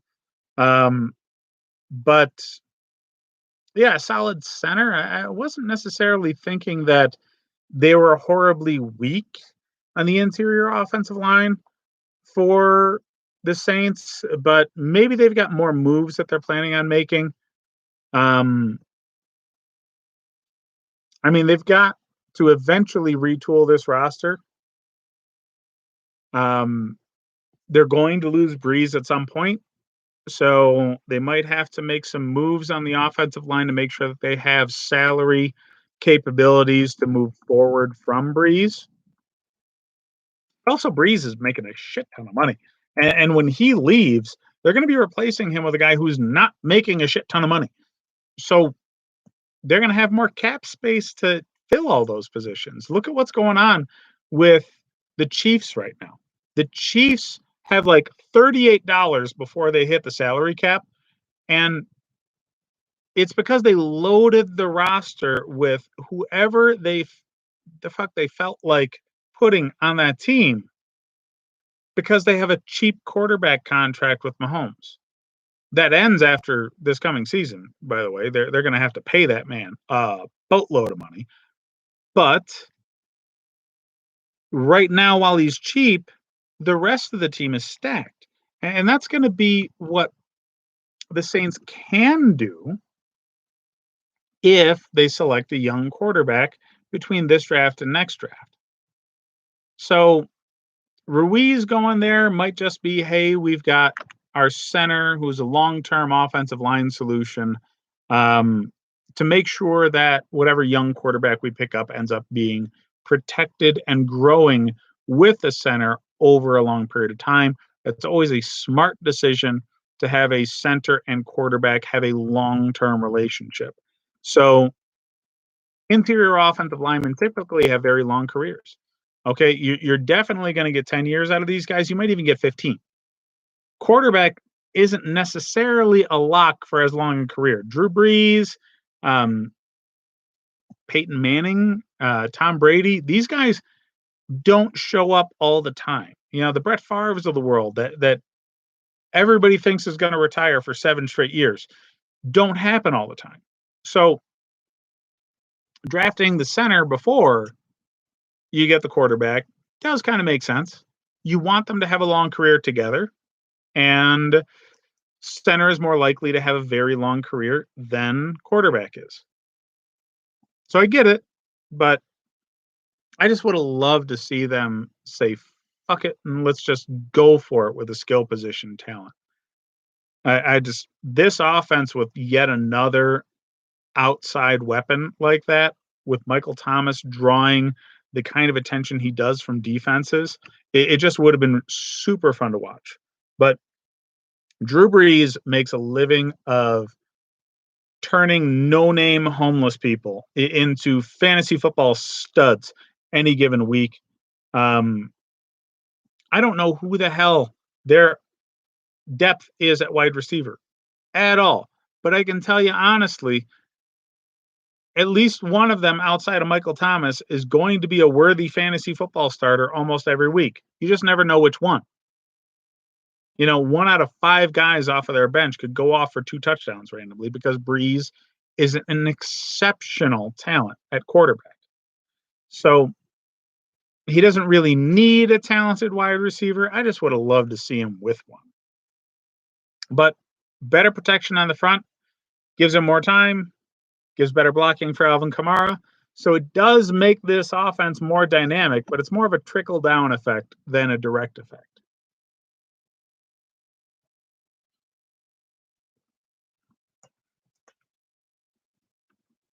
So the 49ers have traded. The 49ers have gone up, traded with Minnesota. Who's Frisco getting? I just hope this isn't comically bad.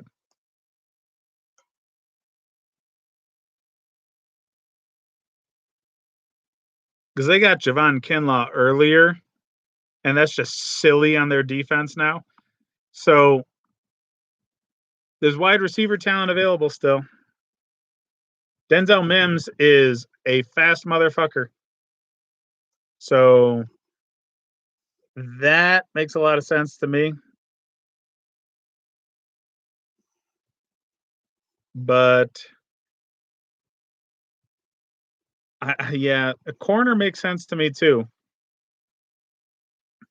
But yeah, wide receiver and corner are really the only things that make sense to me on with what their roster is.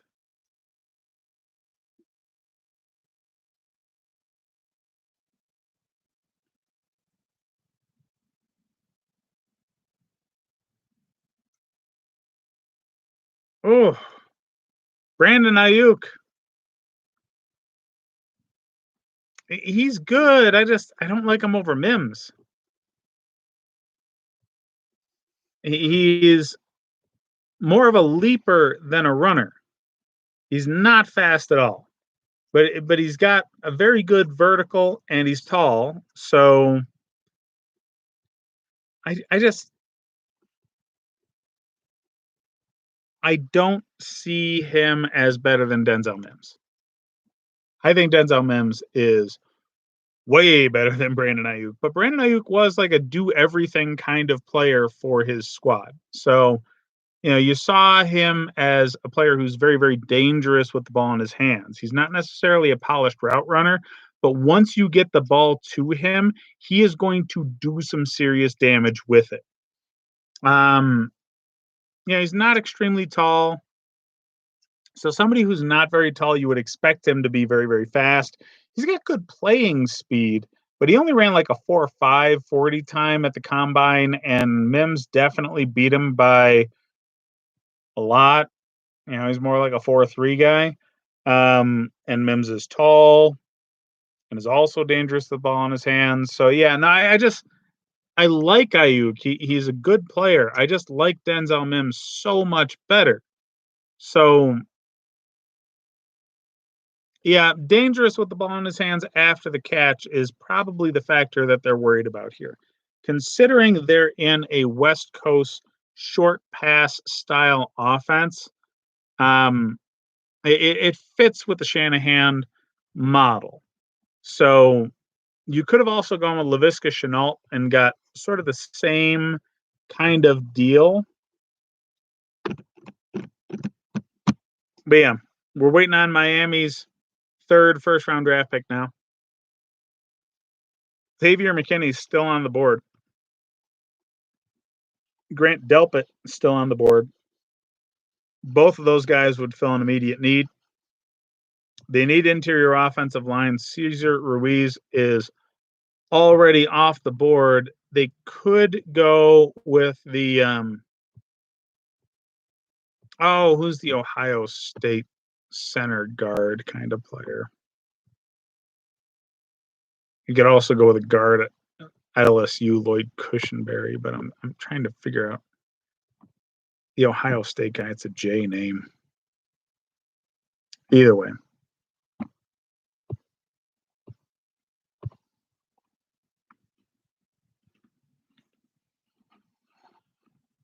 Heh. So they acquired that fourth round pick from Tampa just to trade it here.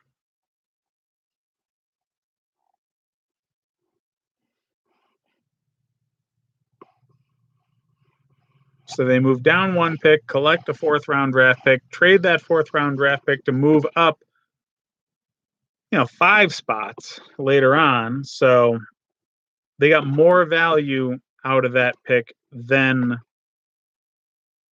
the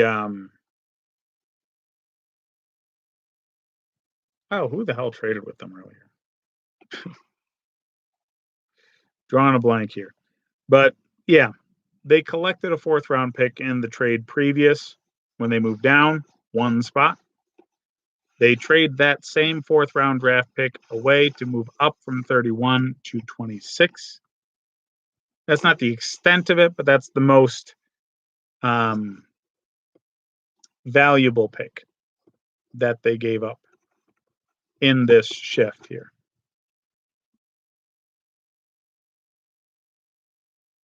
Not a lot of trades. Not a lot of trades at all. 3 so far. 2 of them made by the 49ers. So obviously John Lynch knows what he wants on his team. And looking at what that produced last season, who can argue? All right, they were dominant on defense and had a very dynamic running game. So they knew what the hell they were doing to the point of getting themselves into the Super Bowl and really being the odds-on favorite to get there from the NFC for half the season. So yeah, they know what's going on. I can't complain about what the 49ers have done. Do I like Mims over Ayuk? Yes.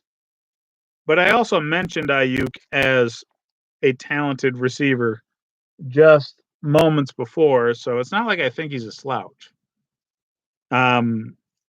He's just not as fast as some of the other guys, and for his height, you would expect him to be a lot more of a burner than he is.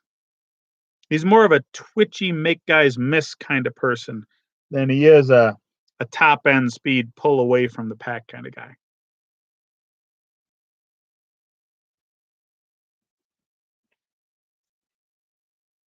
So pick number 26 for Miami. Again, team with a lot of holes. Earlier in the draft, they picked their quarterback. They picked their offensive tackle. I didn't agree with what tackle it was, but they picked him.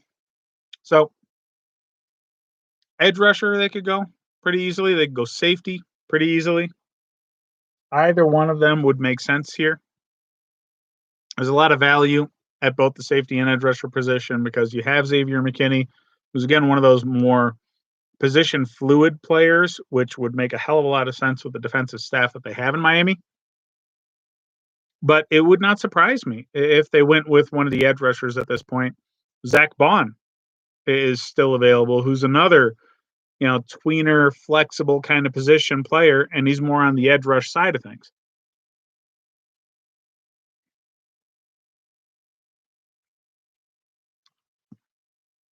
So Miami has traded the pick away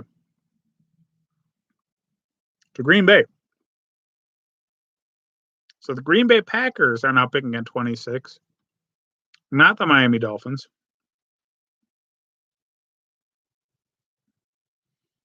I thought they would need wide receiver over anything. I would love it to be, again, Denzel Mims. I think he's the best wide receiver currently available. They could also go offensive line.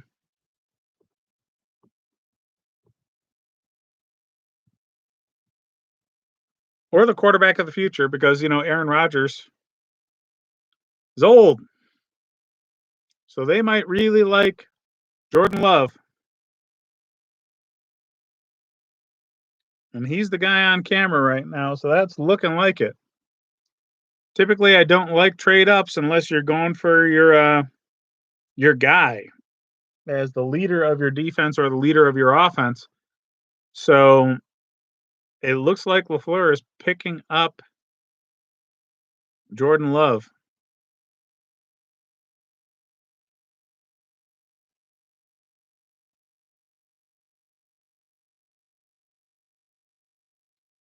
All right, so the pick is in. Let's see what they're doing in Green Bay. Pick number 26.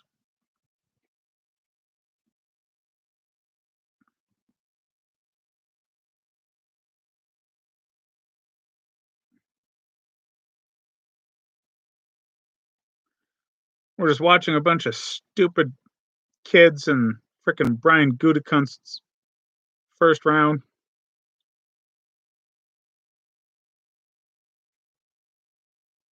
Is it just me or is Gutekunst the name of a German titty bar?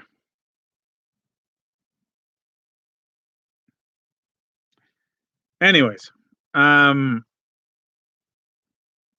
the name of the titty bar in Green Bay? There's only like one of them. And I thought it was like presidential themed.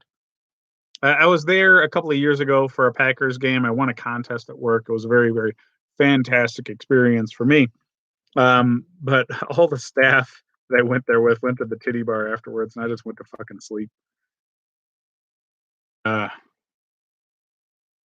26 pick is in. Packers have selected Jordan Love.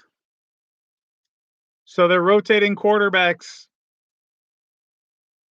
Clean line of succession. Brett Favre, Aaron Rodgers, now Jordan Love. So Jordan Love's a bit of a raw talent. A lot of scouts have said that he throws the ball better than any quarterback in this draft. Just as a pure thrower of the football, deep, middle, short, doesn't matter. He throws a better ball than anybody else in this draft. The issue with him is decision making. Here and there, he just makes a head scratcher throw where even the players on his own team are looking around and saying, "What the fuck was that, dude?" Now, if that reminds you of anybody, It's got to be Brett Favre. Okay. So this guy, very much like Aaron Rodgers, very much like Brett Favre, is a physically gifted quarterback that can move around in the pocket very well, extend plays very well, and is a gunslinger. He thinks he can get the ball in there. He is going to sling it and try. Okay. Double coverage he doesn't shy away from it. So I think if anybody was tailor made for the Packers franchise, is Jordan Love. All right. This guy fits the mold from the last two quarterbacks that they've had there. Aaron Rodgers is a bit more cerebral than, you know, Brett Favre was, but even that, think of what Brett Favre was late in his career there. He was running 5 wide sets all the damn time with Mike McCarthy. So, yeah, I really expect Jordan Love learning from Aaron Rodgers to work exactly as well as Aaron Rodgers learning from Brett Favre. I just think he's going into a set where he doesn't need to be the guy right now. And that's perfect for his development. Actually being able to develop a quarterback instead of having to throw him to the wolves right away gives you a much better opportunity for this guy to be successful. He gets to learn how to break down defenses. He gets to learn how to read defenses. He gets to learn from a Hall of Fame quarterback how to play the position.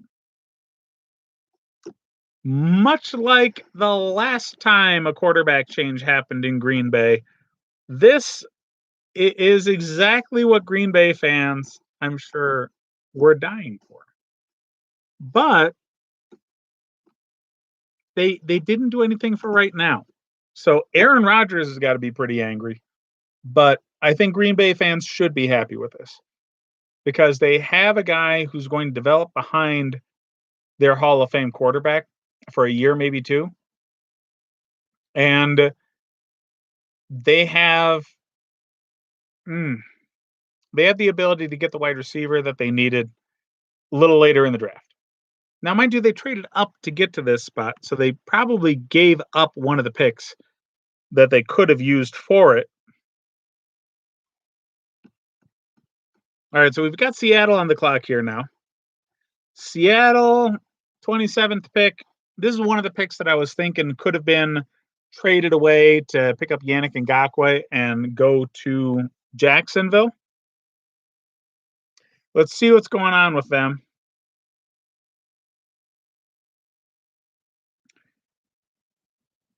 But we've got, let's see, 3-4 minutes left before the pick has to be in. And we know that every time the pick was actually in, there's another 5 minutes before they fucking tell us. So here we're watching a stupid interview with Jordan Love right now. He's got a Green Bay hat on that's basically colorless on whatever camera he's got. So it could be easily confused for Georgia Bulldogs.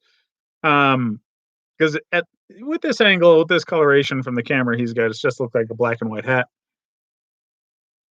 Oh, good Lord.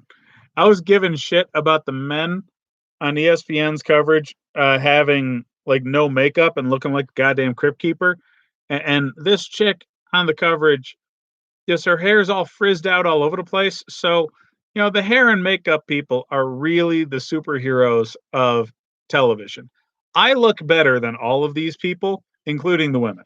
So, you know, kudos to you for watching what's obviously more visually palatable information. And hey, thanks for hanging out with somebody who actually talks like a human being instead of like all of these business first people. I don't think I've ever heard or even thought of possibly hearing any one of them swear. The one thing I was really excited to possibly see, there's one NFL reporter for, you know, NFL, so not really involved in the ESPN coverage, but Rappaport, Ian Rappaport looks drunk and sounds drunk at least 50% of the time he's on camera. I understand he has a speech impediment, but I truly believe he uses that as a crutch so people don't call him out for day drinking. Like, I have seen cuts of this guy slurring through so much. Like, it makes no fucking sense. You could call it from the other room, like, that guy's fucking hammered.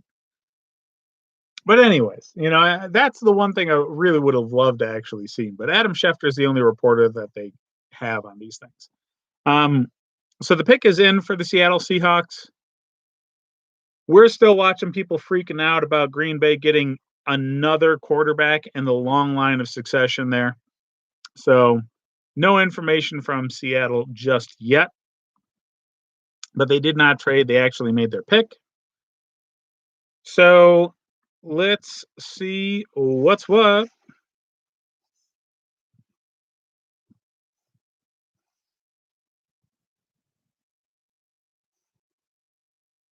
Four quarterbacks in the first round.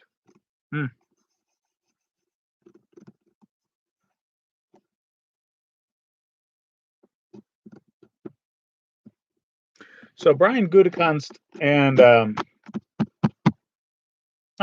head coach's name just slipped my mind just now. But those guys just really started with the pack. So it makes a hell of a lot of sense that they want to get their quarterback. They have Aaron Rodgers to lean on, and they just had a 13-3 season for the first year of this conglomeration of people being together. So they think they can get another great season out of Aaron Rodgers, I'm sure. But after that, moving forward, what are they going to do? Aaron Rodgers isn't going to be there forever. So it makes a hell of a lot of sense for them to get Jordan Love now. I'm just worried about they're sacrificing their winnability now for that pick. Because there's no questioning that somebody like a Denzel Mims or a Kenny Hamler out of Penn State would have made so much more sense for win now today. And that's something that's got to piss Aaron Rodgers off. I would be pissed at least.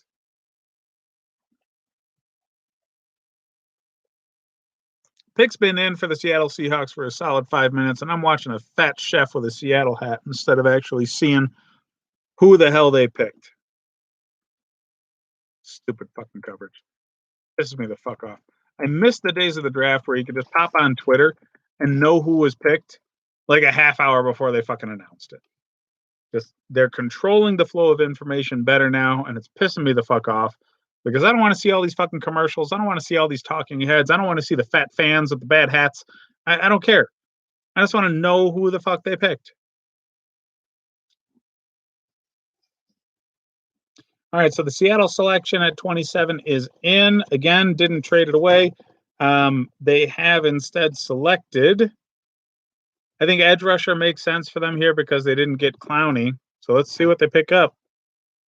Who the fuck? Jordan? Oh, God fucking damn it. All right, they took Jordan Brooks, inside linebacker out of Texas Tech. And if I was a Seattle fan, I would be fucking stabbing Pete Carroll right now because seriously, Jordan Brooks is a third round fucking pick. Okay? No sense whatsoever fucking ever.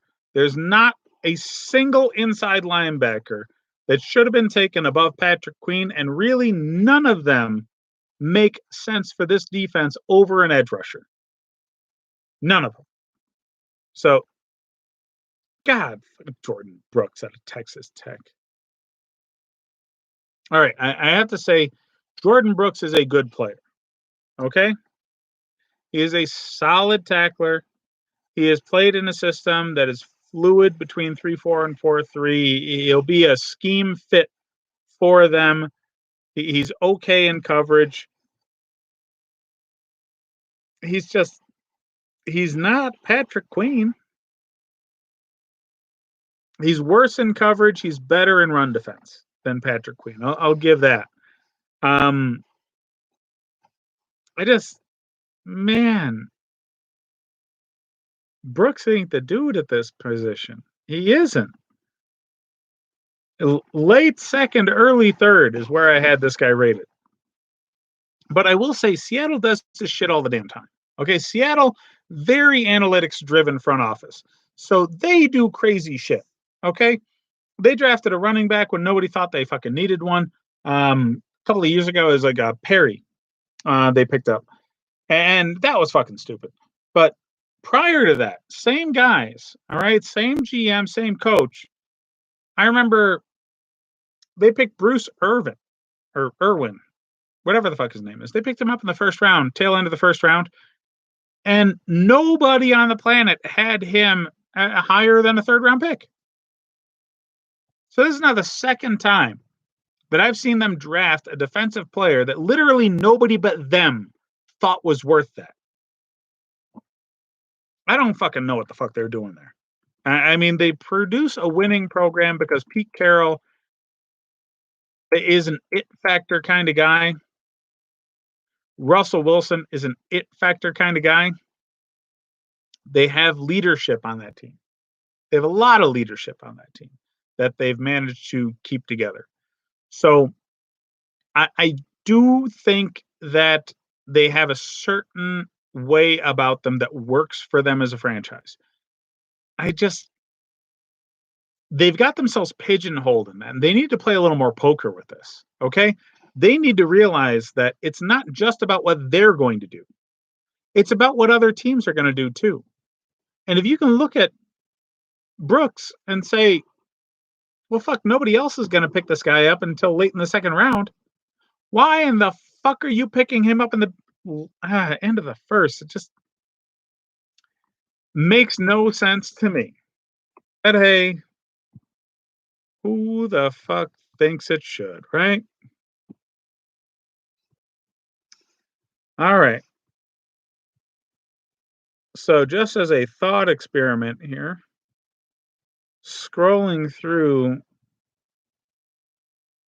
to see if there's any linebackers in between Jordan Brooks and Patrick Queen rated. I did not have other linebackers above Jordan Brooks outside of Patrick Queen. And I'm not the only one. It looks like the Draft Network also had him as the next linebacker available under Patrick Queen.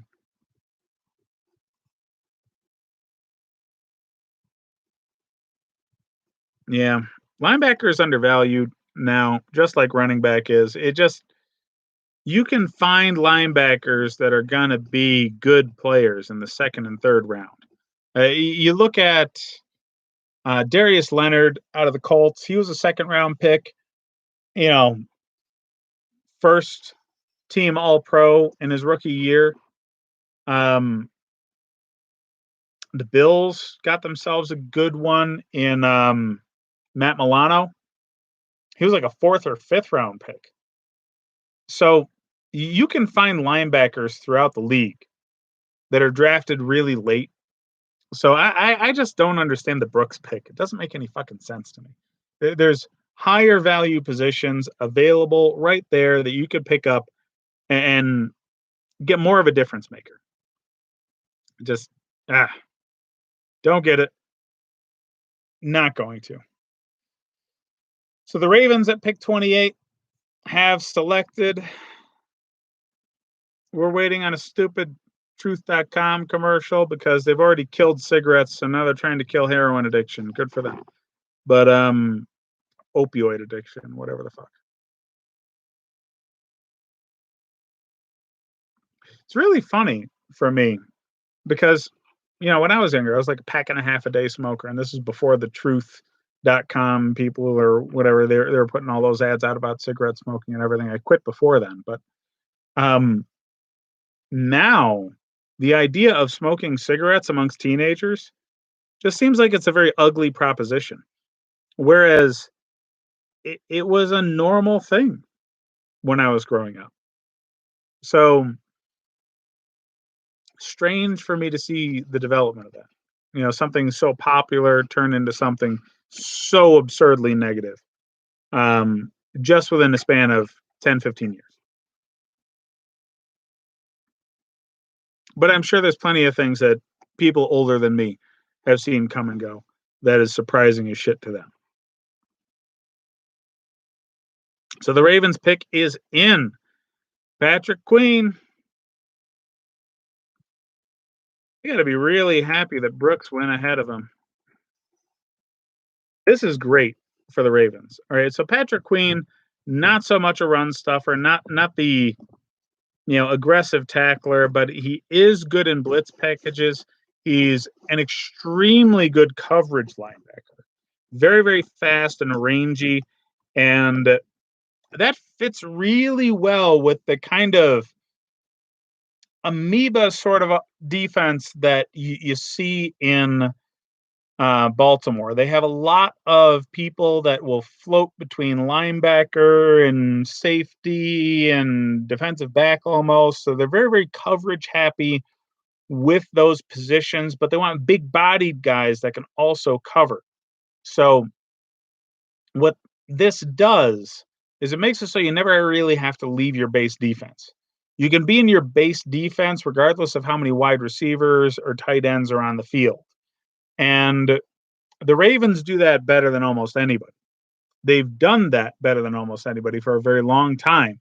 It doesn't seem to matter who the coach running the defense is either, which is surprising to me.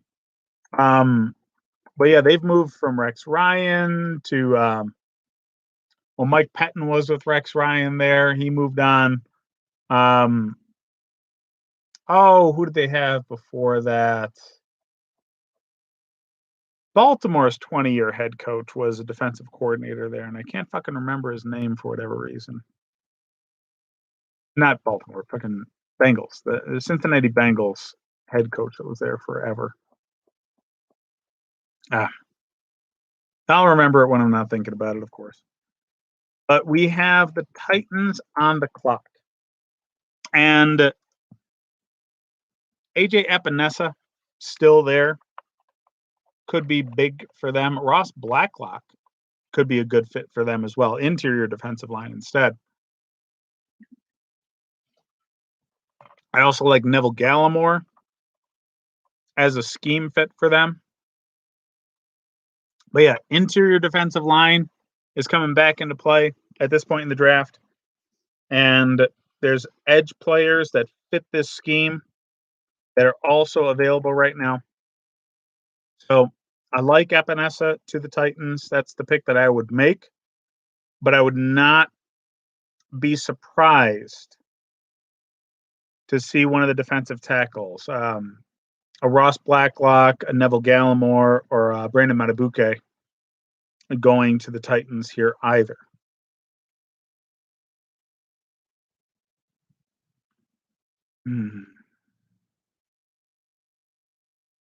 And after this, we have Miami. And we still have some interesting talent on the board at edge rush, like an Etor Gross Matos or a Zach Bond that would fit their scheme extremely well.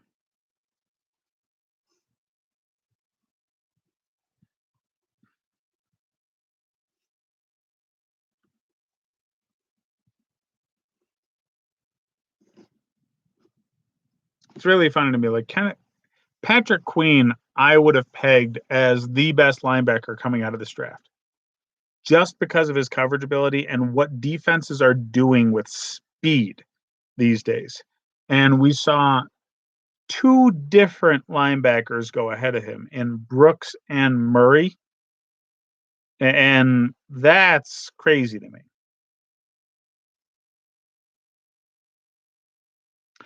LSU now has 4 first-round draft pick players. They still have potential to have more go off the board. We still have Grant Delpit in place. We still have George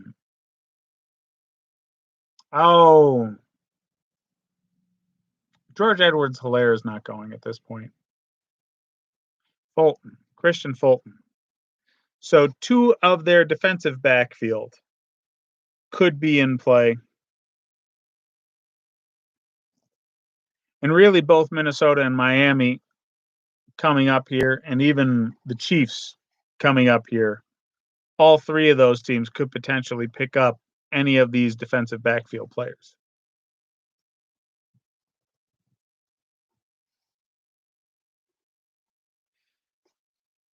Titans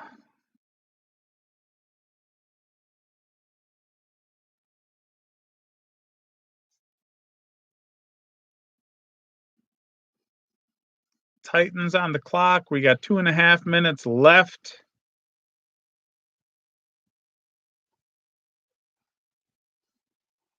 Looking at man, Mike Vrabel. What the fuck is that person doing? There's somebody in Mike Vrabel's house dressed like I think it's his name is Frozone from the fucking Incredibles. Sam Jackson's character. I've only seen the movie once, so I'm hoping I'm talking about the character, the right name. That's just the weirdest fucking thing. Cosplaying a damn Incredibles character in the middle of the NFL draft, right behind your head coach dad.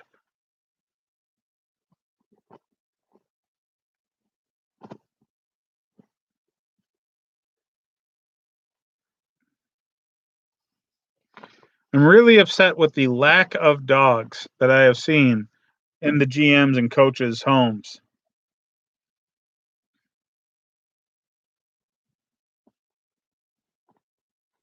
Holy fuck. Mike Vrabel's kids look like frickin' D-bags. You got dyed hair, mullet, business in the front, party in the back, kid over here. Unless there's just something behind him in the scene. It looks like he's got a dyed blonde fucking buzz front, draped hair back, mullet going on. And the other kid is seriously fucking cosplaying Frozone from fucking Incredibles. It's ridiculous.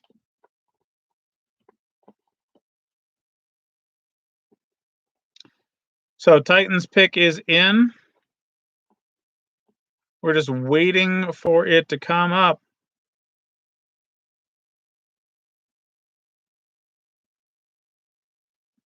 I'm expecting a toughness kind of deal coming up. So I'm expecting one of these players that's known for toughness. So like an Epinesa or a Blacklock makes a lot of sense to me. Jalen Johnson at DB makes a lot of sense to me. They need a defensive back as well.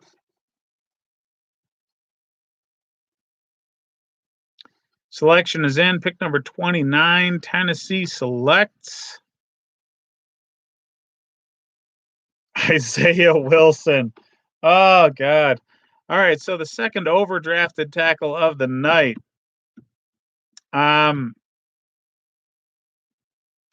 Yeah. Georgia tackle. That's not Andrew Thomas. So, yeah, he's a big guy. He's powerful blocker.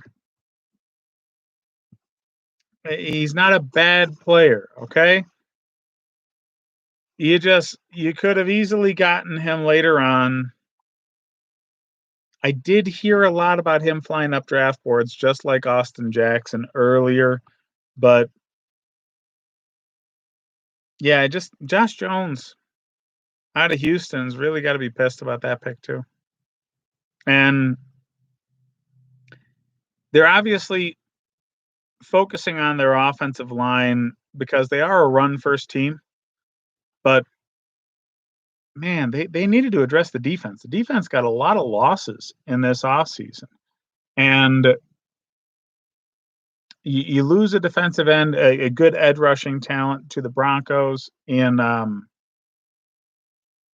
well, actually he's interior and exterior edge rusher. He was kind of all over.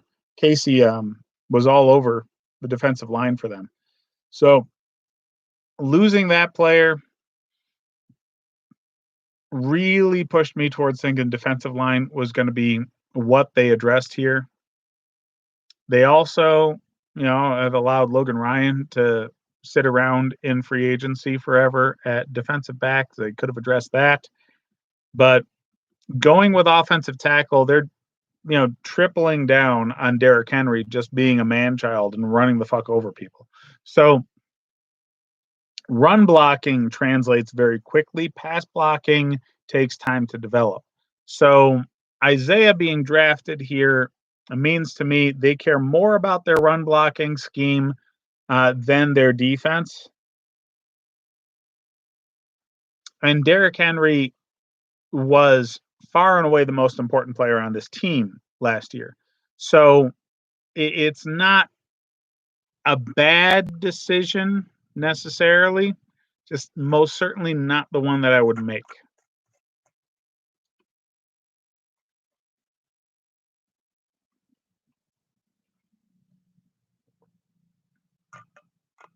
All right, so we got 3 picks left.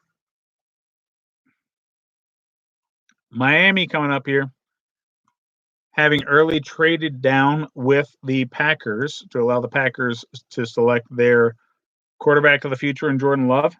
But Miami still has a lot of holes. A lot of holes. Okay, they got their tackle and they got their quarterback. They've addressed nothing on defense. They could definitely still go with a player in the defensive backfield. Again, Xavier McKinney would be my pick for them, but they still have the availability of Grant Delpit out of LSU and edge rusher Etor Gross Matos and Zach Bond still available. Now, what we're seeing here is big schools taking priority over smaller schools. We're seeing people that gave good workouts taking priority over people that are going to be more film study guys. So I'm actually at this point no longer expecting Epinesa to go in the first round. You know, obviously there's only a few picks left for it, but he had a very bad combine workout, as did Laviska Shenault. There are people that had fantastic combine workouts that played for bigger schools. So let's see what we get. Grant Delpit's interesting in that way because he's got some good workouts out there, and he's with a bigger school. He just had a bad season. He's got that injury. So injury concern would likely push him down. Yeah, I still like Xavier McKinney here. He's, in my mind, the best player available at a position of need for Miami. Considering they've already addressed quarterback and tackle in this draft. The pick is in.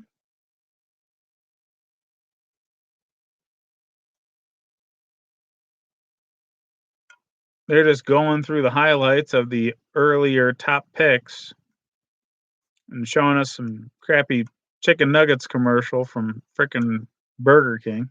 So obviously far more important than telling us who the actual draft pick is.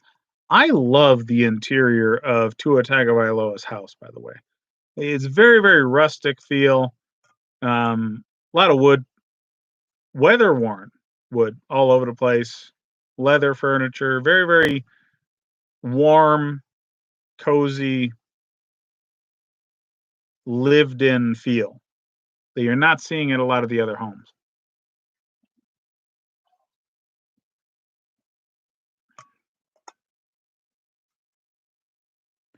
So Miami, having drafted Tua Tagovailoa and Austin Jackson, they've got their quarterback tackle combination, which huge need, but they have so many holes on this team. They're still going to be really lagging behind at least the Bills, but they probably caught the Jets pretty handily in this offseason because the Jets were just a fucking train wreck last year. And they only just got their offensive tackle this year. So, yeah, I would say it's a coin flip between the Dolphins and the Jets. Who's second? The Patriots starting Jared Stidham, definitely going to pull up the rear in this division at least next year. it seems like the Patriots are looking to get Trevor Lawrence next season. It just screams to me they're tanking this year. But that doesn't jive well with the Belichick model. I just think he's too competitive for that. He's just doing things his own way.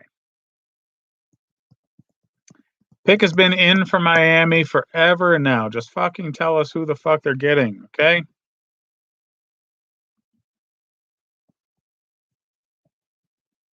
Wrapping up these last 3 picks in the draft.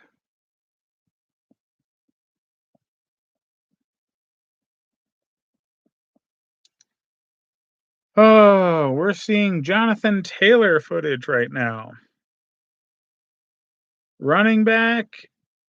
Oh, there's J.K. Dobbins. Yeah, he's not going. They're probably going to show us DeAndre Swift next. The only team I expect running back would be a smart decision for would be Kansas City.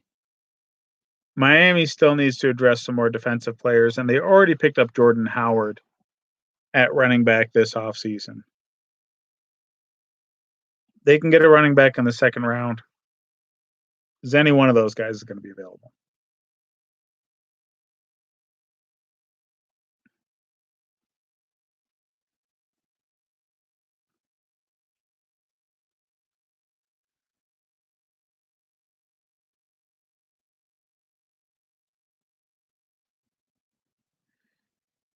Grant Delpit, Xavier McKinney, either one of those guys makes a hell of a lot of sense. I would go again with Xavier McKinney due to his positional flexibility, being a premium for the kind of scheme that Flores is running, a very Belichickian defense there. But let's see. Again, the pick has been in for fucking ever since Bernie Sanders was in fucking high school. So just tell us already.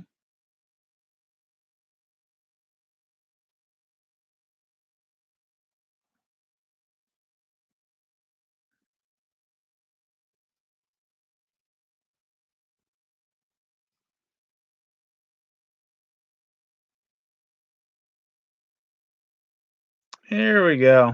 Finally looking at the commissioner's stupid face. Dolphins pick is in at number 30. They have selected Noah Igbenogany. Okay. That's good.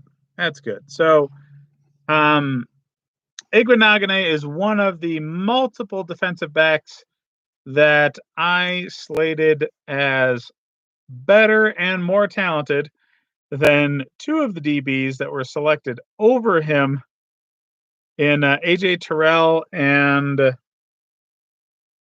Arnett out of Ohio State. So the Auburn defensive back is extremely, extremely physically gifted. You're going to look at somebody who played wide receiver a lot early in his college career and in his high school career. He's very, very fast. He's been a kick returner. He's got a lot of positional flexibility for them, but he's going to be an outside edge corner who probably plays as their return man as well.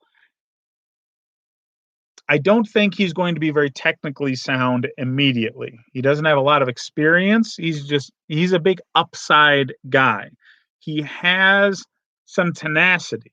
He's gonna get his face in there to make a tackle. He goes for turnovers over coverage, which can get him into trouble.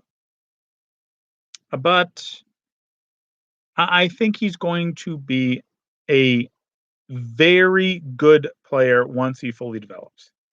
He doesn't have the instincts. He hasn't been playing the position long enough. It's only been a few years at defensive back. But because he's got that time at wide receiver, he does know what a defensive back has to do. And he can catch better than your average DB. So, yeah, This makes sense. This is good here. I'm glad they didn't go running back. And I'm glad Noah Igbenogany finally got picked up over some other corners. Because seriously, AJ Terrell and Arnett had no business getting picked over this dude.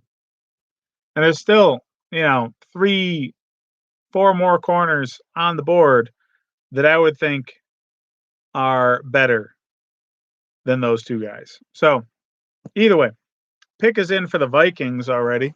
So we're moving along quicker, hopefully. But, however long the pick has been in on every one of these things before they actually announce it is fucking insane. I've waited 5-10 minutes sometimes after a pick is actually made before they fucking tell us. So this is goddamn stupid.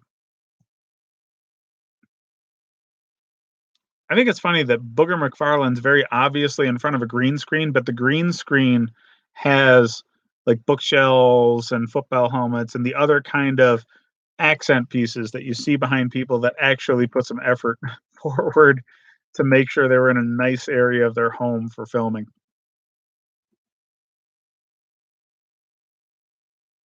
Mm. Minnesota Vikings. Pick is in, and we see Commissioner's stupid face on the screen. At number 31, the Vikings have selected Jeff Gladney, corner out of TCU.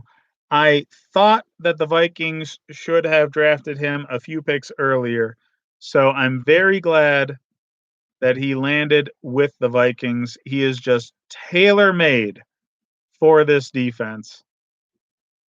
He's a bit smaller than you'd like. Okay, he's a slight kind of frame. Um, but he's got some hops on him. He's got very, very good instincts. He's a tough motherfucker. He gets involved in tackles, in contested catches. He's got all the speed you want for a defensive back. Um, he's been in blitz packages. So this is a guy who really gets his face in there. So I like his style of play. And I think the Vikings is a perfect fit for him. Mike Zimmer will know exactly what to do with this dude. They lost a couple of corners this offseason. So plugging in Jeff Gladney, he'll be a day one starter for them. And it's going to be just serendipity. All right. So Gladney and Justin Jefferson have gone to Minnesota. They could have also gone with an edge rusher, but I think they did well addressing positions that they definitely had needs at.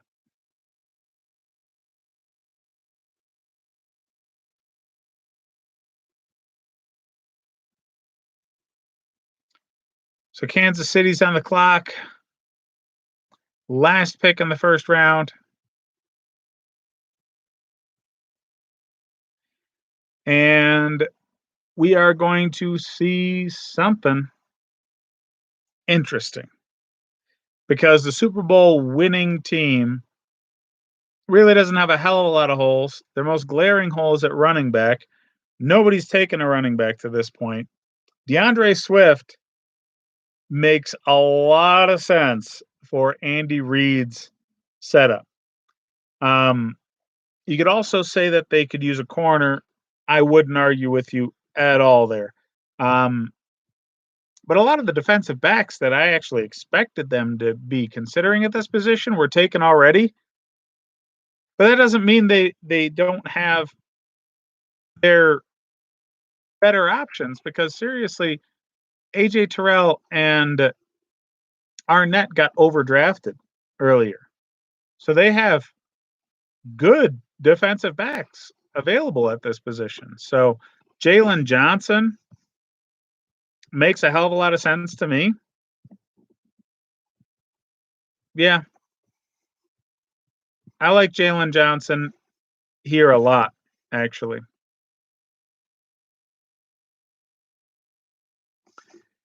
So Noah Igbenogany and Jeff Gladney gone. This would be kind of funny. 3 defensive backs taken back to back to back. Last 3 picks of the first round. Definite possibility with Jalen Johnson still available and the needs that Kansas City has. But man, would I just love to see DeAndre Swift go. That would turn this offense into something absolutely ridiculous, and nobody would want to come against them. Not like anybody does right now anyway, because they are seriously a dangerous, dangerous offense, especially when Tyreek Hill is healthy and available and, not suspended for smacking the crap out of his kids. But yeah,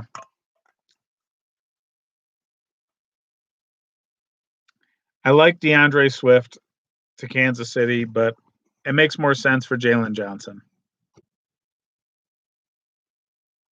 They've got plenty of wide receivers there, so I doubt they're going to go wide receiver. Christian Fulton's available as well. But yeah, I just like Jalen Johnson as a scheme fit much, much better at defensive back. Oh.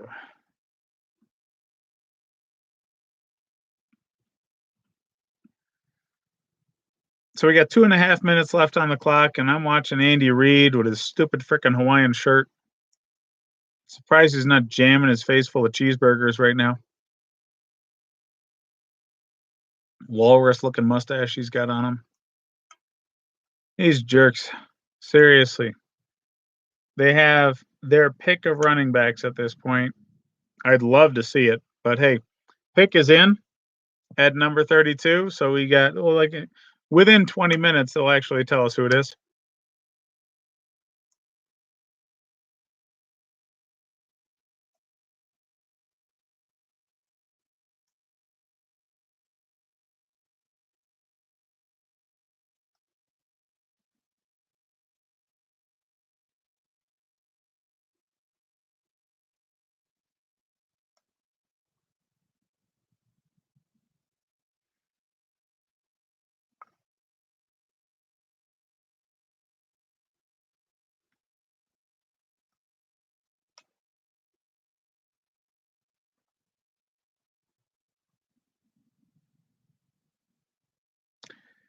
All right.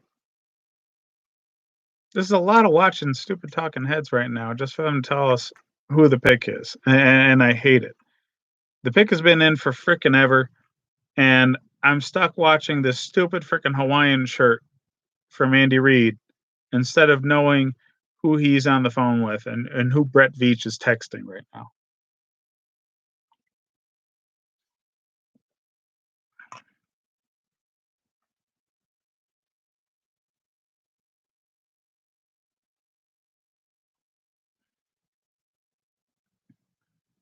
It's a very meta thing right now. I'm watching Andy Reid watch Andy Reid on his television. This is, I think the universe is about to fall apart. Is he trying to see how stupid he looks in that fucking shirt? Is that why he's watching himself on television right now?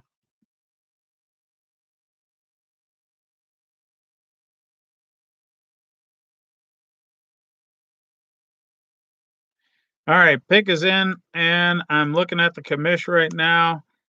Kansas City Chiefs at the 32nd selection in the first round of the 2020 NFL Draft have taken Clyde Edwards-Helaire, running back out of LSU. Holy fucking shit. I got 5 running backs better than this dude.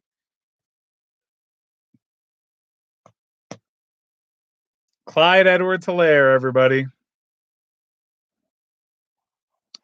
5 running backs. Grade out better than this dude in this draft right now. Go back into my freaking YouTube video. I got the top 5 running backs. None of them are this dude. Okay?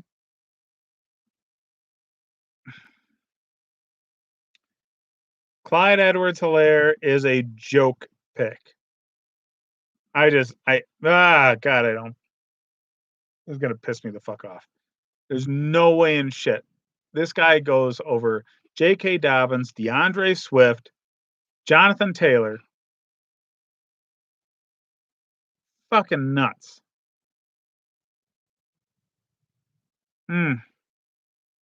Yeah.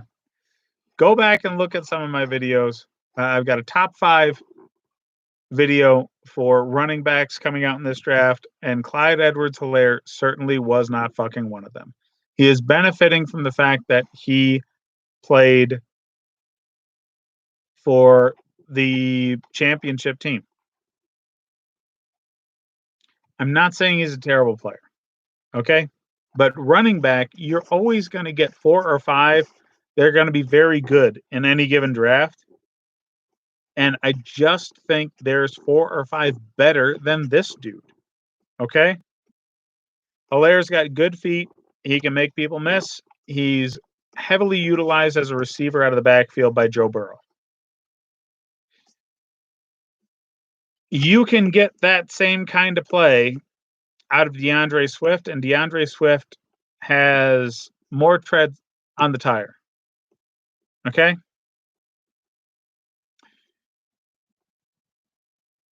If you want somebody who's been heavily utilized, you can go with Jonathan Taylor and gotten somebody who's maybe used more than Helaire, but is a better player at everything Hilaire's good at.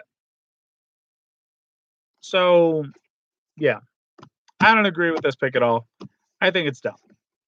So, the Bengals are on the clock. Second round. Yeah, this doesn't make any fucking sense to me. This is a terrible pick.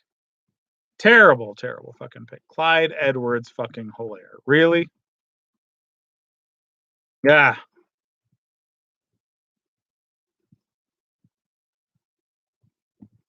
I do like them upgrading the running back position. I will say that.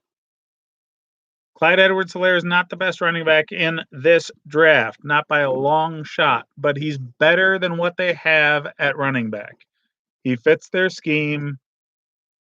Okay. There's just so much better. All right. DeAndre Swift, J.K. Dobbins, either one of those guys make a hell of a lot of sense. And again, Jonathan Taylor, any one of those 3. Cam Akers makes more fucking sense. Fuck it.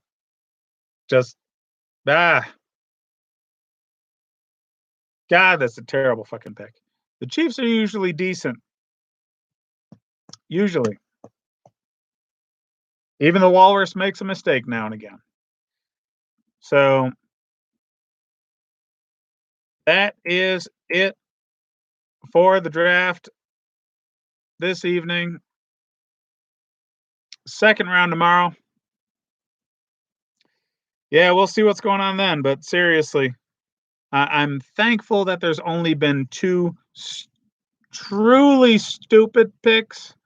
But yeah, there's always a few head scratchers, and we have had some this draft. AJ Terrell overdrafted, Arnett out of Ohio State overdrafted, Austin Jackson overdrafted, Clyde Edwards-Helaire very obviously overdrafted. Yeah, we'll be doing draft grade videos at the end of the draft. I like to grade them after we know all of the picks because, well, frankly, sometimes teams are just much, much better in the second and third round. And it's not until you see everybody that they've picked up that you understand their strategy. So we'll give these teams all the benefit of the doubt. We'll watch for a few more days and see what they end up doing in total. Right now, I can make sense of Miami's draft. I think they overdrafted Austin Jackson, but I can make sense of it position-wise. They just have different grades for Austin Jackson than I do, apparently. But, yeah, there's a lot of teams that did very well. There's a handful of teams that I don't know what the fuck they're smoking. So Tune in tomorrow. We'll have a nice long talk about what's going on in the second and third rounds. They're going to go by faster. There's not 15 minutes per selection after the first round. So it'll be roughly the same amount of time with twice as many players going. So a lot more of me motor mouthing about these things and less me staring at the screen, complaining about commercials, Anthony McFarlane, and stupid fucking Hawaiian t shirts. So there's that to look forward to. And I will check you guys tomorrow. Thanks for watching. Later.